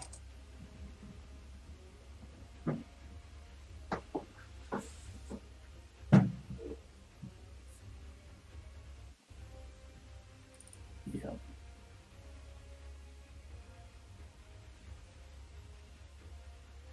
Now, to be clear, Ernie is still alive, right? I just heard he passes away. Yes. Like, No, that was a joke. Oh, okay. As I said that he passes. Right. Right.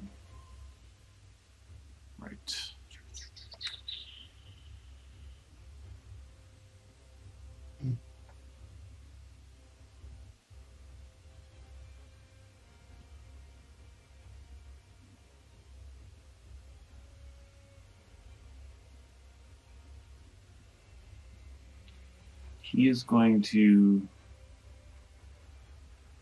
continue to beat on his grandfather. All right. Please stop. You.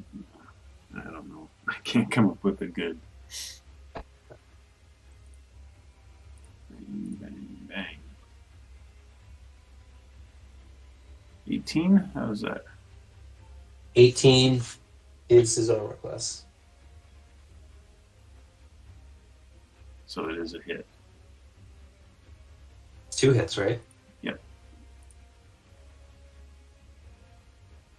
Ooh. 8 and 9 is 17. Right. 17.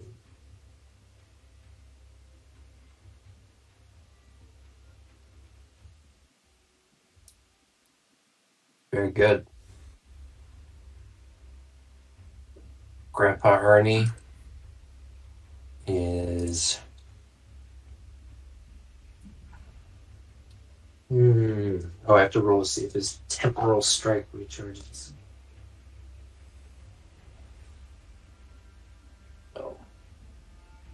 Oh no, I changed how that right, so it's because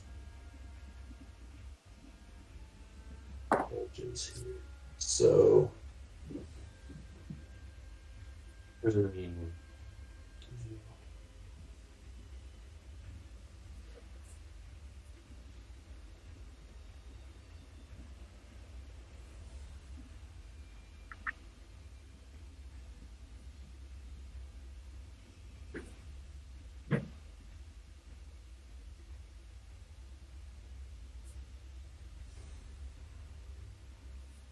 He's gonna throw the sand up in the air again and attack all of you 3 times. And when the sand falls back to his hand, he's gonna do it again. 2 attacks against each of you. Hmm.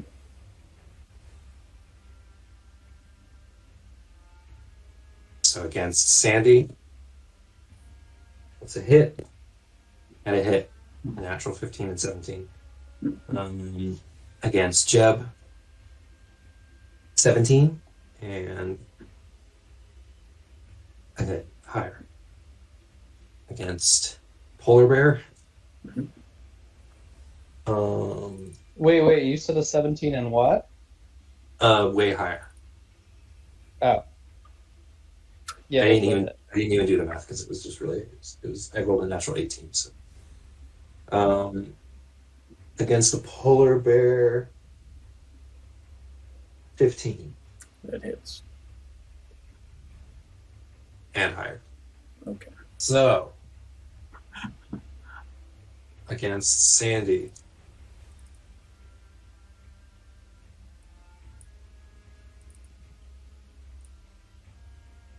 that is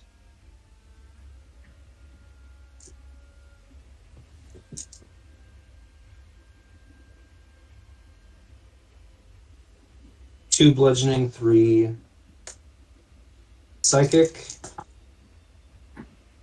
Up to I'll add them together actually. So that's total is 10 bludgeoning, 9 psychic. Remember his Sweet. temporary. Oh, right.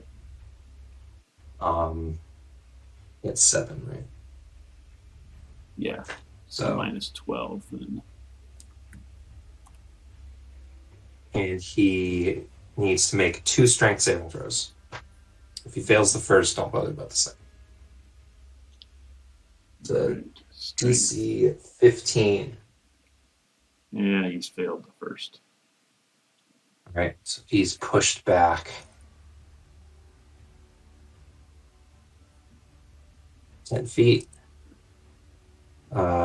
Jeb, you take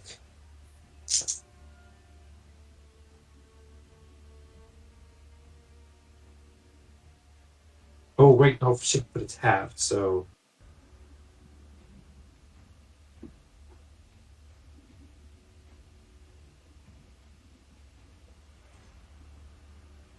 eight and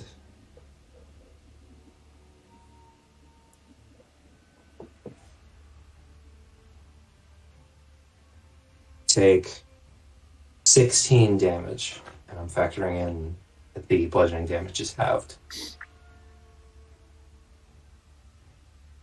Strength saving throw from Jeb. Mm-hmm. You have advantage, I think, because you're raging. 16. 16 succeeds, roll another.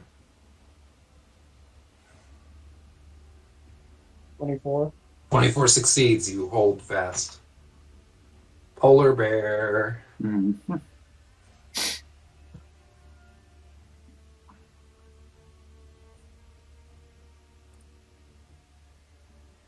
Seven.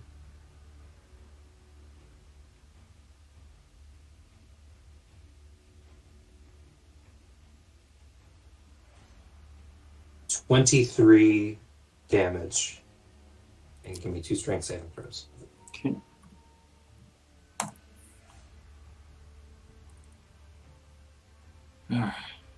With the bear stats.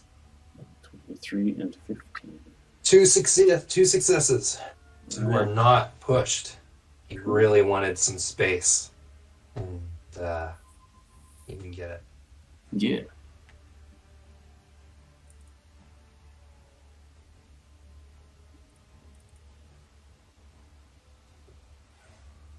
Jaskra. Yep. Gonna go multi-attack once again. 11 and 11. Oh, man. How? Okay. Misses. Yeah. That's it. Additionally, while transformed by wild shape, you can use a bonus action to expend one spell slot and regain 1d8 hit points per level in the slot expended. Right. I just wanted to check how it worked. Right. Is that the end of your turn? Yes, it is.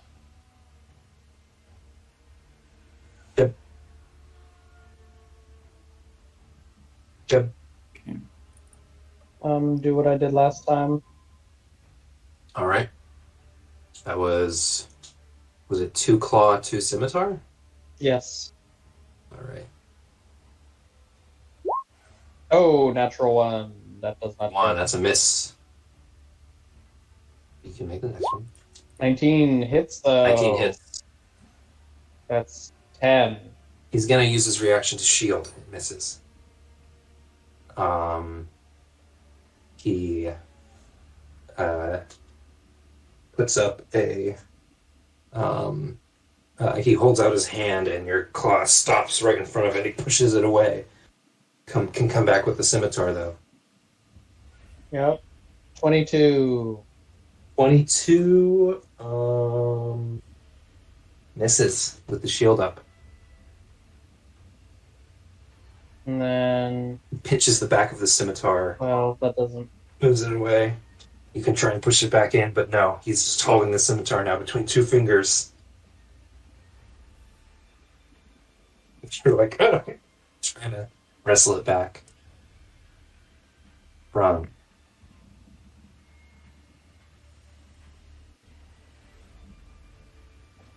One will on the back try to do a firebolt towards the old monk.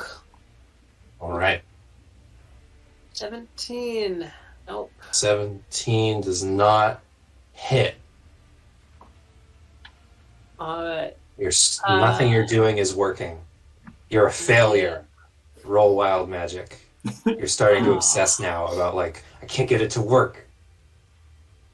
Nothing's behaving the way it's supposed to be. Nothing's going right today. It's all wrong. And in your desperation, what happens?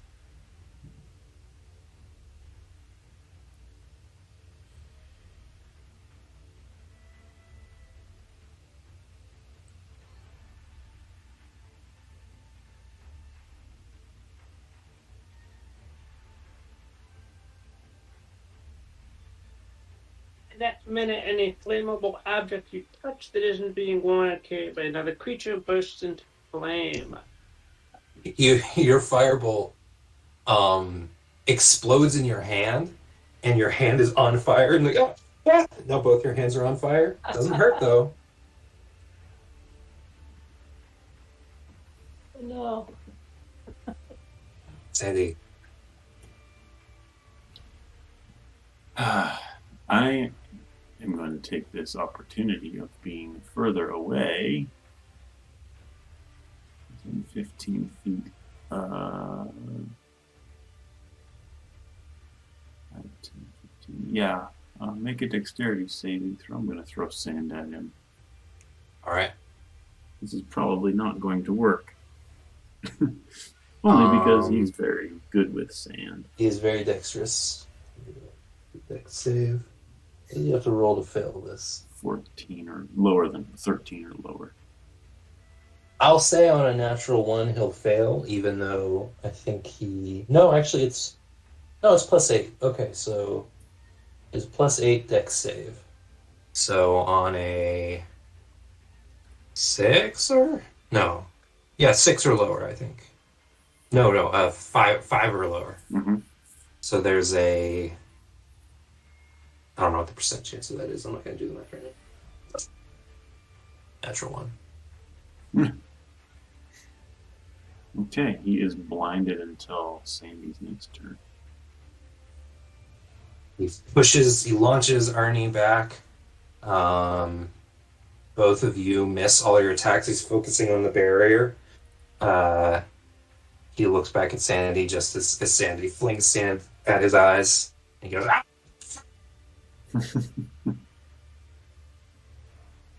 Ow!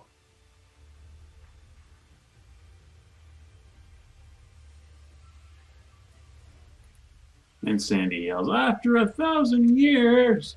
I thought you'd be used to it by now."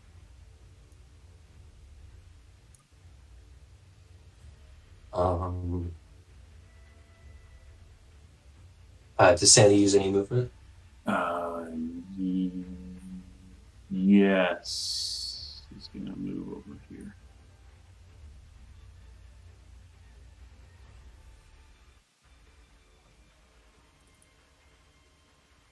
He could move further. I'm going to duck him behind the pillar.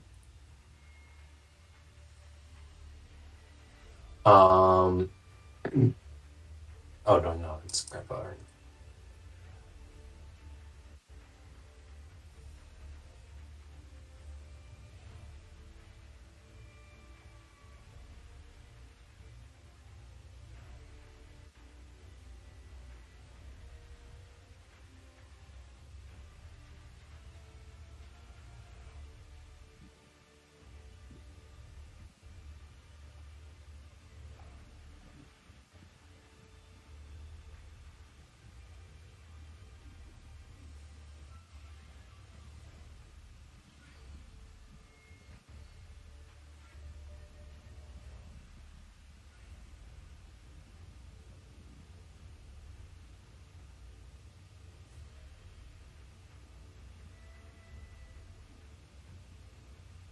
He's going to.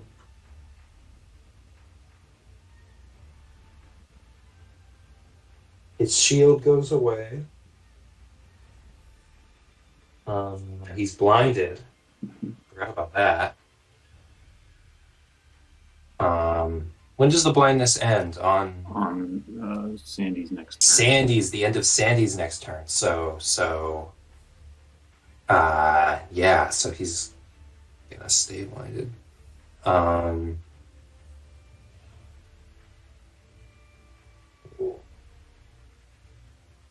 Ooh.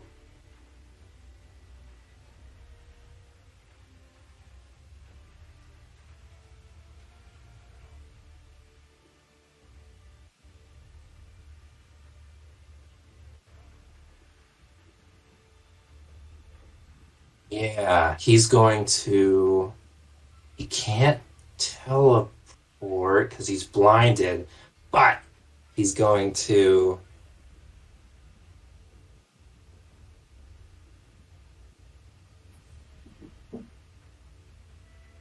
Action disengage, bonus action.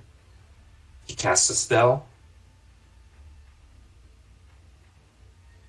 and begins to move very, very quickly.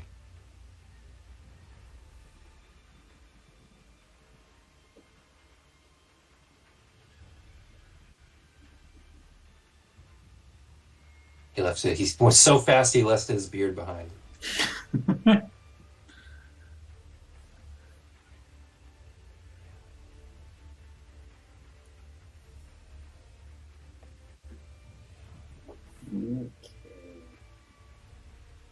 you kidding me?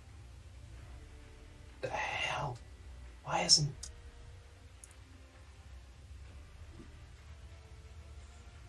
This beard is way more trouble than it's worth. I might delete it, but for now, he zips across the you can map. totally say he leaves his beard behind. That's... Yeah, his beard stays behind.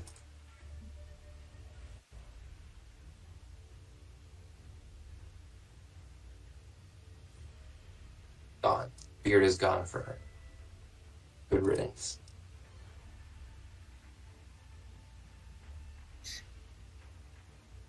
So he's over here now. No attacks of opportunity. Okay. Jaskra.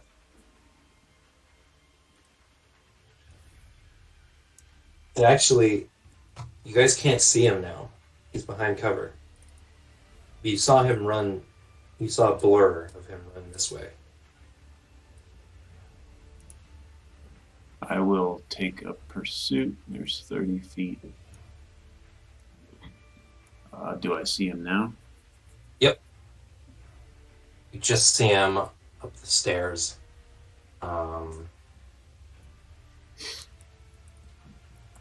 Whoa. Sorry. Come back. Alright, I'm going to... Let me check something.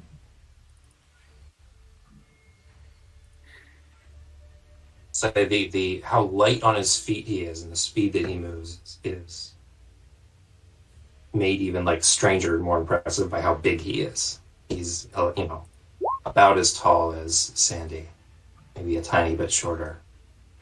I'm going to lesser form, turn back into human, and cast Entangle.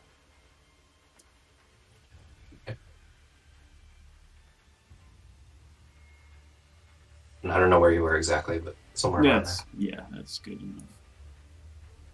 And cast Entangle. Nice. So that's a strength saving throw. It's a plus 6. Yes. 10, 15, 20. Natural 3. Failure. So he's restrained? Yes.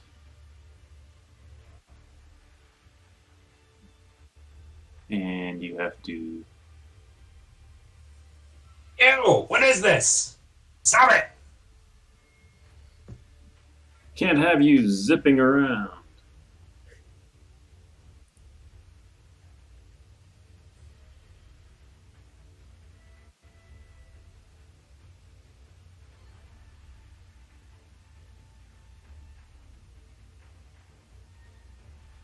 I mean, just for the heck of it, I'm going to move my last 10 feet toward him.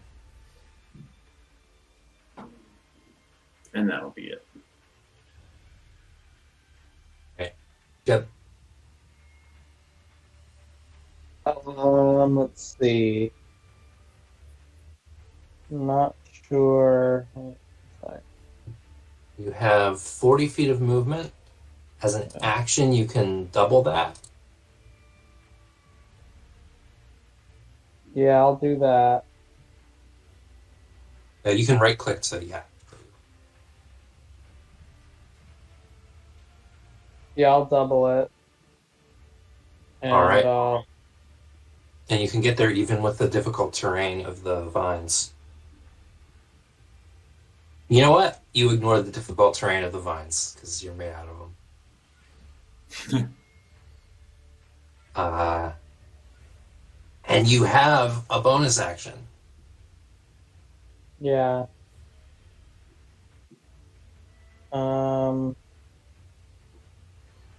Gonna attack with the scimitar.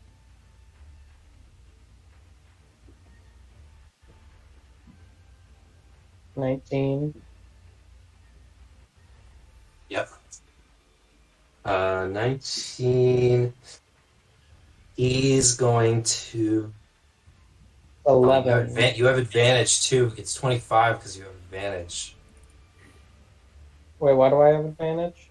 He's restrained by the vines. Yeah, 9 slashing. No, 11, right? 11 slashing.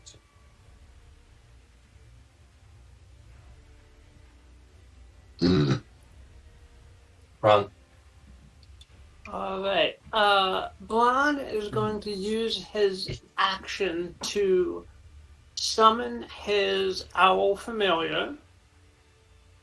And then bonus action, cast Dragon's Breath on his familiar. And then tell the owl familiar to fly up towards the restrained monk and This day would come. below lightning at the restrained monk. All right, let's put Willow on the map. Put Willow where Willow Yay, is. there's owl. Alright. Owl, let's see. Hope you have control over Willow.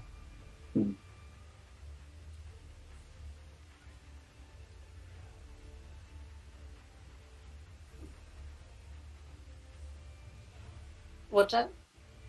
Put Willow where Willow is. I can't move it yet. Weird. Ping where Willow is.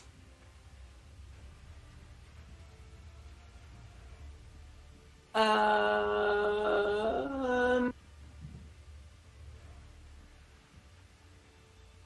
I'll put Willow where you ping. yeah, thinking, here, I 15 guess. All right. So And yeah, then- you can. Yeah. What does Willow breathe? Lightning. Lightning. All right. Beams of like plasma radiate out of this owl's mouth and like whole eyes and face and everything, and just like a Tesla coil, they crawl along the walls. Books and scrolls and candles just explode with energy. And Dex save with disadvantage.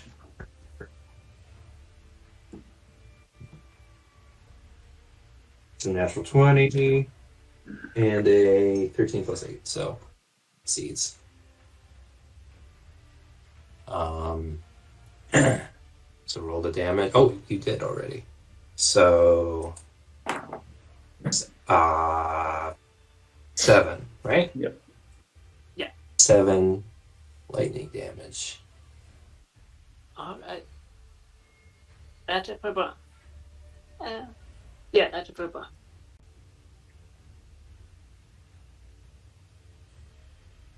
Sandy.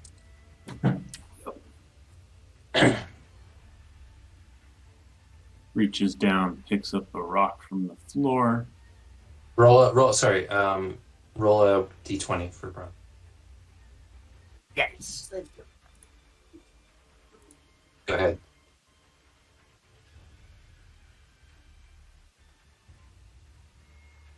No. Roll a d100. 21.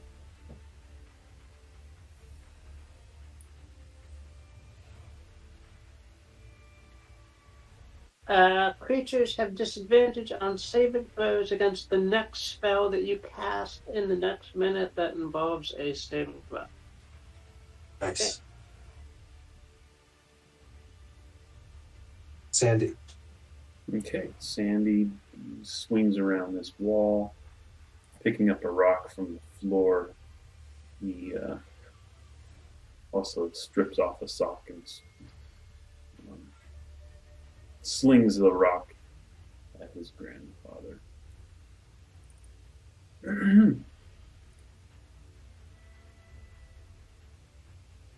All right, that is a miss. Okay. Wait. Oh yeah, even with advantage, it's a miss. Yep.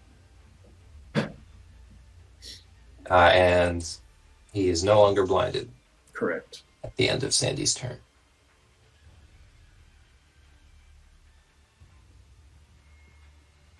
Ooh. Is it an act? Which is a 14. Okay. He's. He looks around. He doesn't see Bran. So he's going to use another 3 key points.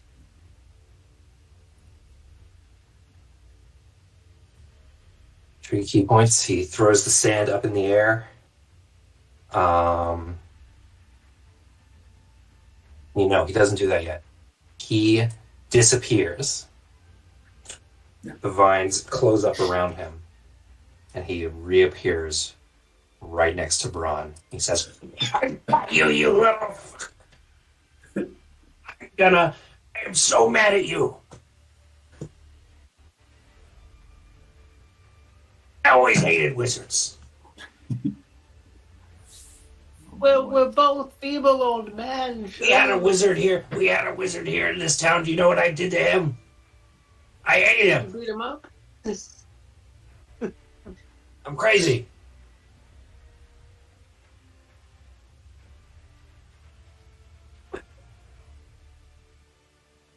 What am I doing? I'm attacking you. He throws the sand in the air and he makes 3 attacks, all at Bran. No.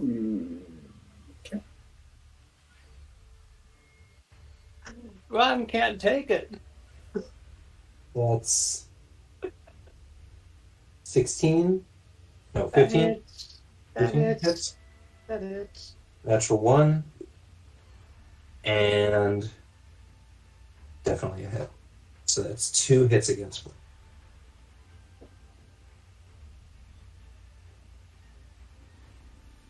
I don't know why I'm swearing so much as this guy. I don't know why. I guess he's a grouchy old man. That's why I'm doing it.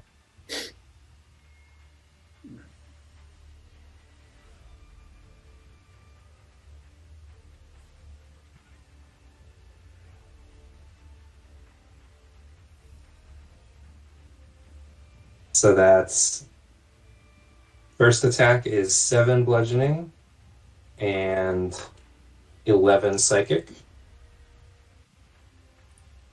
with 18 damage on the first hit. Oh. Okay. You still up? Yes. All right. He actually with that first one, I think he's gonna knock you prone. So he would have advantage on the second one. So I'm gonna roll that in case I get a crit. I'm gonna use the bathroom. I'll be right back. Oh, and I have to re-roll the second one. So the second one was the natural 1. I re-rolled that. It's a 19. Natural 19. So that's definitely a hit. That hits. Yep. And let me re-roll the third one in case it's a crit. Oh, actually, you know what? It's an auto crit because you're unconscious, probably. Let me roll damage. Maybe I'll roll triple snake eyes. Maybe I'll get 3 ones and you won't go unconscious. So if this damage is more than 7, you're going to fall unconscious, and the third attack is going to take 2 death saves from you. Okay. So you need this to be less than 7. I'm rolling a d8 and 2 d6s. The d8 is an 8. You're unconscious. Means the second attack, he leaps in the air, kicks you in the back of the head, stomps on your back, you fall face down onto the ground, and with his foot on your neck, he just sort of twists his leg. And you all hear a crack and a pained wheeze from Bran.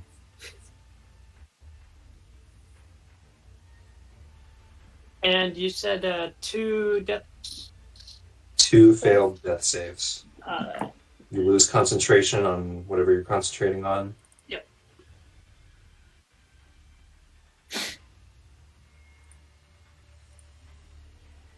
But you still have the benefit of the wild magic.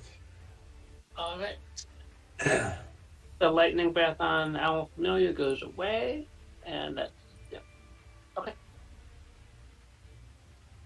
Jaskra. Yep.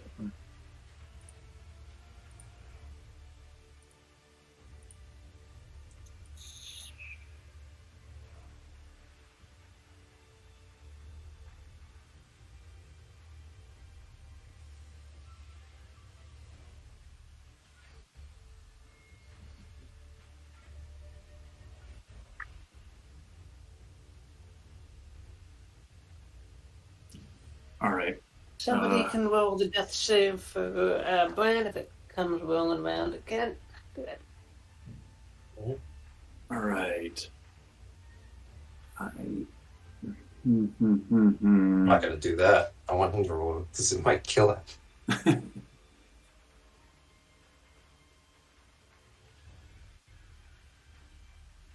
Yeah, somebody's got to get him up before his turn comes around. Yeah, that's gonna happen. I'm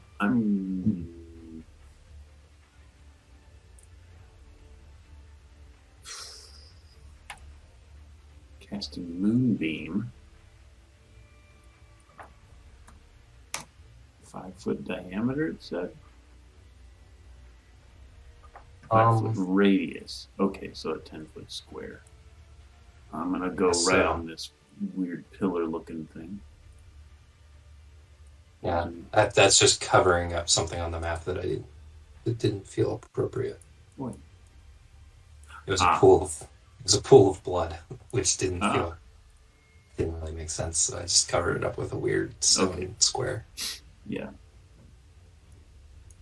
All right, so yeah, the moonbeam falls upon him, and with a bonus action, I'm going to shout over to Bran and cast Healing Word. Beef that up to level 3. And give him 5 health. All right. So 7 health. Unless that's 7 and 5. It should be 12.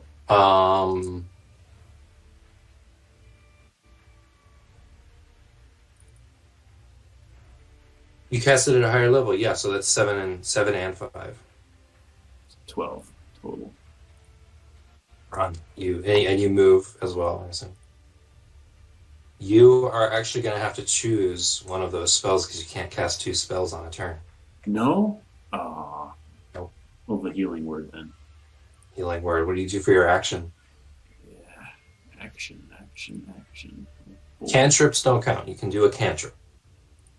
You also will have to move to where you can see Bran. Got it. That's not good enough right there. Yeah.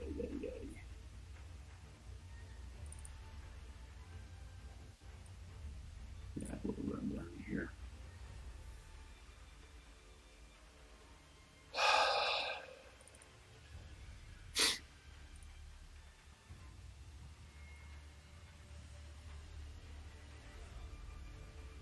Action, I'm gonna actually. Yeah, I did get that thing back. I'm gonna chuck the spear at this guy. It misses.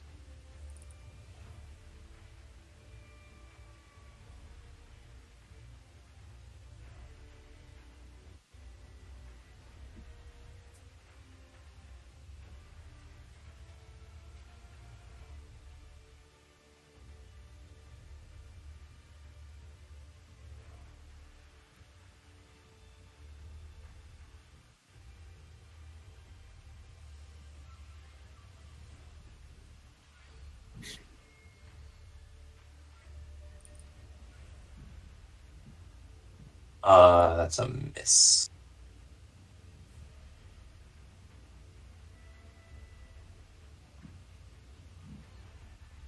You are prone, but alive with 12 health.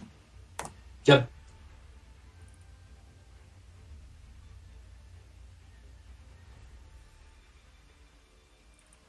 Thank you, Jaskra.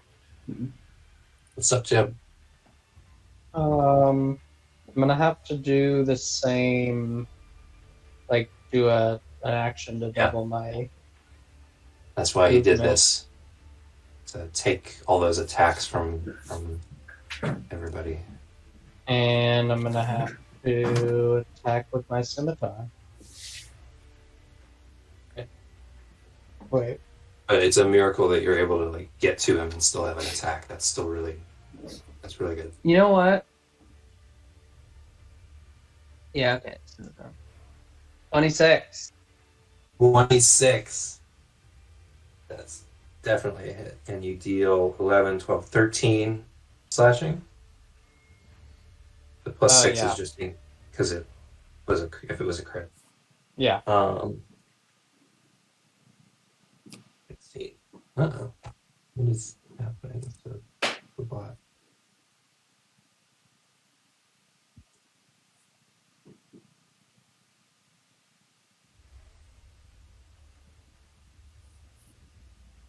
Okay.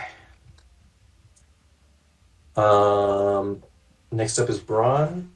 I'm compiling the damage. I think that am I misusing the word compiling? Like I've been keeping track of minus 17, minus 16, minus 11, and now I'm going to add add those all together.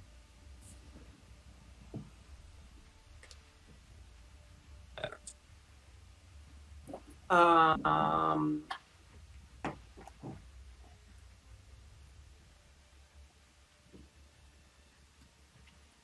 Bran, boy.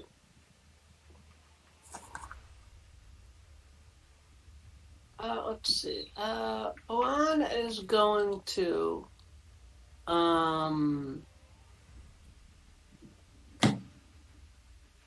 who's, is it Bran's turn? Yes.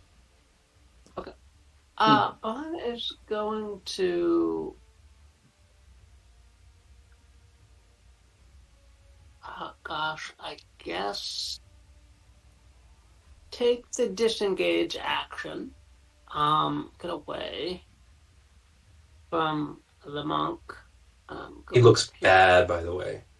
You've done a lot of damage. Okay. Yeah, Bran is still gonna take the disengage action and move away. But if the owl has the movement, gonna have the owl swoop by and use the help action to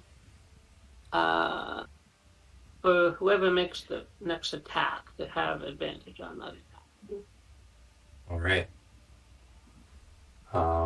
Willow. Owl. Can Willow get all the way there and still have an action? Yes. 6 Wow. feet of movement. Yeah, Nice. here and then swoop by and end up Yeah. right here. Nice. Yeah.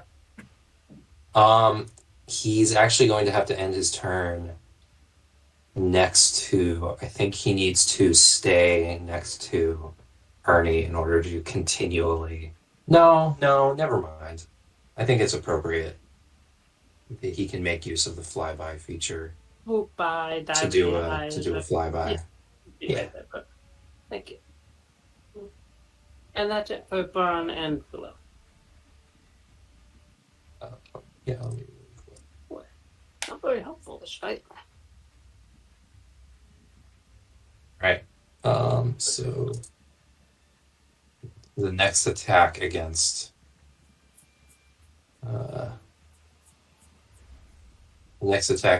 Ernie has advantage.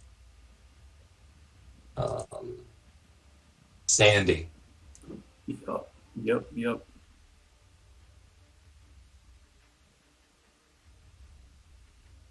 I think he has the movement. He does, yeah. I'll do that too, because 3 attacks is better than 1.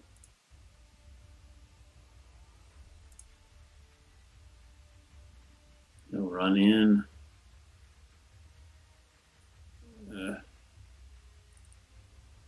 And just punch him up a couple times. A few times. 1 time. 19 hits. How could you? You've forgotten yourself. Why didn't you come up when I told you you should? Is that actually? I've discovered myself. I looked into the sand. No! You never look into the sand.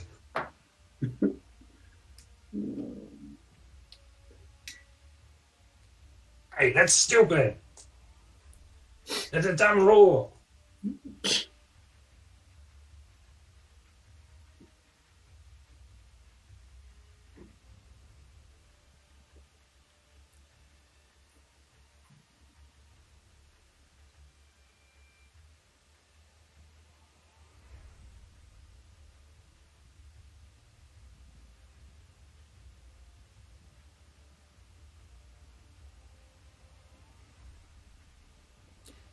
And that will be it. Sandy.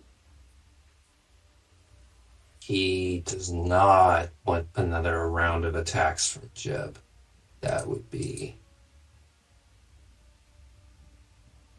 Especially if he's going to have advantage against him. I cannot let that happen. So he's going to use key point, grab a pinch of sand, and fling it at your eyes. You need to make a wisdom saving throw, Jeff. Mm-hmm. 10. Or 12, right?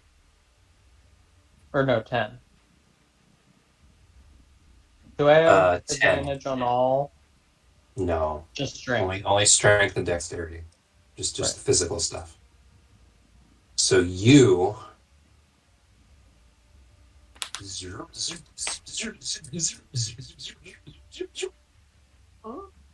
go back to where you were at the start of the last round. No! That's so wicked.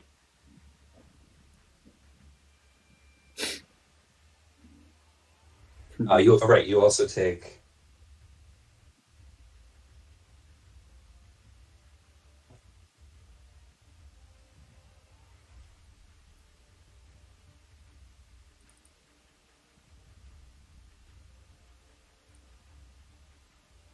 25 psychic damage.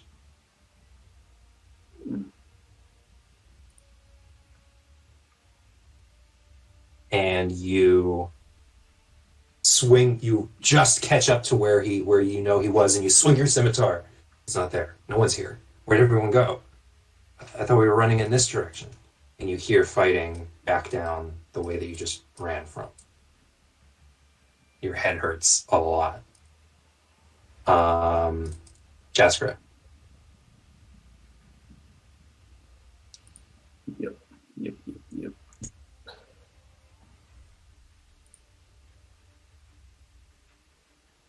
It's running low on health and key points.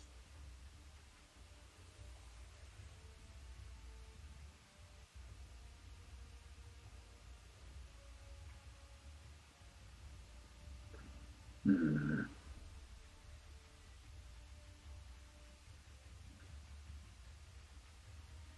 That's an interesting one. Jaskra is going to run over here, I believe. Is that right? Yes, that's right. 15 foot. And he's going to cast Thunder Wave.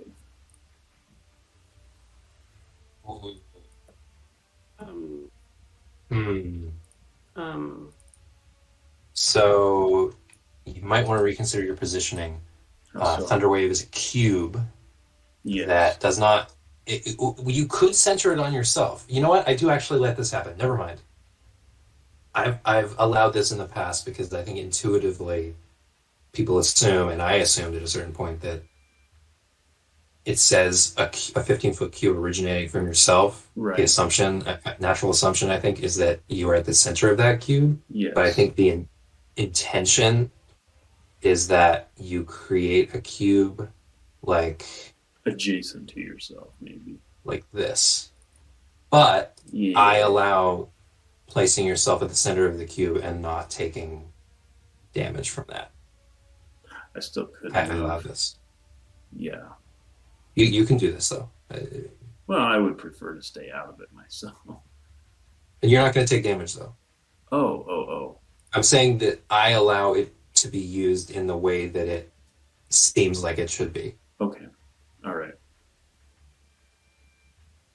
Basically, you can either make it a 15-foot cube originating from yourself or a 5-foot radius around yourself. Okay. Got it. Yeah. And the 5-foot radius is what I was thinking, imagining, obviously. Yeah. So.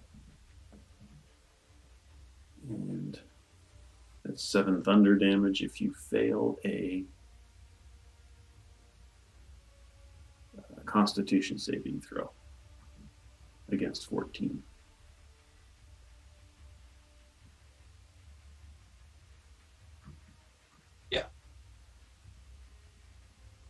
Constitution saving? Throw? I forgot that's what it is. Yeah. Seems like it's gonna be a strength, right? Constitution. That's good because he's worse at that. But it's still a 19. Okay. So he takes 3. 3 thunder damage. I'm gonna have him do an acrobatics check because I let monks, like if there's a player character monk, I let them do like acrobatics and stuff at weird times to do weird stuff. Mhm.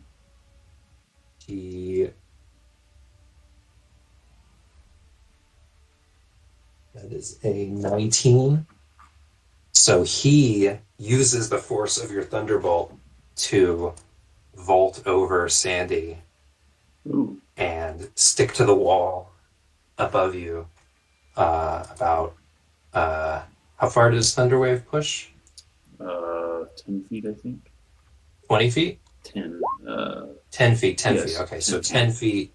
10 feet in the air behind Sandy. He grabs onto the wall. Okay. No attacks of opportunity. But he does take 3 force damage.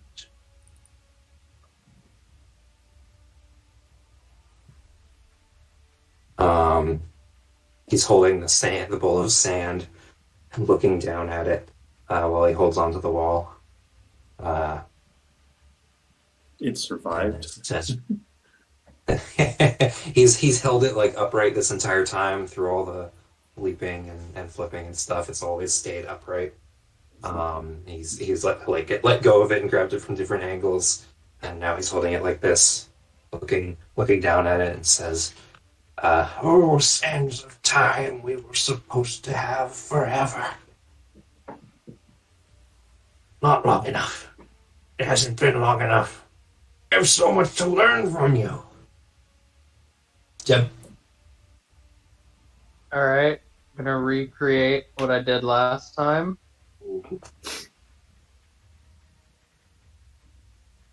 Yep. And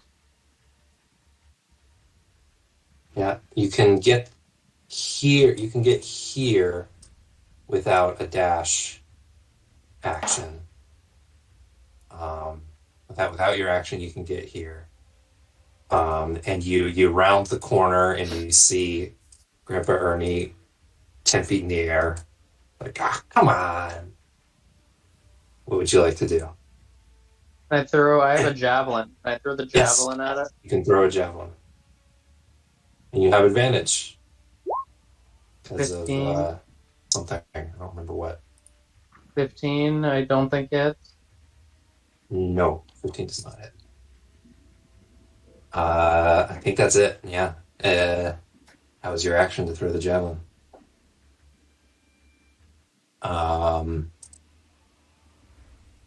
Bran.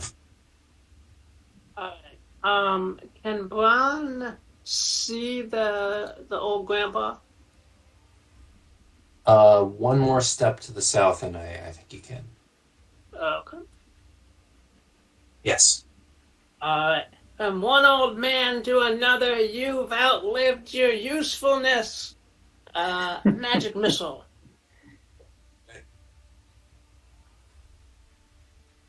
Roll a D20. Before the damage takes effect.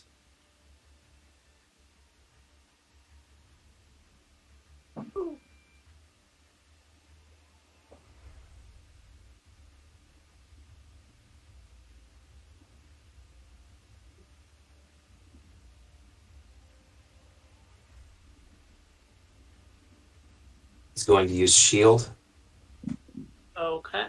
and fully absorb the magic missile. All right.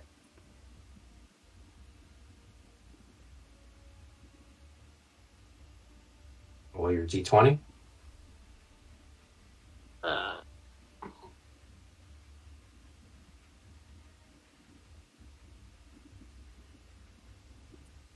Really? Fireball, fireball, fireball, fireball.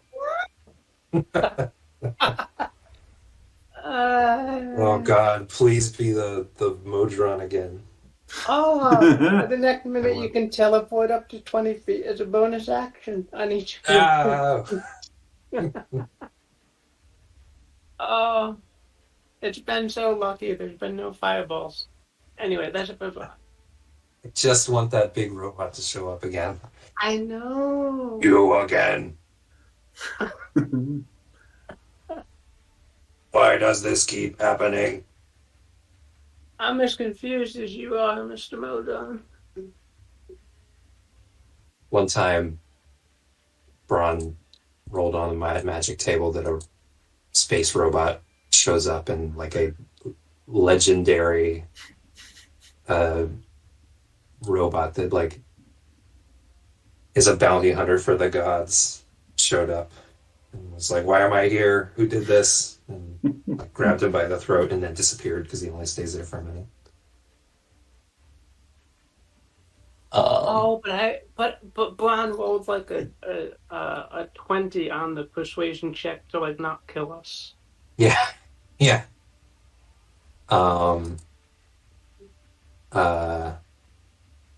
Sandy.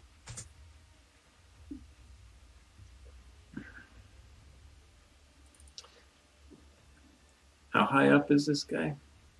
10 feet, you said? 10 feet.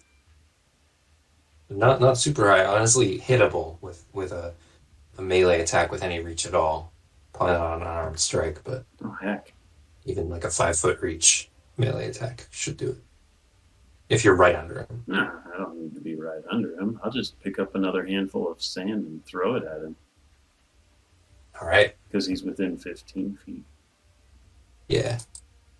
And a dexterity saving throw against 14. 6, so I got to roll 5 or lower. Mhm.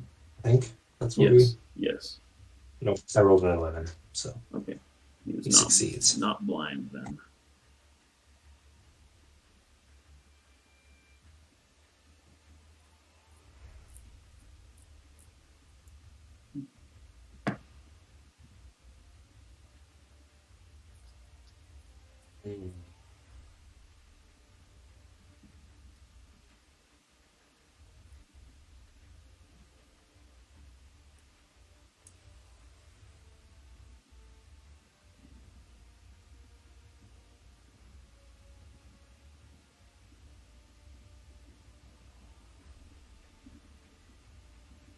He's going to kick off from the wall, try to kick Sandy in the head, and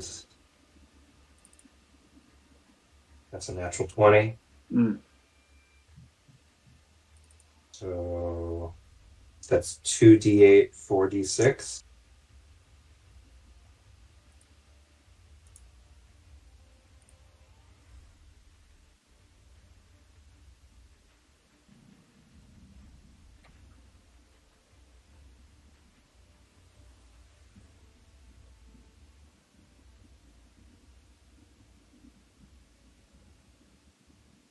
Oh yeah. I mean, it's a lot. Sandy is unconscious. 0 hit points. Mhm. So do that. All right. Grandpa Ernie lands on his head, kicks him really hard in the head, and then bounces off. He's gonna try and kick you in the head twice. Mm-hmm. Jaskra. Sure. Natural 1. I think at that point, I'm not going to let him do any more head kicks. With a natural 1, he lands on the ground and tries to punch you in the gut. Okay. That's a 16. Hit. I think that-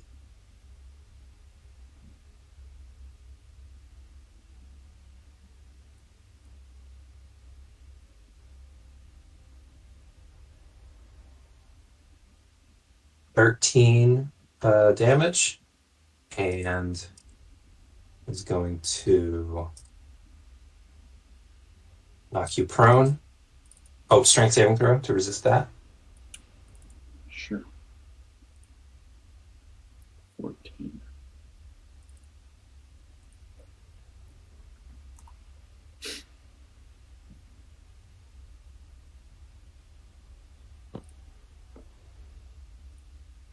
All right.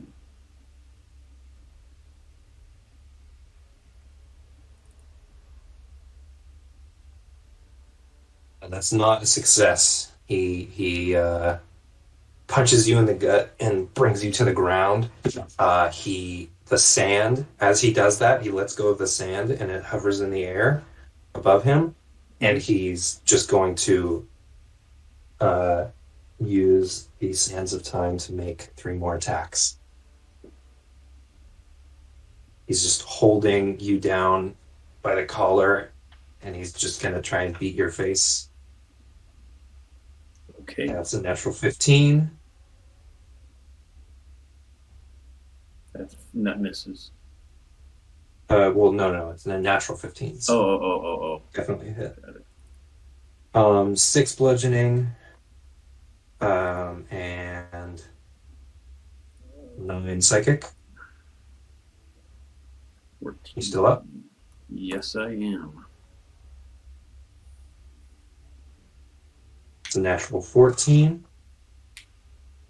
6 bludgeoning, and all right, more psychic. So you're down at 0 hit points.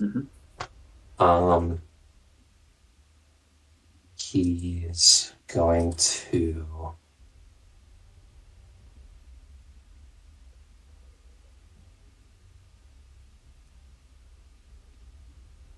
one more attack. Does he want to use it? Yes, you know what? He is going to use it against you. Because he just... Or does he use it against Sandy? No, he's going to turn around and put his foot on Sandy's chest. And says, "I will have no successor." Sandy fails 2 death saving throws. All right.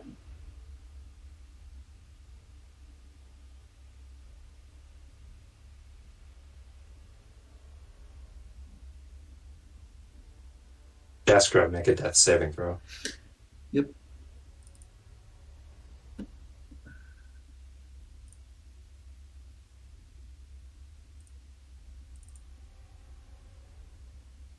That's a success. Mm-hmm.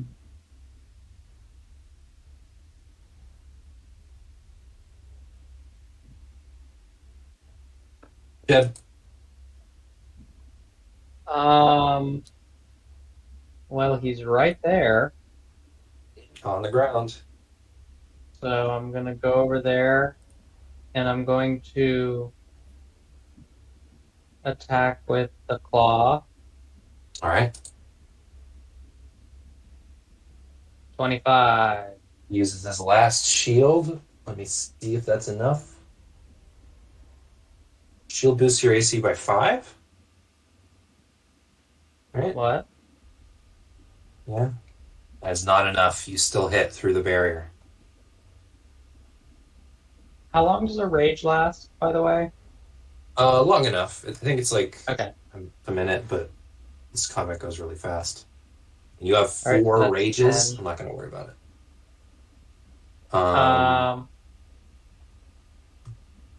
I'll attack again. Oh, if I'm being mean, you did spend an entire round sort of being like sent back in time, and no. Because you made an attack at the end of that turn, so it's still... Okay, so never mind. So the 25, 8 damage. No, 10. 10 damage. You can go ahead and make me more. Oh, that doesn't hit. Okay. And then I'm gonna hit with the scimitar. Mhm. That doesn't hit. And oh, that's a natural 20 Natural 20. for 15 So damage. the first one was enough, but I wanted to see the others. I think you just come in with finally getting to do something for the first time in a couple rounds. You show up and you just I'm like go a wild. windmill. Yeah. You cut him down and the sand falls in front of you. You catch it. And you have the bowl of sand, magic sand. But Sandy, the rightful guardian of the sand, is dying at your feet. Bran. Boy. His turn is next, and if he fails his death save, he's dead. Yes. Well, does Bran have any healing potions? Somebody has one. I know. Bran is the one that looted the chest. Yes. And Bran gave it, so Bran is going to go 1, 2, 3, 4. Alright. Rifle through Jaskra's belongings, find that healing potion, and feed it to Sandy. All right, you can with your action.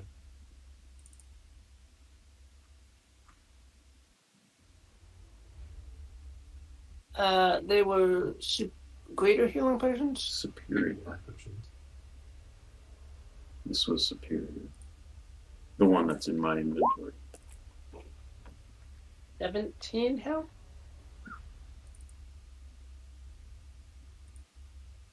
Is that right? Had it written down here.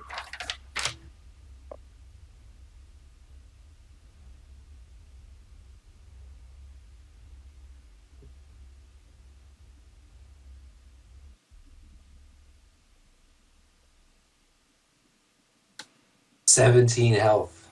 Wow, yeah. He wakes up, stands up, sees that you're holding the sand, Jeb. Mm-hmm. Looks down at Grandpa Ernie. Thank you. Hey, I'm so sad. This is terrible. But thank you for bringing me here. I'm sorry that it was so bad. It really sucks. Sorry.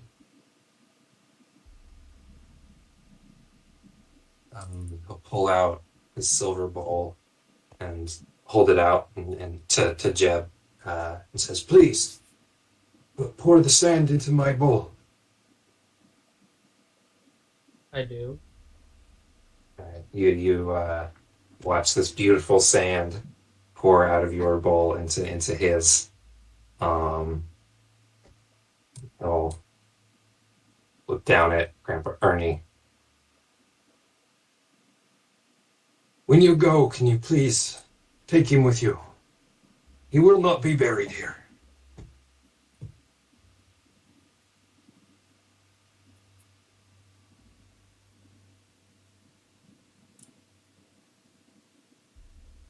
Meanwhile, Oh! Jaskra starts bleeding out. Somebody want to do a medicine check on Jaskra? I think there is one healing potion somewhere. One more healing potion, because he found 2. Oh, I need to get rid of one. I think Jeb has the other greater healing potion, but Oh, do I? Let me see. I'm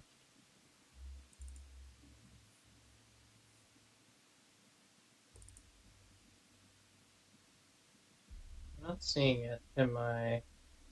You probably didn't had it.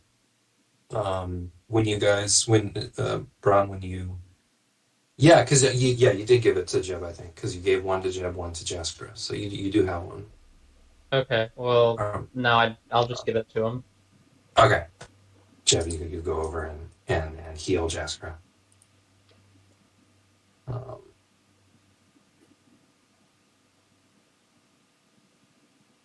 Sandy pretty quickly like shuffles over here and gets into position. He looks like really uncomfortable, like he's finally doing this thing that he was training his whole life to do, but it just feels so anticlimactic and sad. He's having trouble getting into the mood to meditate for hundreds of years.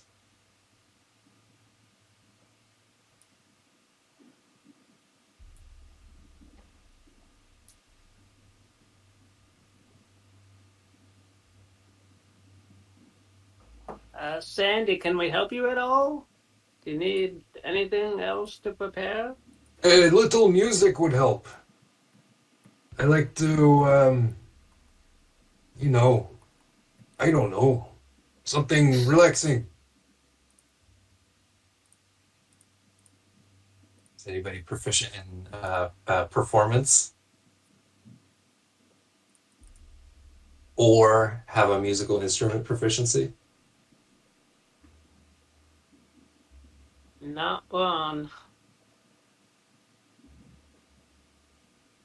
Yes.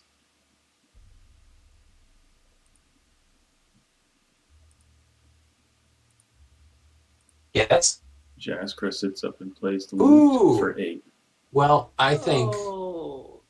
rather than a check, I think having the proficiency is enough. Okay. Because you have like a base level of competence with the instrument, so you play very soft, like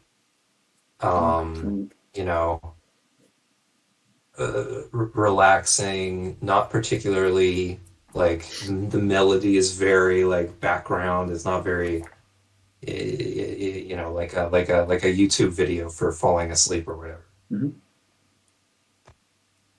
Willow does like soft hoots. Anything else?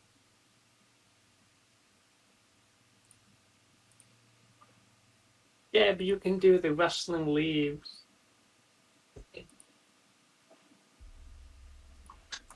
For Jebs, I do want a performance check. With advantage because everyone's helping you. Okay.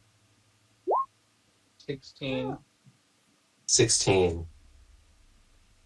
You rustle your leaves and you like somehow excrete a sweet smell of like a sweet autumn smell of some kind. It's hard to place.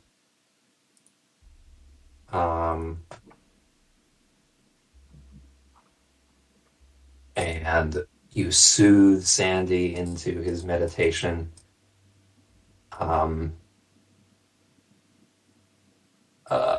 And as he goes, he says, "Thank you.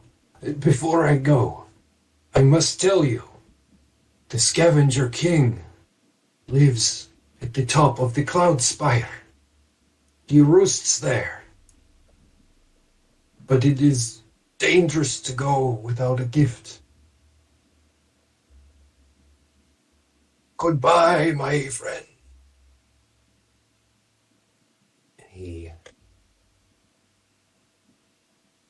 falls into deep meditation. You can't see any movement from him. He's frozen in time. And you feel a weird shift around you, like something in the air has changed. You know that the time dilation effect is gone. Which, by the way, when you were going down the tunnel, you were leaving the time dilation effect, not entering it. The whole time you've been in the temple, time was rapidly moving forward. Time was accelerated. And when you were heading down the tunnel, you were returning to the normal pace. Weird. That would explain it. The game. I really threw these two together but you guys helped elevate it.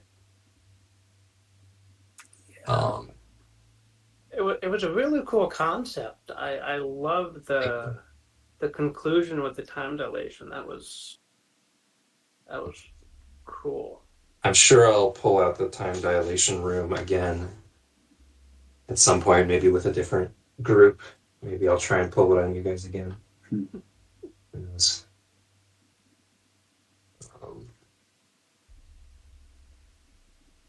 Right. All right, well. If Alex has like a really hard time, making it, maybe we'll go ahead without him. I always hate for to make a player miss 2 sessions in a row. That's the only thing. Yep. So that's why I've been trying to get him to get a time that works for him. But if he can't make it, it is what it is. We'll go on anyway.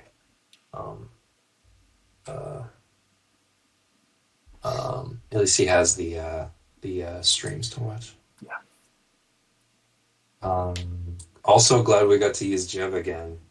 I mentioned to Manny that it would be a good one-shot character to bring out. Yeah. Because he's just got like a really simple bit that like everyone can get. He's a plant guy. It's cool, it's weird, but also it's like easy to wrap your head around. Yeah, fun. In a way. It's not like a detailed backstory. Well, we should give him one just because. Oh, I like simplicity and. He never discovered where he came from, whence he came. Well, you now know where the Scavenger King roosts, which is an archdruid that rules over this desert. Right. And may also be able to resurrect their friend, Welan, who died in the first session of this. That's right. All right. All right. Bye, guys. See you next week, probably. Sounds good. Bye. Have a good one. Bye.